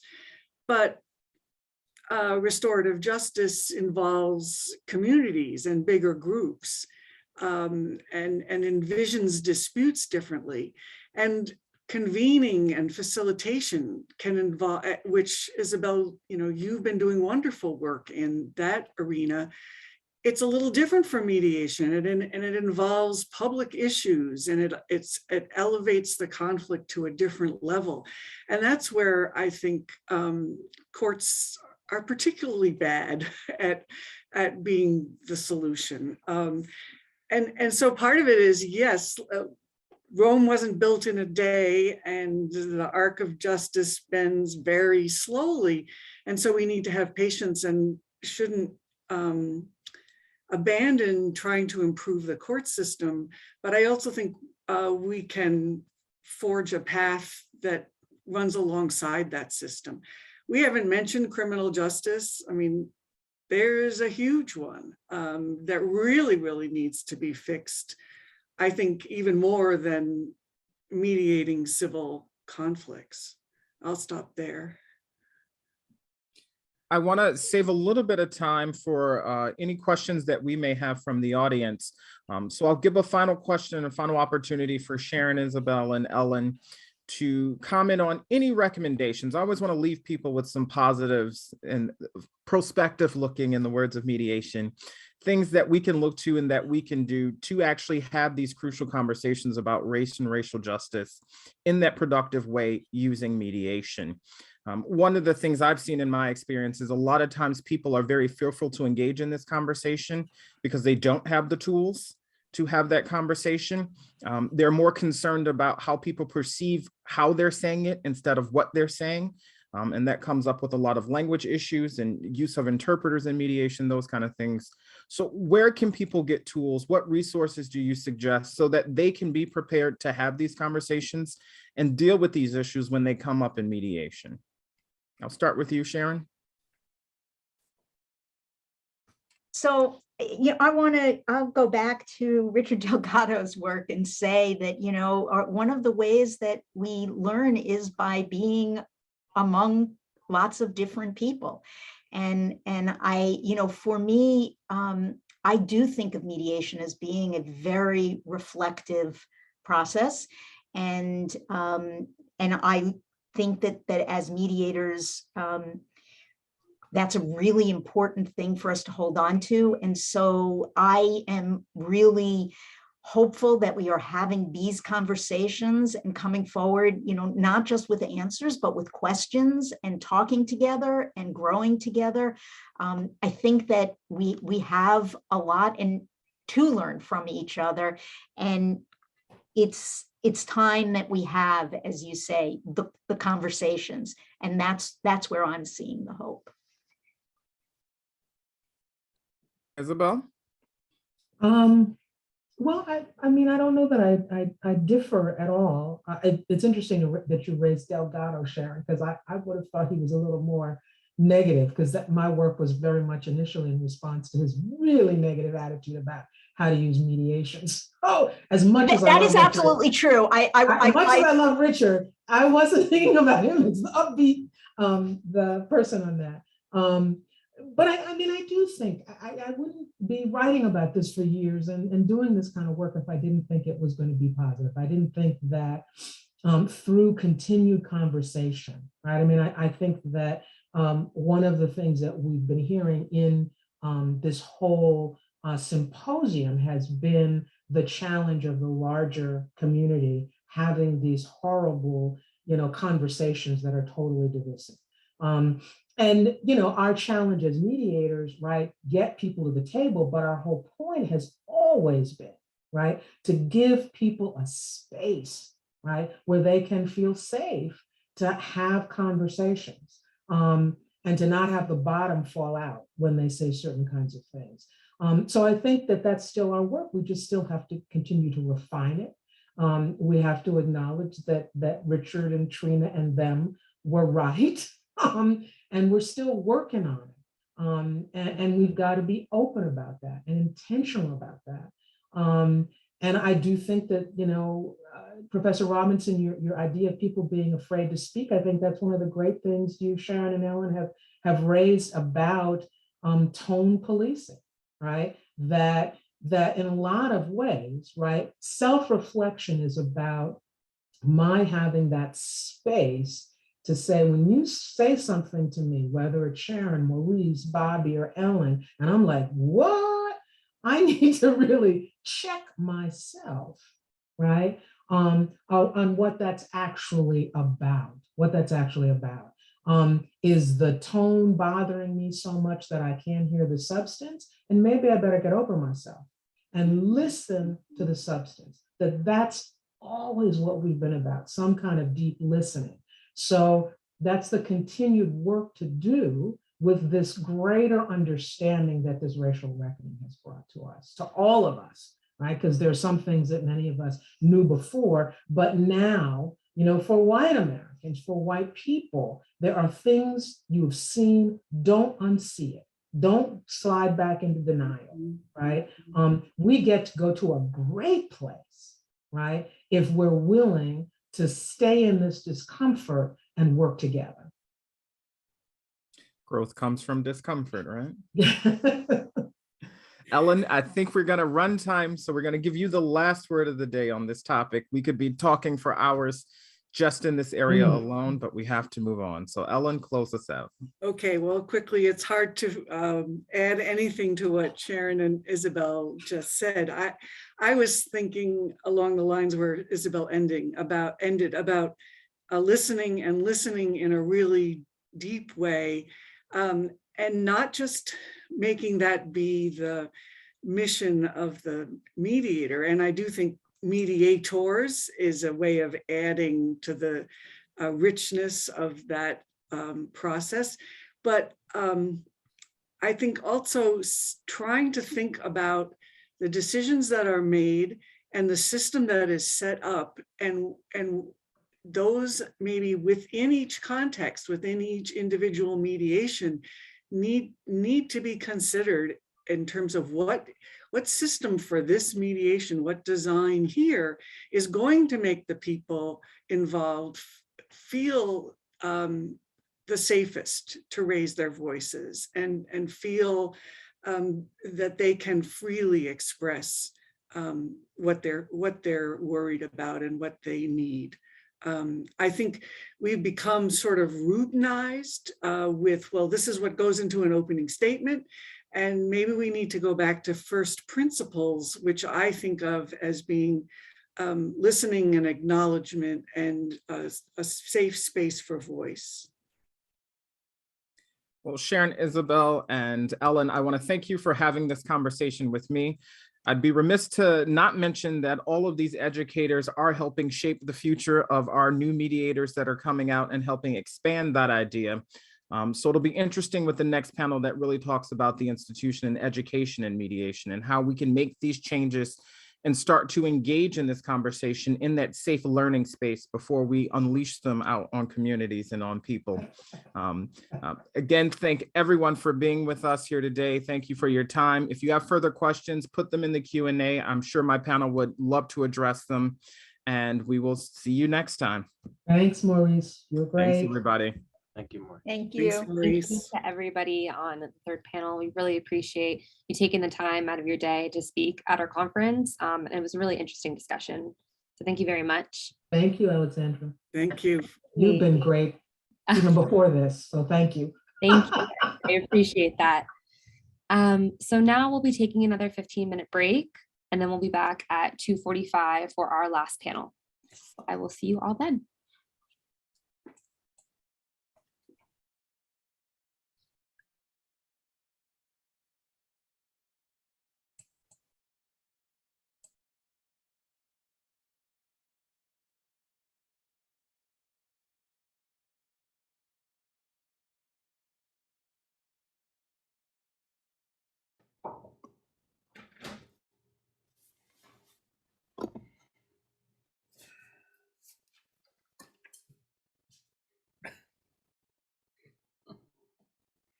Cricket.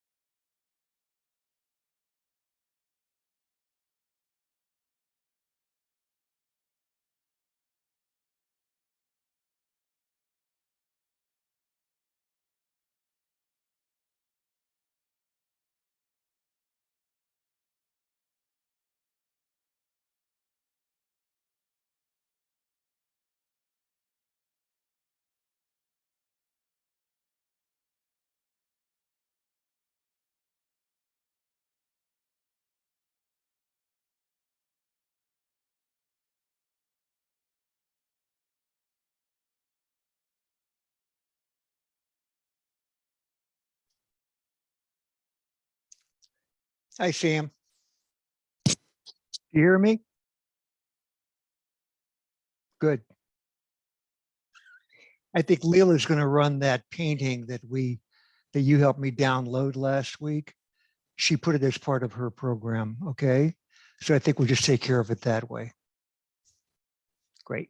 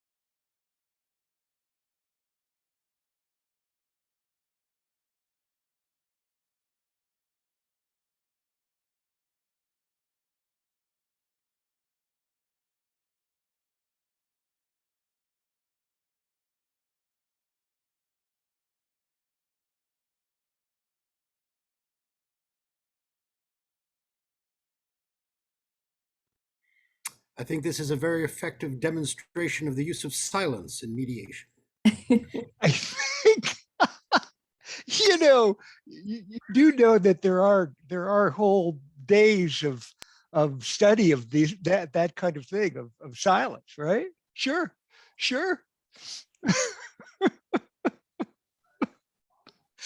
Yeah. Just let them fidget, right? My father had a great saying in business. Aren't you going to call them back, Dad? Just let them fidget, right?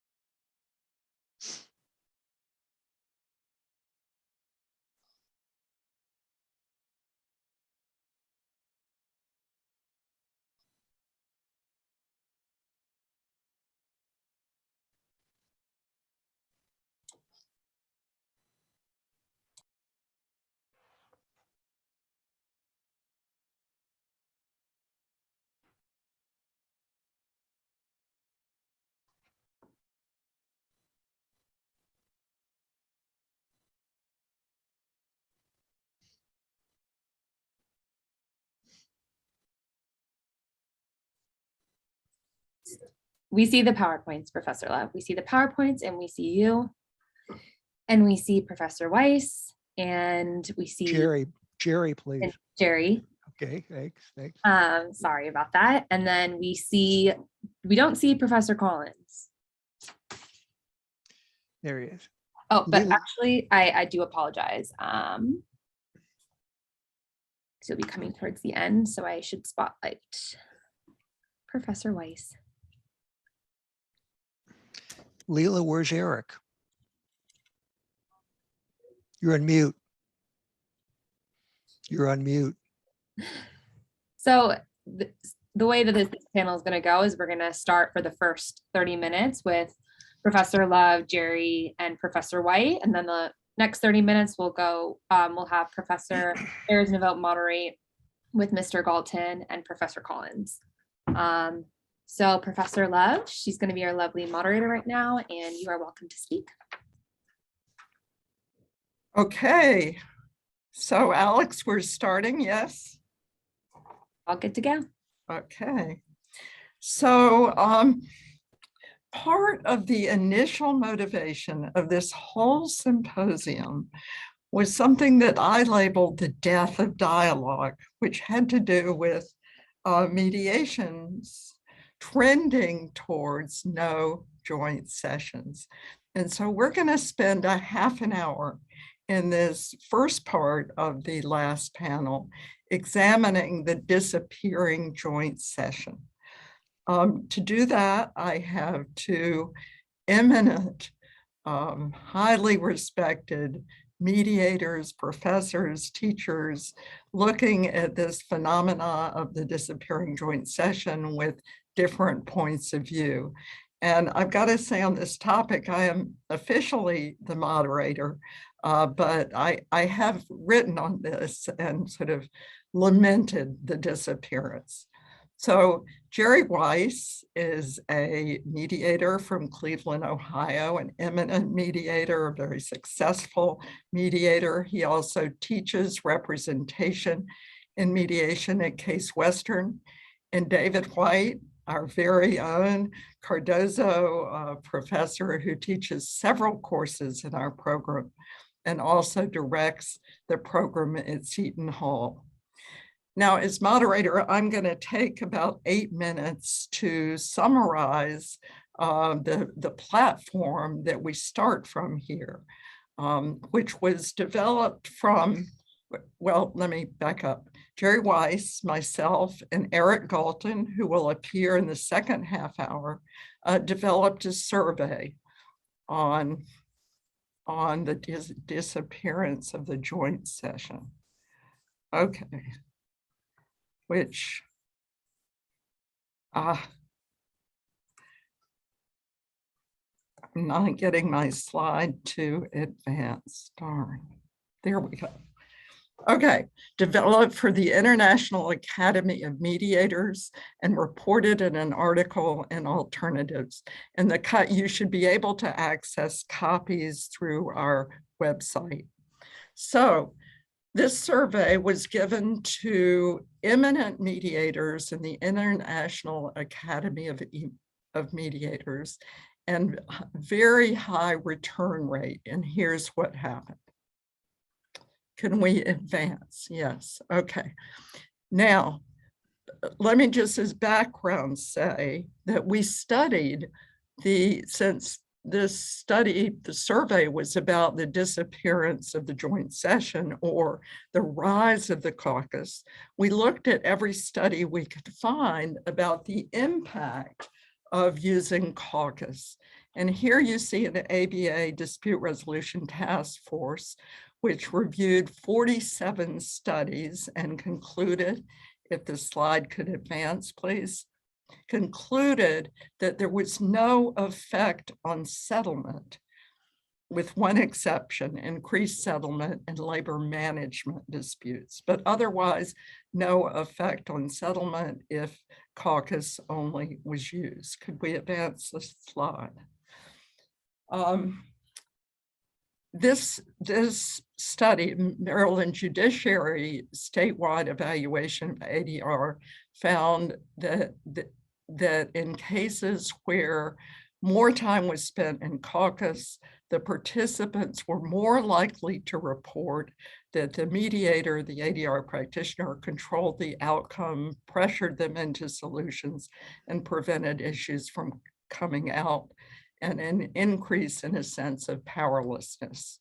And it was less likely, if caucus was used more, that the participants would be satisfied with the process and the outcome, or that the participants would report that the issues were resolved fairly and with an implementable outcome.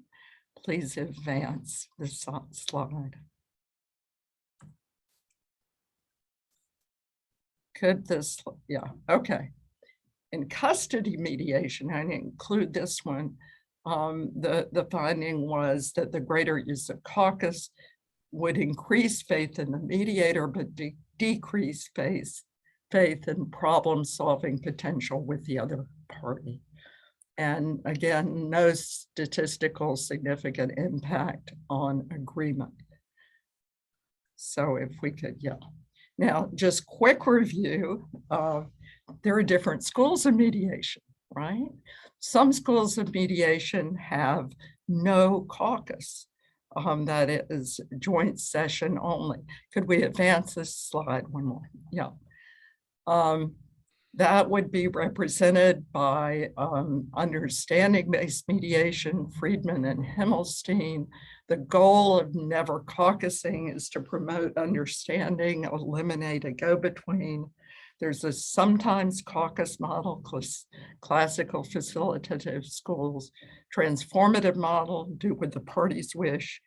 The always caucus model, which I think Professor White's going to be speaking to, no joint session, settlement brokering. The goal there, get the deal done. Could we advance, please? Okay, here, very quickly, selected survey results. Study on International Academy of Mediators indicated that 95% of those mediators were trained to use joint session. Could we advance, please? So the teachers are teaching joint session. Another finding that the mediators at the high-end commercial cases, international cases, highly successful mediators were overwhelmingly getting cases from lawyer referral. Could we advance, please? So here's the question: how do you begin? With all parties in caucus and joint session. In caucus, 45%, in joint session, 54%, slightly greater, but you remember that the training tends to lean towards beginning with the parties in joint session. Advance, please. So does your referral source influence whether you use joint session or caucus? No surprise here. The answer is yes. Could we advance, please? And for mediators who do not use a joint session, the main reason is that the attorneys do not want a joint session. Second most popular choice, the parties do not want a joint session. Mr. White is nodding to this. Okay, I keep the parties throughout the mediation, and here we have the trend in caucus, 66% roughly of the mediators, and that answer is usually or sometimes, I'm sorry, always. I don't know if you can read the slide closely, but always is blue, yellow is sometimes, yellow or orange is sometimes. I keep the parties in joint session throughout the entire mediation, 29%, so much fewer. Please advance. Now, here's interesting. So California is quite different from the Northeast. The trend, at least, has advanced considerably in California. I keep the parties in caucus throughout the entire mediation in California, 42% of the time, always, or usually Northeast 11% of the time. Could we advance? I keep the parties in joint session throughout the entire mediation, no caucus, California 3%, usually or sometimes, Northeast 33%, usually or sometimes. Advance, please. To me, this is the most interesting slide. The most important values supporting a choice of joint session only or joint session with caucus is needed. Understanding would be a goal for that group. Enhancing party satisfaction with fairness would be another goal, and integrating relational and emotional aspects into the mediation process, third goal. For the mostly caucus or caucus only mediators, it's to get a deal done. Could we advance? Using both caucus and joint session, 65% of the responding mediators. Advance, please. Dwight Golan did a study in the Boston area in 2018-19. Advance, one click, please. And he found that a substantive joint session was used in 83% of the cases that he surveyed. And this was in tort and contract cases. Could you advance one click, please? The joint session in this study meant including the parties or lawyers discussing the merits of the dispute. So for example, some mediators do a meet and greet and then go to caucus, but Golan was looking at the joint session is substantive. Could we advance one, please? There was a strong consensus that emotional issues, relational concerns were important to all These are all mediators surveyed. And notwithstanding the dangers of emotional elements, it's important to address them in a constructive way. And emotional issues are not only confined to client disputants. Could we, final. So I worked on a book with Eric Galton, who is on our last half hour, called Stories Mediators Tell. And in that book, there's just sort of terrific examples from many from the International Academy of Mediators, the group surveyed, of the use of joint session, party dialogue, party talk, and the impact of that on the mediation process. In many cases, very inspiring stories.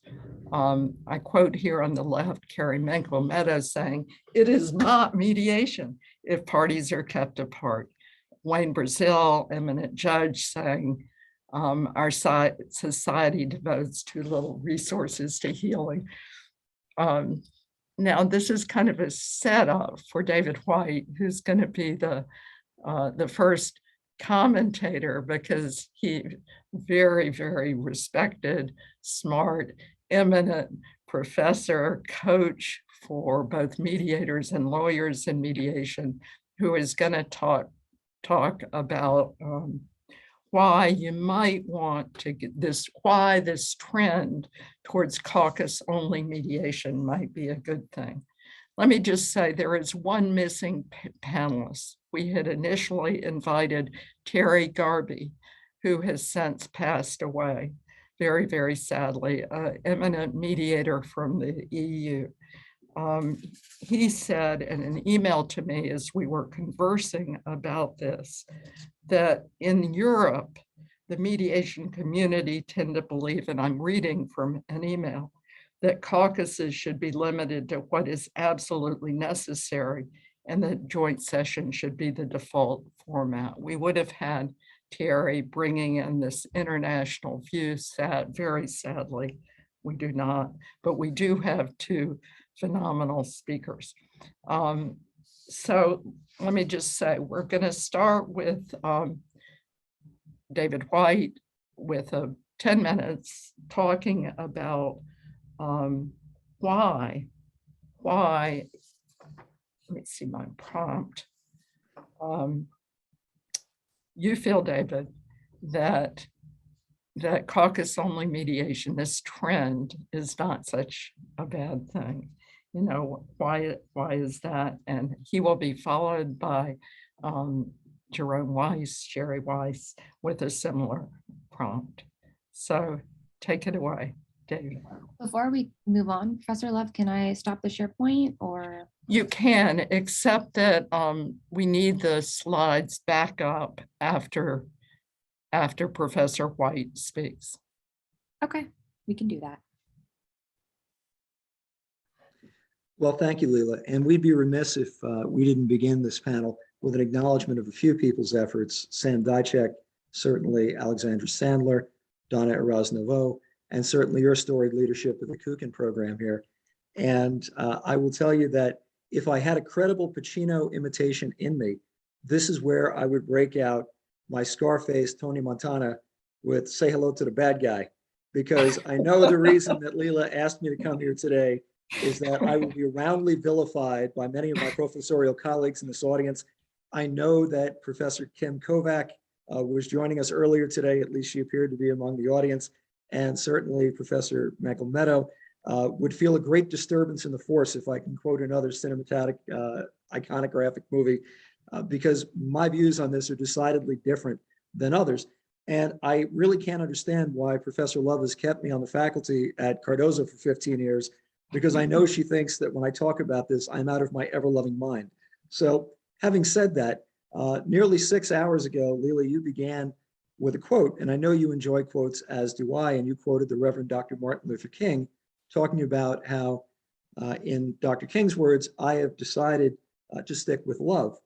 And if I were capable of being so erudite, so highbrow as to quote a social justice activist like Dr. King, I would do that. However, as I am perhaps more of a man of the people, I will quote the legendary Ohio State University football coach, Woody Hayes, who once famously said, "When you throw a ball, 3 things can happen, 2 of them are bad."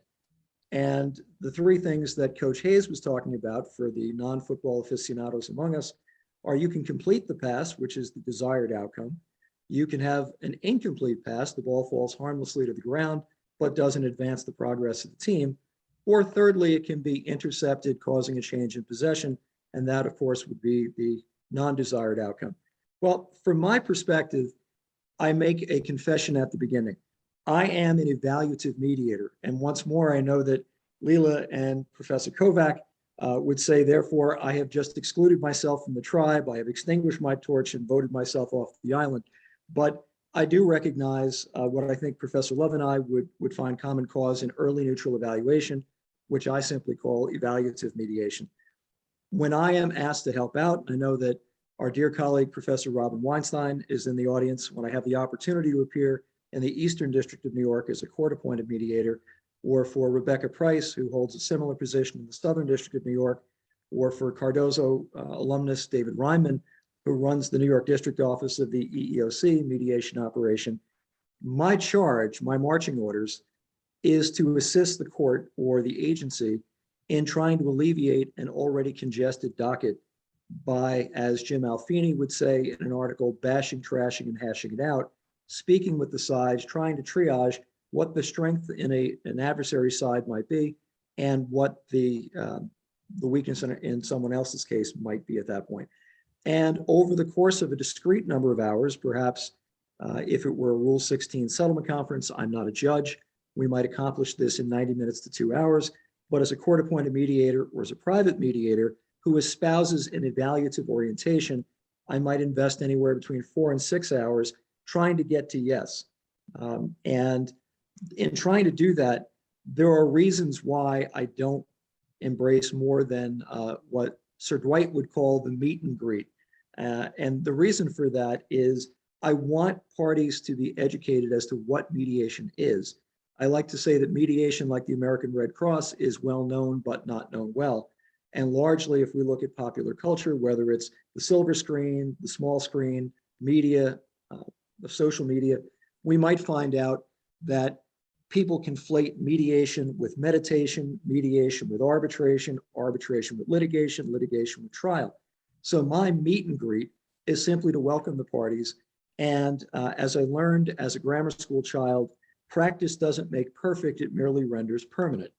So if it turns out that there are advocates before me who say, I've been mediating for years as an advocate, well, it doesn't mean you're doing it right. It just means you've done it for a while. And for their stakeholders, their principals, their clients that are there, they may never have participated in this process. Joe DiMaggio was once famously asked why he always played with such vigor and intensity. And he said, somewhere in those stands today, there's someone who has never seen me play, and this may be my only opportunity. And as a member of this community of professional neutrals, I think it's incumbent upon me to make sure that we can put the best face on mediation to talk about voice and choice. So while Coach Hayes would say there are 3 things that could happen, 2 of which are bad, I think that there are really 3 things that could happen with a true joint session. And 2 of those 3, in my estimation, are not desirable. Number 1, the parties could turn around and be recognized and empowered.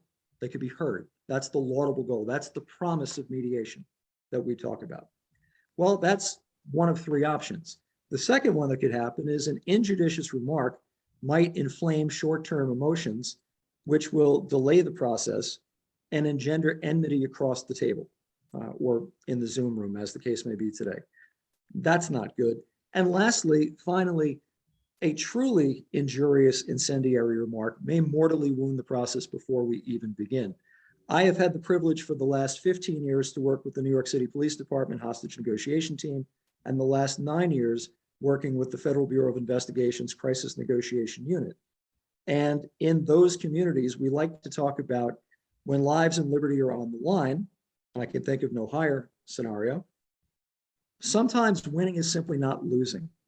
And I don't like to set the litigants in a court annex proceeding or the disputants in a privatized proceeding, set them up for failure by someone saying something they ought not to do.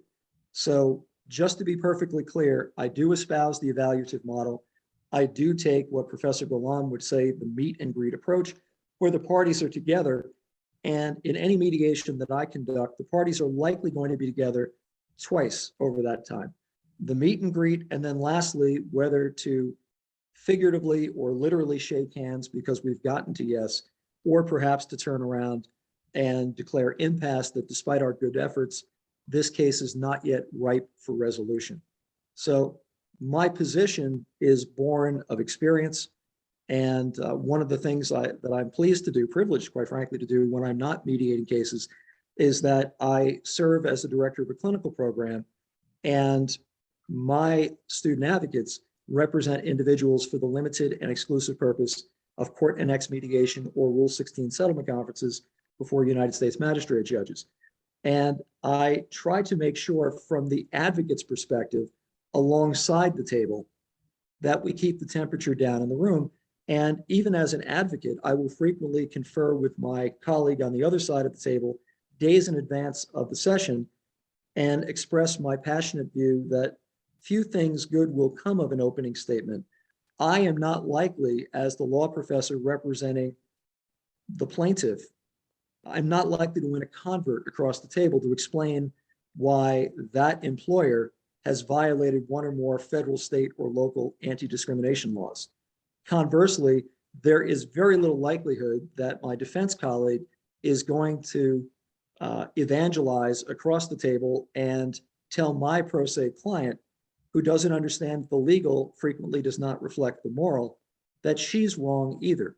So I don't know what those statements are going to accomplish in the affirmative, in the desirable, but I have seen mushroom clouds that were probably visible from the International Space Station when someone has said something they ought not to have done at the beginning. And I really think it works a grave injustice at the table. And for that reason, as both advocate and neutral, I see very limited utility in what we do.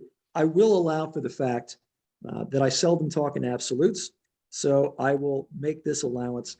If there are counseled parties across the table in a commercial context, And I'd be curious to hear what our colleague Bob Collins has to say for divorce, custody, visitation, family law in commercial settings, which is largely where the space in which I operate. It generally is too personalized.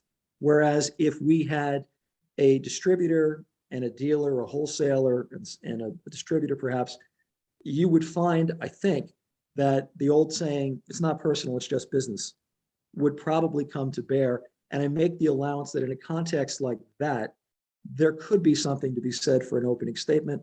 But even then, it would truly be the rare case that would prompt me to do that. Leila, is that a way to set the table? David, as always, wonderfully articulate, wonderfully persuasive. Thank you very, very much. I neglected to say we were having trouble with share screen in the beginning of this. Please keep any questions. Jerry Weiss will talk now for 10 minutes, and then we're going to transition to another panel looking at virtual mediation, Zoom mediation. So save your questions. At the conclusion of that panel, Alex Sandler is going to pose questions that you may have posed in the Q&A during the presentation. So David, thank you for being willing to be sandwiched between people with opposing points of view, and now to the wonderful Jerry Weiss, who will address the question as what are the benefits of the joint session as you see it? What would be lost with a caucus-only model? And how would we go about the hard work of regaining what we might lose if we go in that direction? And perhaps, do you have any points of agreement with David? I added that. Okay, that's it. Thanks so much, Leila. And thank you, everybody at Cardozo Law School and the Journal of Conflict Resolution. This is a great event, and it's a privilege for me to be with you today. Thank you. Thank you. I didn't come here today necessarily to talk about Spanish art, but I want to begin with Spanish art for a moment. The painting on the screen is more than an image of four people and a bird. It's by the Spanish master Goya, painted over 200 years ago, and it hangs in the Prado Museum in Madrid. And I first stumbled across it just before the pandemic a few years ago, quite by accident. As any of you who have been at the Prado know, its walls are lined with even greater treasures, and one is easily overcome by the onslaught of one brilliant work after another. This coupled with what my wife calls my MASD, a museum attention span disorder. I'm good for about an hour in a museum, and this one, however, caught my eye as it related so strongly to the work we do and what we're here about today. It's called simply Commerce by Goya, I think 1804, 1805, that era. And it reveals two businessmen speaking with an intimacy and closeness about what is below them and before them, money and a stork. That's the bird. And it captures something that only trusting collaborators can achieve, even when being in the opposite side of a deal. The stork, by the way, is an ancient symbol of trust. And so Goya, the painter, was on to something in our world that we can all learn from. This is the way conversations, even conversations with opposing views and interests, even disagreement, ought to look. Business, that world especially, and here's where I differ a little bit with you, David, because in the commercial world, in smart business, in trusting business, in durable business, those deals know the power of generosity of spirit, the power of intimacy, sharing, giving, listening, learning, acceptance, and trust. And the painting strongly reveals those kinds of powers. However, modeling these ideals, and this is where I come back to agree with you somewhat, David, modeling those ideals in a world where people are in dispute, where people are in conflict, that can be quite another kettle of fish, where argumentation can, or perhaps has come to be valued more than learning, where the actual complexity of the problems is sacrificed at the altar of the binaries of win, lose, good, bad, right, wrong, all those arguments we want to avoid. Modeling these ideas in conflict, the ideas put forth by Goya, that could be a steeper climb, but I suggest it's one that is well worthwhile. The joint session in its highest form is a learning and learned dialogue.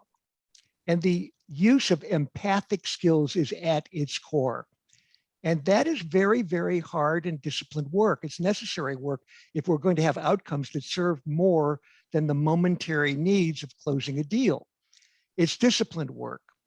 It needs to be thoughtful and measured. It's not just giving an opening statement mechanically in front of a bunch of strangers and a jury. It can be exhausting to humanize humans in conflict. It can be difficult, if not challenging, to have difficult and challenging but necessary conversations with each other, especially conversations between people with opposing viewpoints and seemingly opposing interests. And this is especially so when we consider the pathways to and from the brain in conflict. 80% of those pathways come from the body to the brain, not from the brain to the body. So people in conflict and conflict discussions are especially challenged, and we as mediators can help them in stewarding, in guiding those pathways in the right direction. And I suggest that a joint session is a good place to do it in a skillful way. We all know that empathy has dramatically declined in the world around us. We know the studies that tell us that empathy among college students declined 40% between the 1970s and the 2000s, with an even steeper decline after 2000 as online messaging platforms, chat rooms, eventually social media emerged. Social media has driven us apart as much as it has connected us.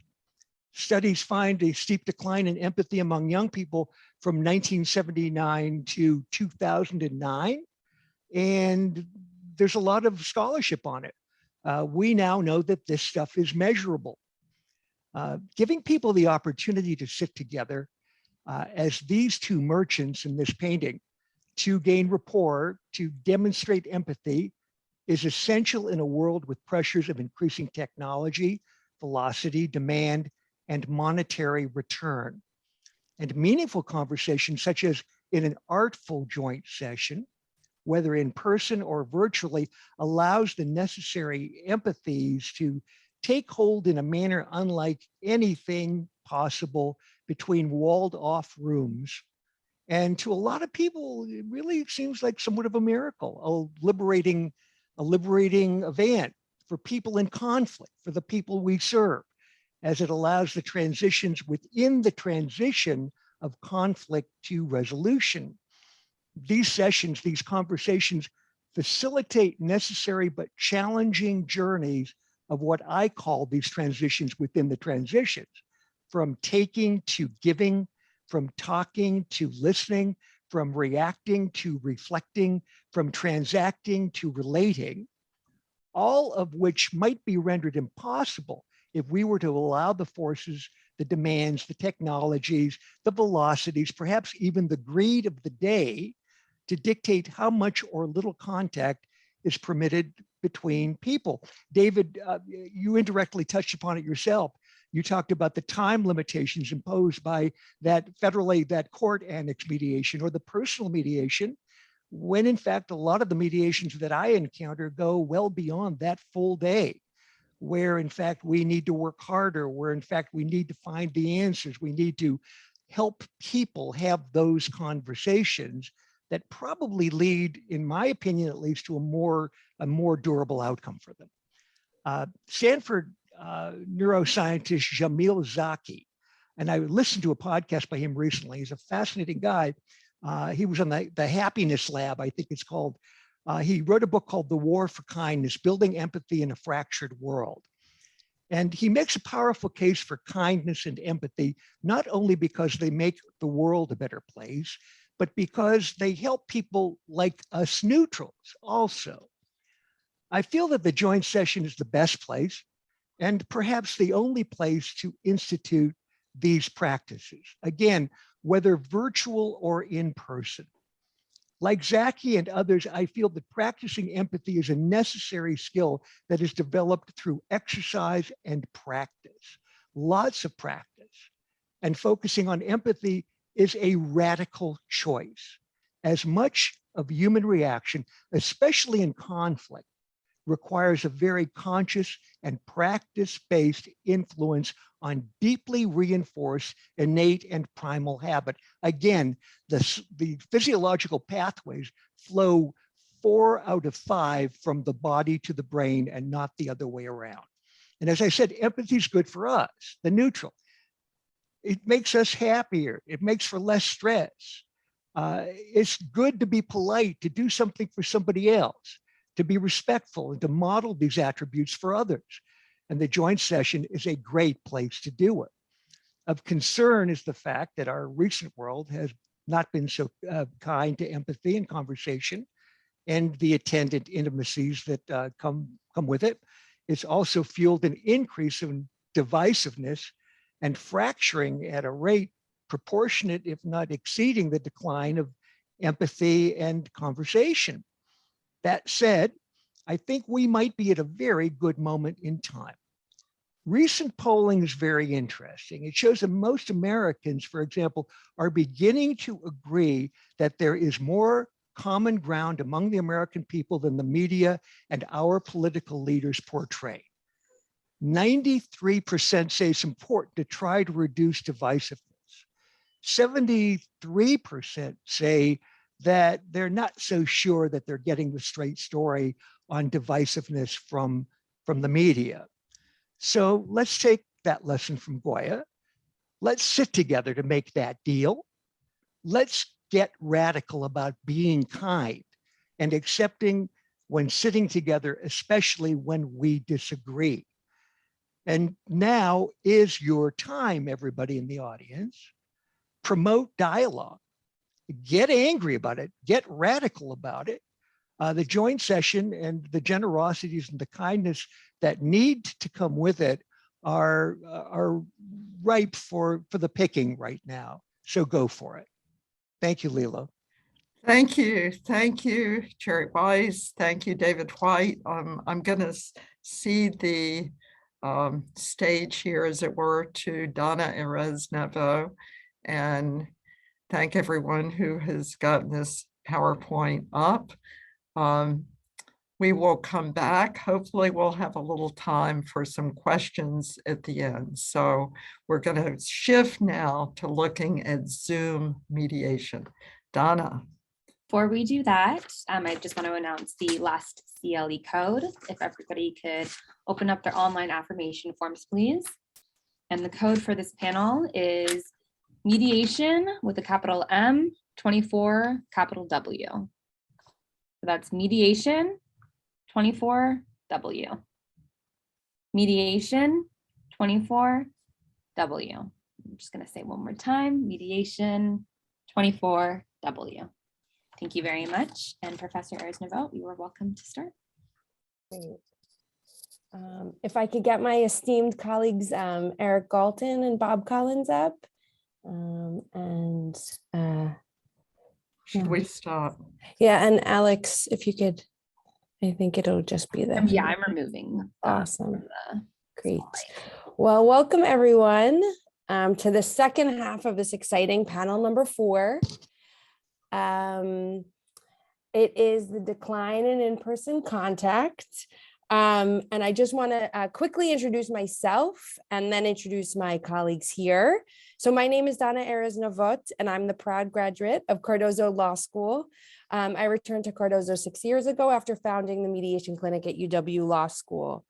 I'm currently the director of the Cardozo Mediation Clinic and the assistant director of our CUCAN program. At this point, I just want to say thank you so much also to Sam and to Alex, who've been doing such a wonderful job today. And also, of course, to Professor Leela Love, my partner in crime, and all the wonderful things that we're doing at QCAP. I also have here Professor Bob Collins, who has practiced in divorce and family mediation for almost 40 years. I've heard recently, he said he's at 39th year. He's getting to 40. He's about to get there. He's the founding director of the Divorce Mediation Clinic at Cardozo Law School and a treasured colleague and friend. He's also the founder and president of the Family Divorce Mediation Council of Greater New York and a chair of the Ethics Committee of the New York State Council on Divorce Mediation. We are also joined for this last panel with Eric Galton, an extremely successful commercial mediator who's based in Texas. He is a highly versatile mediator and pre-pandemic would mediate in Texas and around the United States, focusing on large, complex commercial mediations. He mediates disputes in over 17 areas of law. He is also a prolific author, and he co-edited a book with our own Professor Love entitled Stories Mediators Tell. Finally, Mr. Galton has more children than me. I read on his bio, he has 5 children. I have 4. He has beat me, but we both have twin daughters is what I saw. So the proud parent of multiple children, too many, I sometimes joke. Okay, so the roadmap of our section now is we'll speak for 30 minutes, maybe a few minutes less to leave some time for questions. Each of us are going to answer 2 questions in 5 to 7 minutes. And then we're going to comment a bit about each other, and we'll leave the last couple minutes to questions from the audience. So the first question, Sam, if you could move to the next slide. Great. The first question that Eric will answer first, and then he will answer the second as well, is, has virtual mediation been a good or bad thing for mediation in ADR generally? Do you like mediating in this fashion or not? And do the parties prefer it? And then what does the future look like for you as a neutral and the field? Will you be continuing with all in person, all virtual, or a hybrid? Eric, I'm going to turn to you first. If you could answer both those questions, then we will move on to Bob. He'll answer both, and then I'll answer both. And Sam, if you wouldn't mind, just stop share so we could see Eric and Bob as they speak.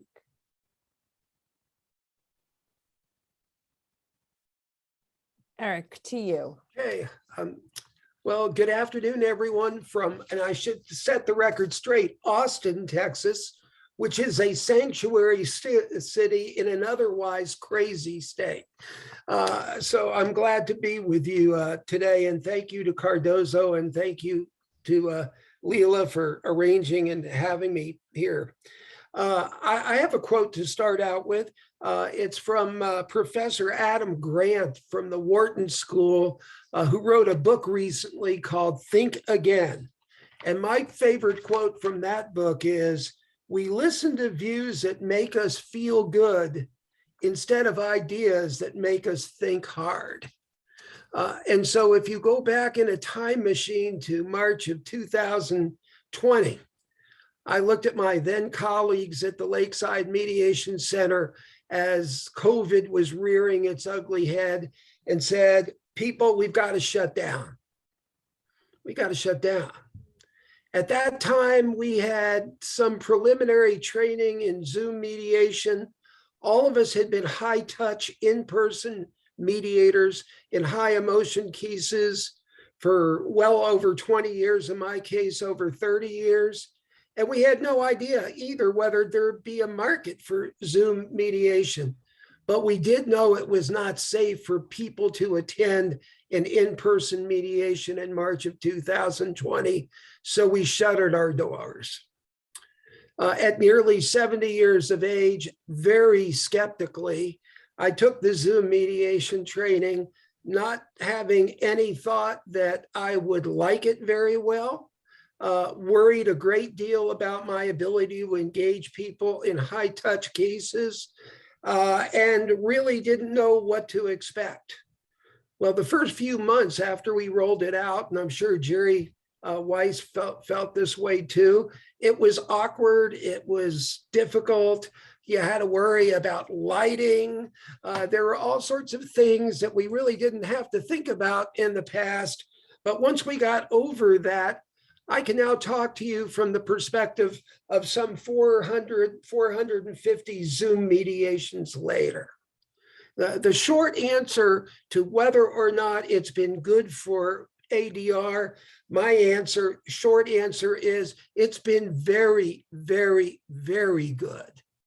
Let me answer the short answer to the second question. What do I expect moving forward in the post-pandemic world? I suspect 75% of the mediations will remain virtual and 25% will be in person or in person and hybrid. And so I suspect that's the case. Now let me go back and tell you why I like it so well and why I've made that prediction. I think if we take Professor Grant's idea of think again, this whole experiment with virtual mediation has really compelled me after nearly 33 years to completely think again almost everything I've done in the past. One of the things I underestimated was the significance of safety in mediation. And by safety, I don't mean just safety free from the virus. I mean a sense of personal safety.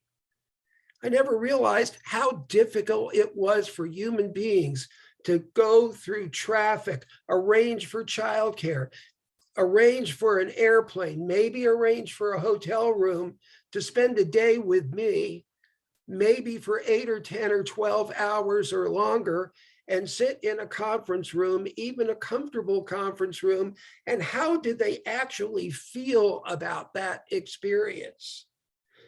One of the things that surprised me is I actually think that I'm better able to engage people in high emotion cases virtually than I did in person. That is a shocking thought to me. I never would have predicted it. I never would have thought of it, but I have had some of the most riveting person-to-person conversations virtually than I've had in previous years in person. And I think part of the reason for that is people are talking from their own environments. I look around at all of you, but you can look at my background and you might see that Telecaster in the back. You might see the Bruce Springsteen album. To some extent, what we've done is we've created windows virtually into our own humanity, and people can access us maybe even better through the virtual process, and I can access them the same way. Maybe a cat or a dog will appear on screen. Maybe someone's child, enters the room. There are so many things that oddly and counterintuitively have made virtual a very humanistic experience the more we go. So what I've discovered, and anecdotally in talking to mediators around the country and around the world, is that settlement rates, for example, are about the same, if not slightly higher, using the virtual format. Now, I hope academicians will do some surveys to take it out of the anecdotal, so it's not in that format. But it's interesting to see that that's true. And the logistical savings, the cost savings. And one thing that I want to emphasize really quickly is that in virtual space, unlike in person, I get to talk to people who are authorized to make a decision far more often than I did in person, because they can zoom in and be part of the process where they might have sent somebody on their behalf before. And that is a really important factor in mediating commercial cases. In terms of predicting the future, I will say something cynical here, also on the heels of your wonderful conversation about the joint session. I think Leila and Jerry know how I feel about it, and I think they know what I've written about it. But what I also think is we are the only profession that I'm aware of that allows the market of users, and users aren't the ultimate parties. I'm talking about the lawyers who select the cases to dictate to us what process we should use. We're the only ones. You don't go to your cardiologist and say, well, look, I've done some reading and here's what I want you to do. But the market is emphatic with us on occasion about what they require us to do. I think the same thing will be true with virtual. I think institutional clients see so much dramatic cost savings in avoiding travel, avoiding logistical cost, resources cost, that from their perspective, virtual mediation is here to stay. I think the best part of it, and I'm ending here, I promise, is that it's really requiring all of us who've been at this for a long time to rethink things that we've done, things that we've thought. And I think if there is an evolution of rethinking, I think virtual may have a really positive impetus for us to take mediation into the future, maybe in formats and ways that we never would have envisioned before. So I'm wildly optimistic about the future. I just think it's a future that's going to look a lot different than some of us had imagined previously.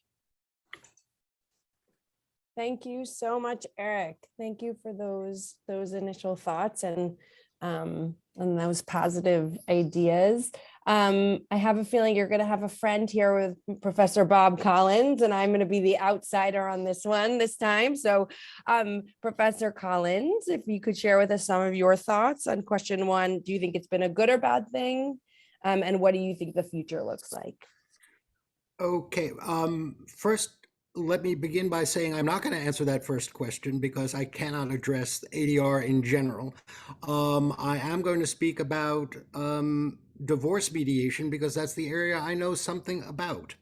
And let me say, Eric Galton may be a versatile mediator. I'm not. I've got one area that I focus in, and that's what I'm going to discuss today. I do agree. I think this is the wave of the present and the future, and it's not perfect, but it is very interestingly good enough. We're all experiencing today, I'm sure, that being gathered together in Zoom is not quite as good as being together in person. But perversely and deliciously, the very shortcomings of the Zoom process make it a wonderful system for doing divorce mediation. Donna, as you know, and anybody at Cardozo knows, I am no fan of tech, okay? I mean, to me, high tech is a scroll of parchment and a sharpened goose quill pen. And I was literally dragged kicking and screaming onto the Zoom platform when we shut down the law school 2 years ago this month.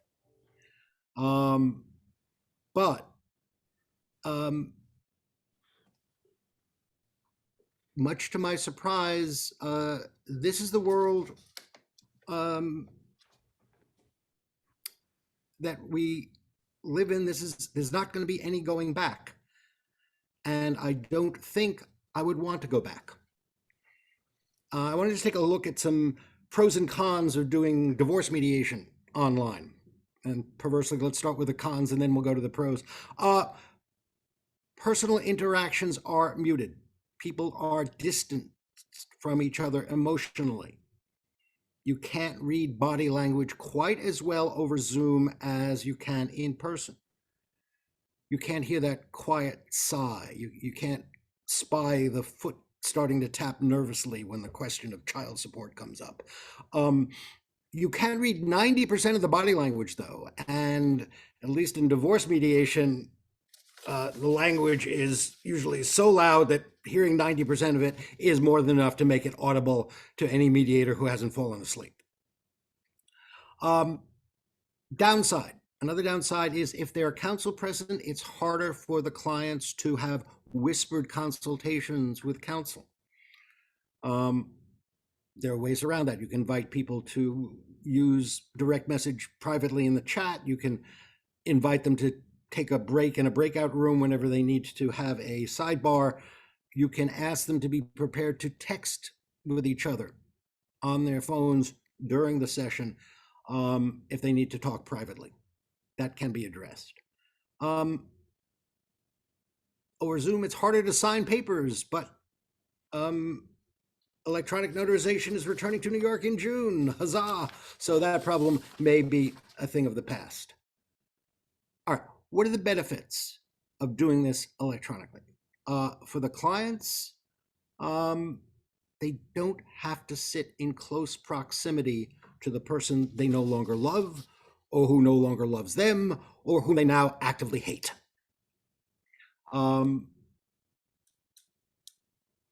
I've seen this, I've talked with other divorce mediators. We are all experiencing that people are just more comfortable. They don't have to come to some strange professional office. They don't have to go to an intimidating courthouse. They're not sitting awkwardly in a waiting room, staring at their new worst friend in the world with nothing to say to them. Everybody's sitting at their kitchen table in what for them is a familiar and safe place, perhaps even wearing their comfy pants. And there's also the convenience of doing it wherever. In the divorce mediation clinic at Cardozo these last 2 years, we've had people Zoom in while driving and conduct their divorce mediation sessions. We had one woman who talked to us while pedaling on the stationary bike at the gym. We had one guy who couldn't get off from work, so he was talking to us as he was doing his DoorDash deliveries. We even had one guy do the entire session from the inside of a porta potty at the construction site where he worked, because that was the only place that he could have some privacy. It's more convenient.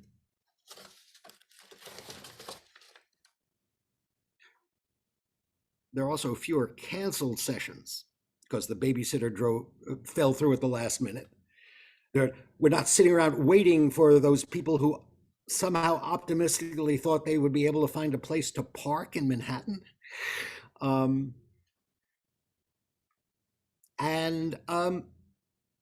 Everyone benefits from cutting down on commute time. I elected to live in northern Westchester. For me to come in to do a mediation at the courthouse in Manhattan, it's a 4 hours spent in travel, as opposed to 40 seconds logging onto the Zoom. People can attend more easily. Talk about reducing your carbon footprint. What else is in it for the mediators? Okay, for people who are just starting out a practice, there's a tremendous benefit in not having to rent an office or find some timeshare rent-a-space arrangement. You can do it from the privacy of your own kitchen. There's no investment you need to make. And your reach is extended. Okay. We can now in the clinic mediate with anybody in New York State, not just the people close enough to come into the clinic.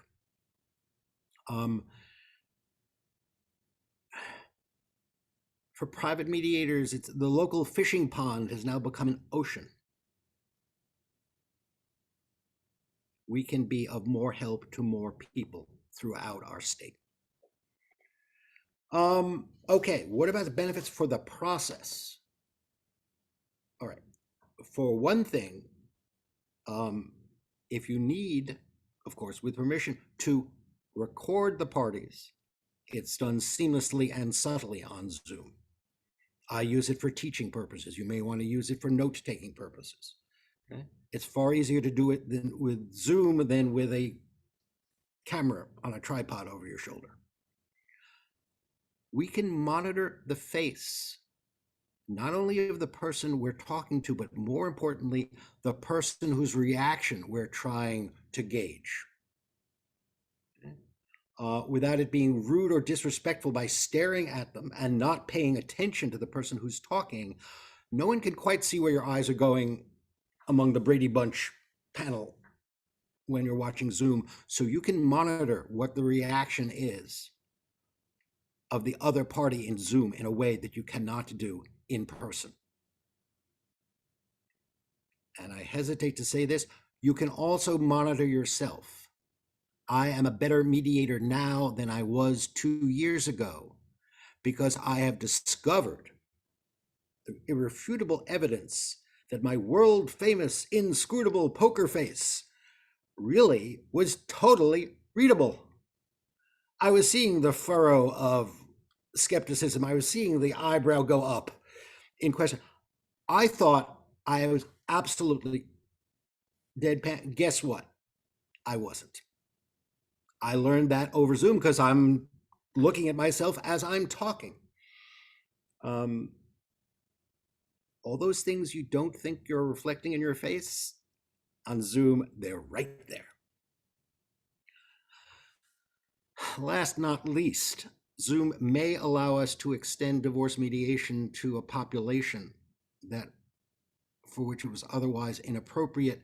There may be some cases of domestic violence, not all, but some, in which this distanced forum allows it to be a sufficiently safe process to allow the victim of domestic violence to not also have to become a victim of the court system. Okay? You're not sitting next to your abuser. You're not sitting in the waiting room. Hell, you're not leaving the building when they are. It may provide some mechanism for helping more people.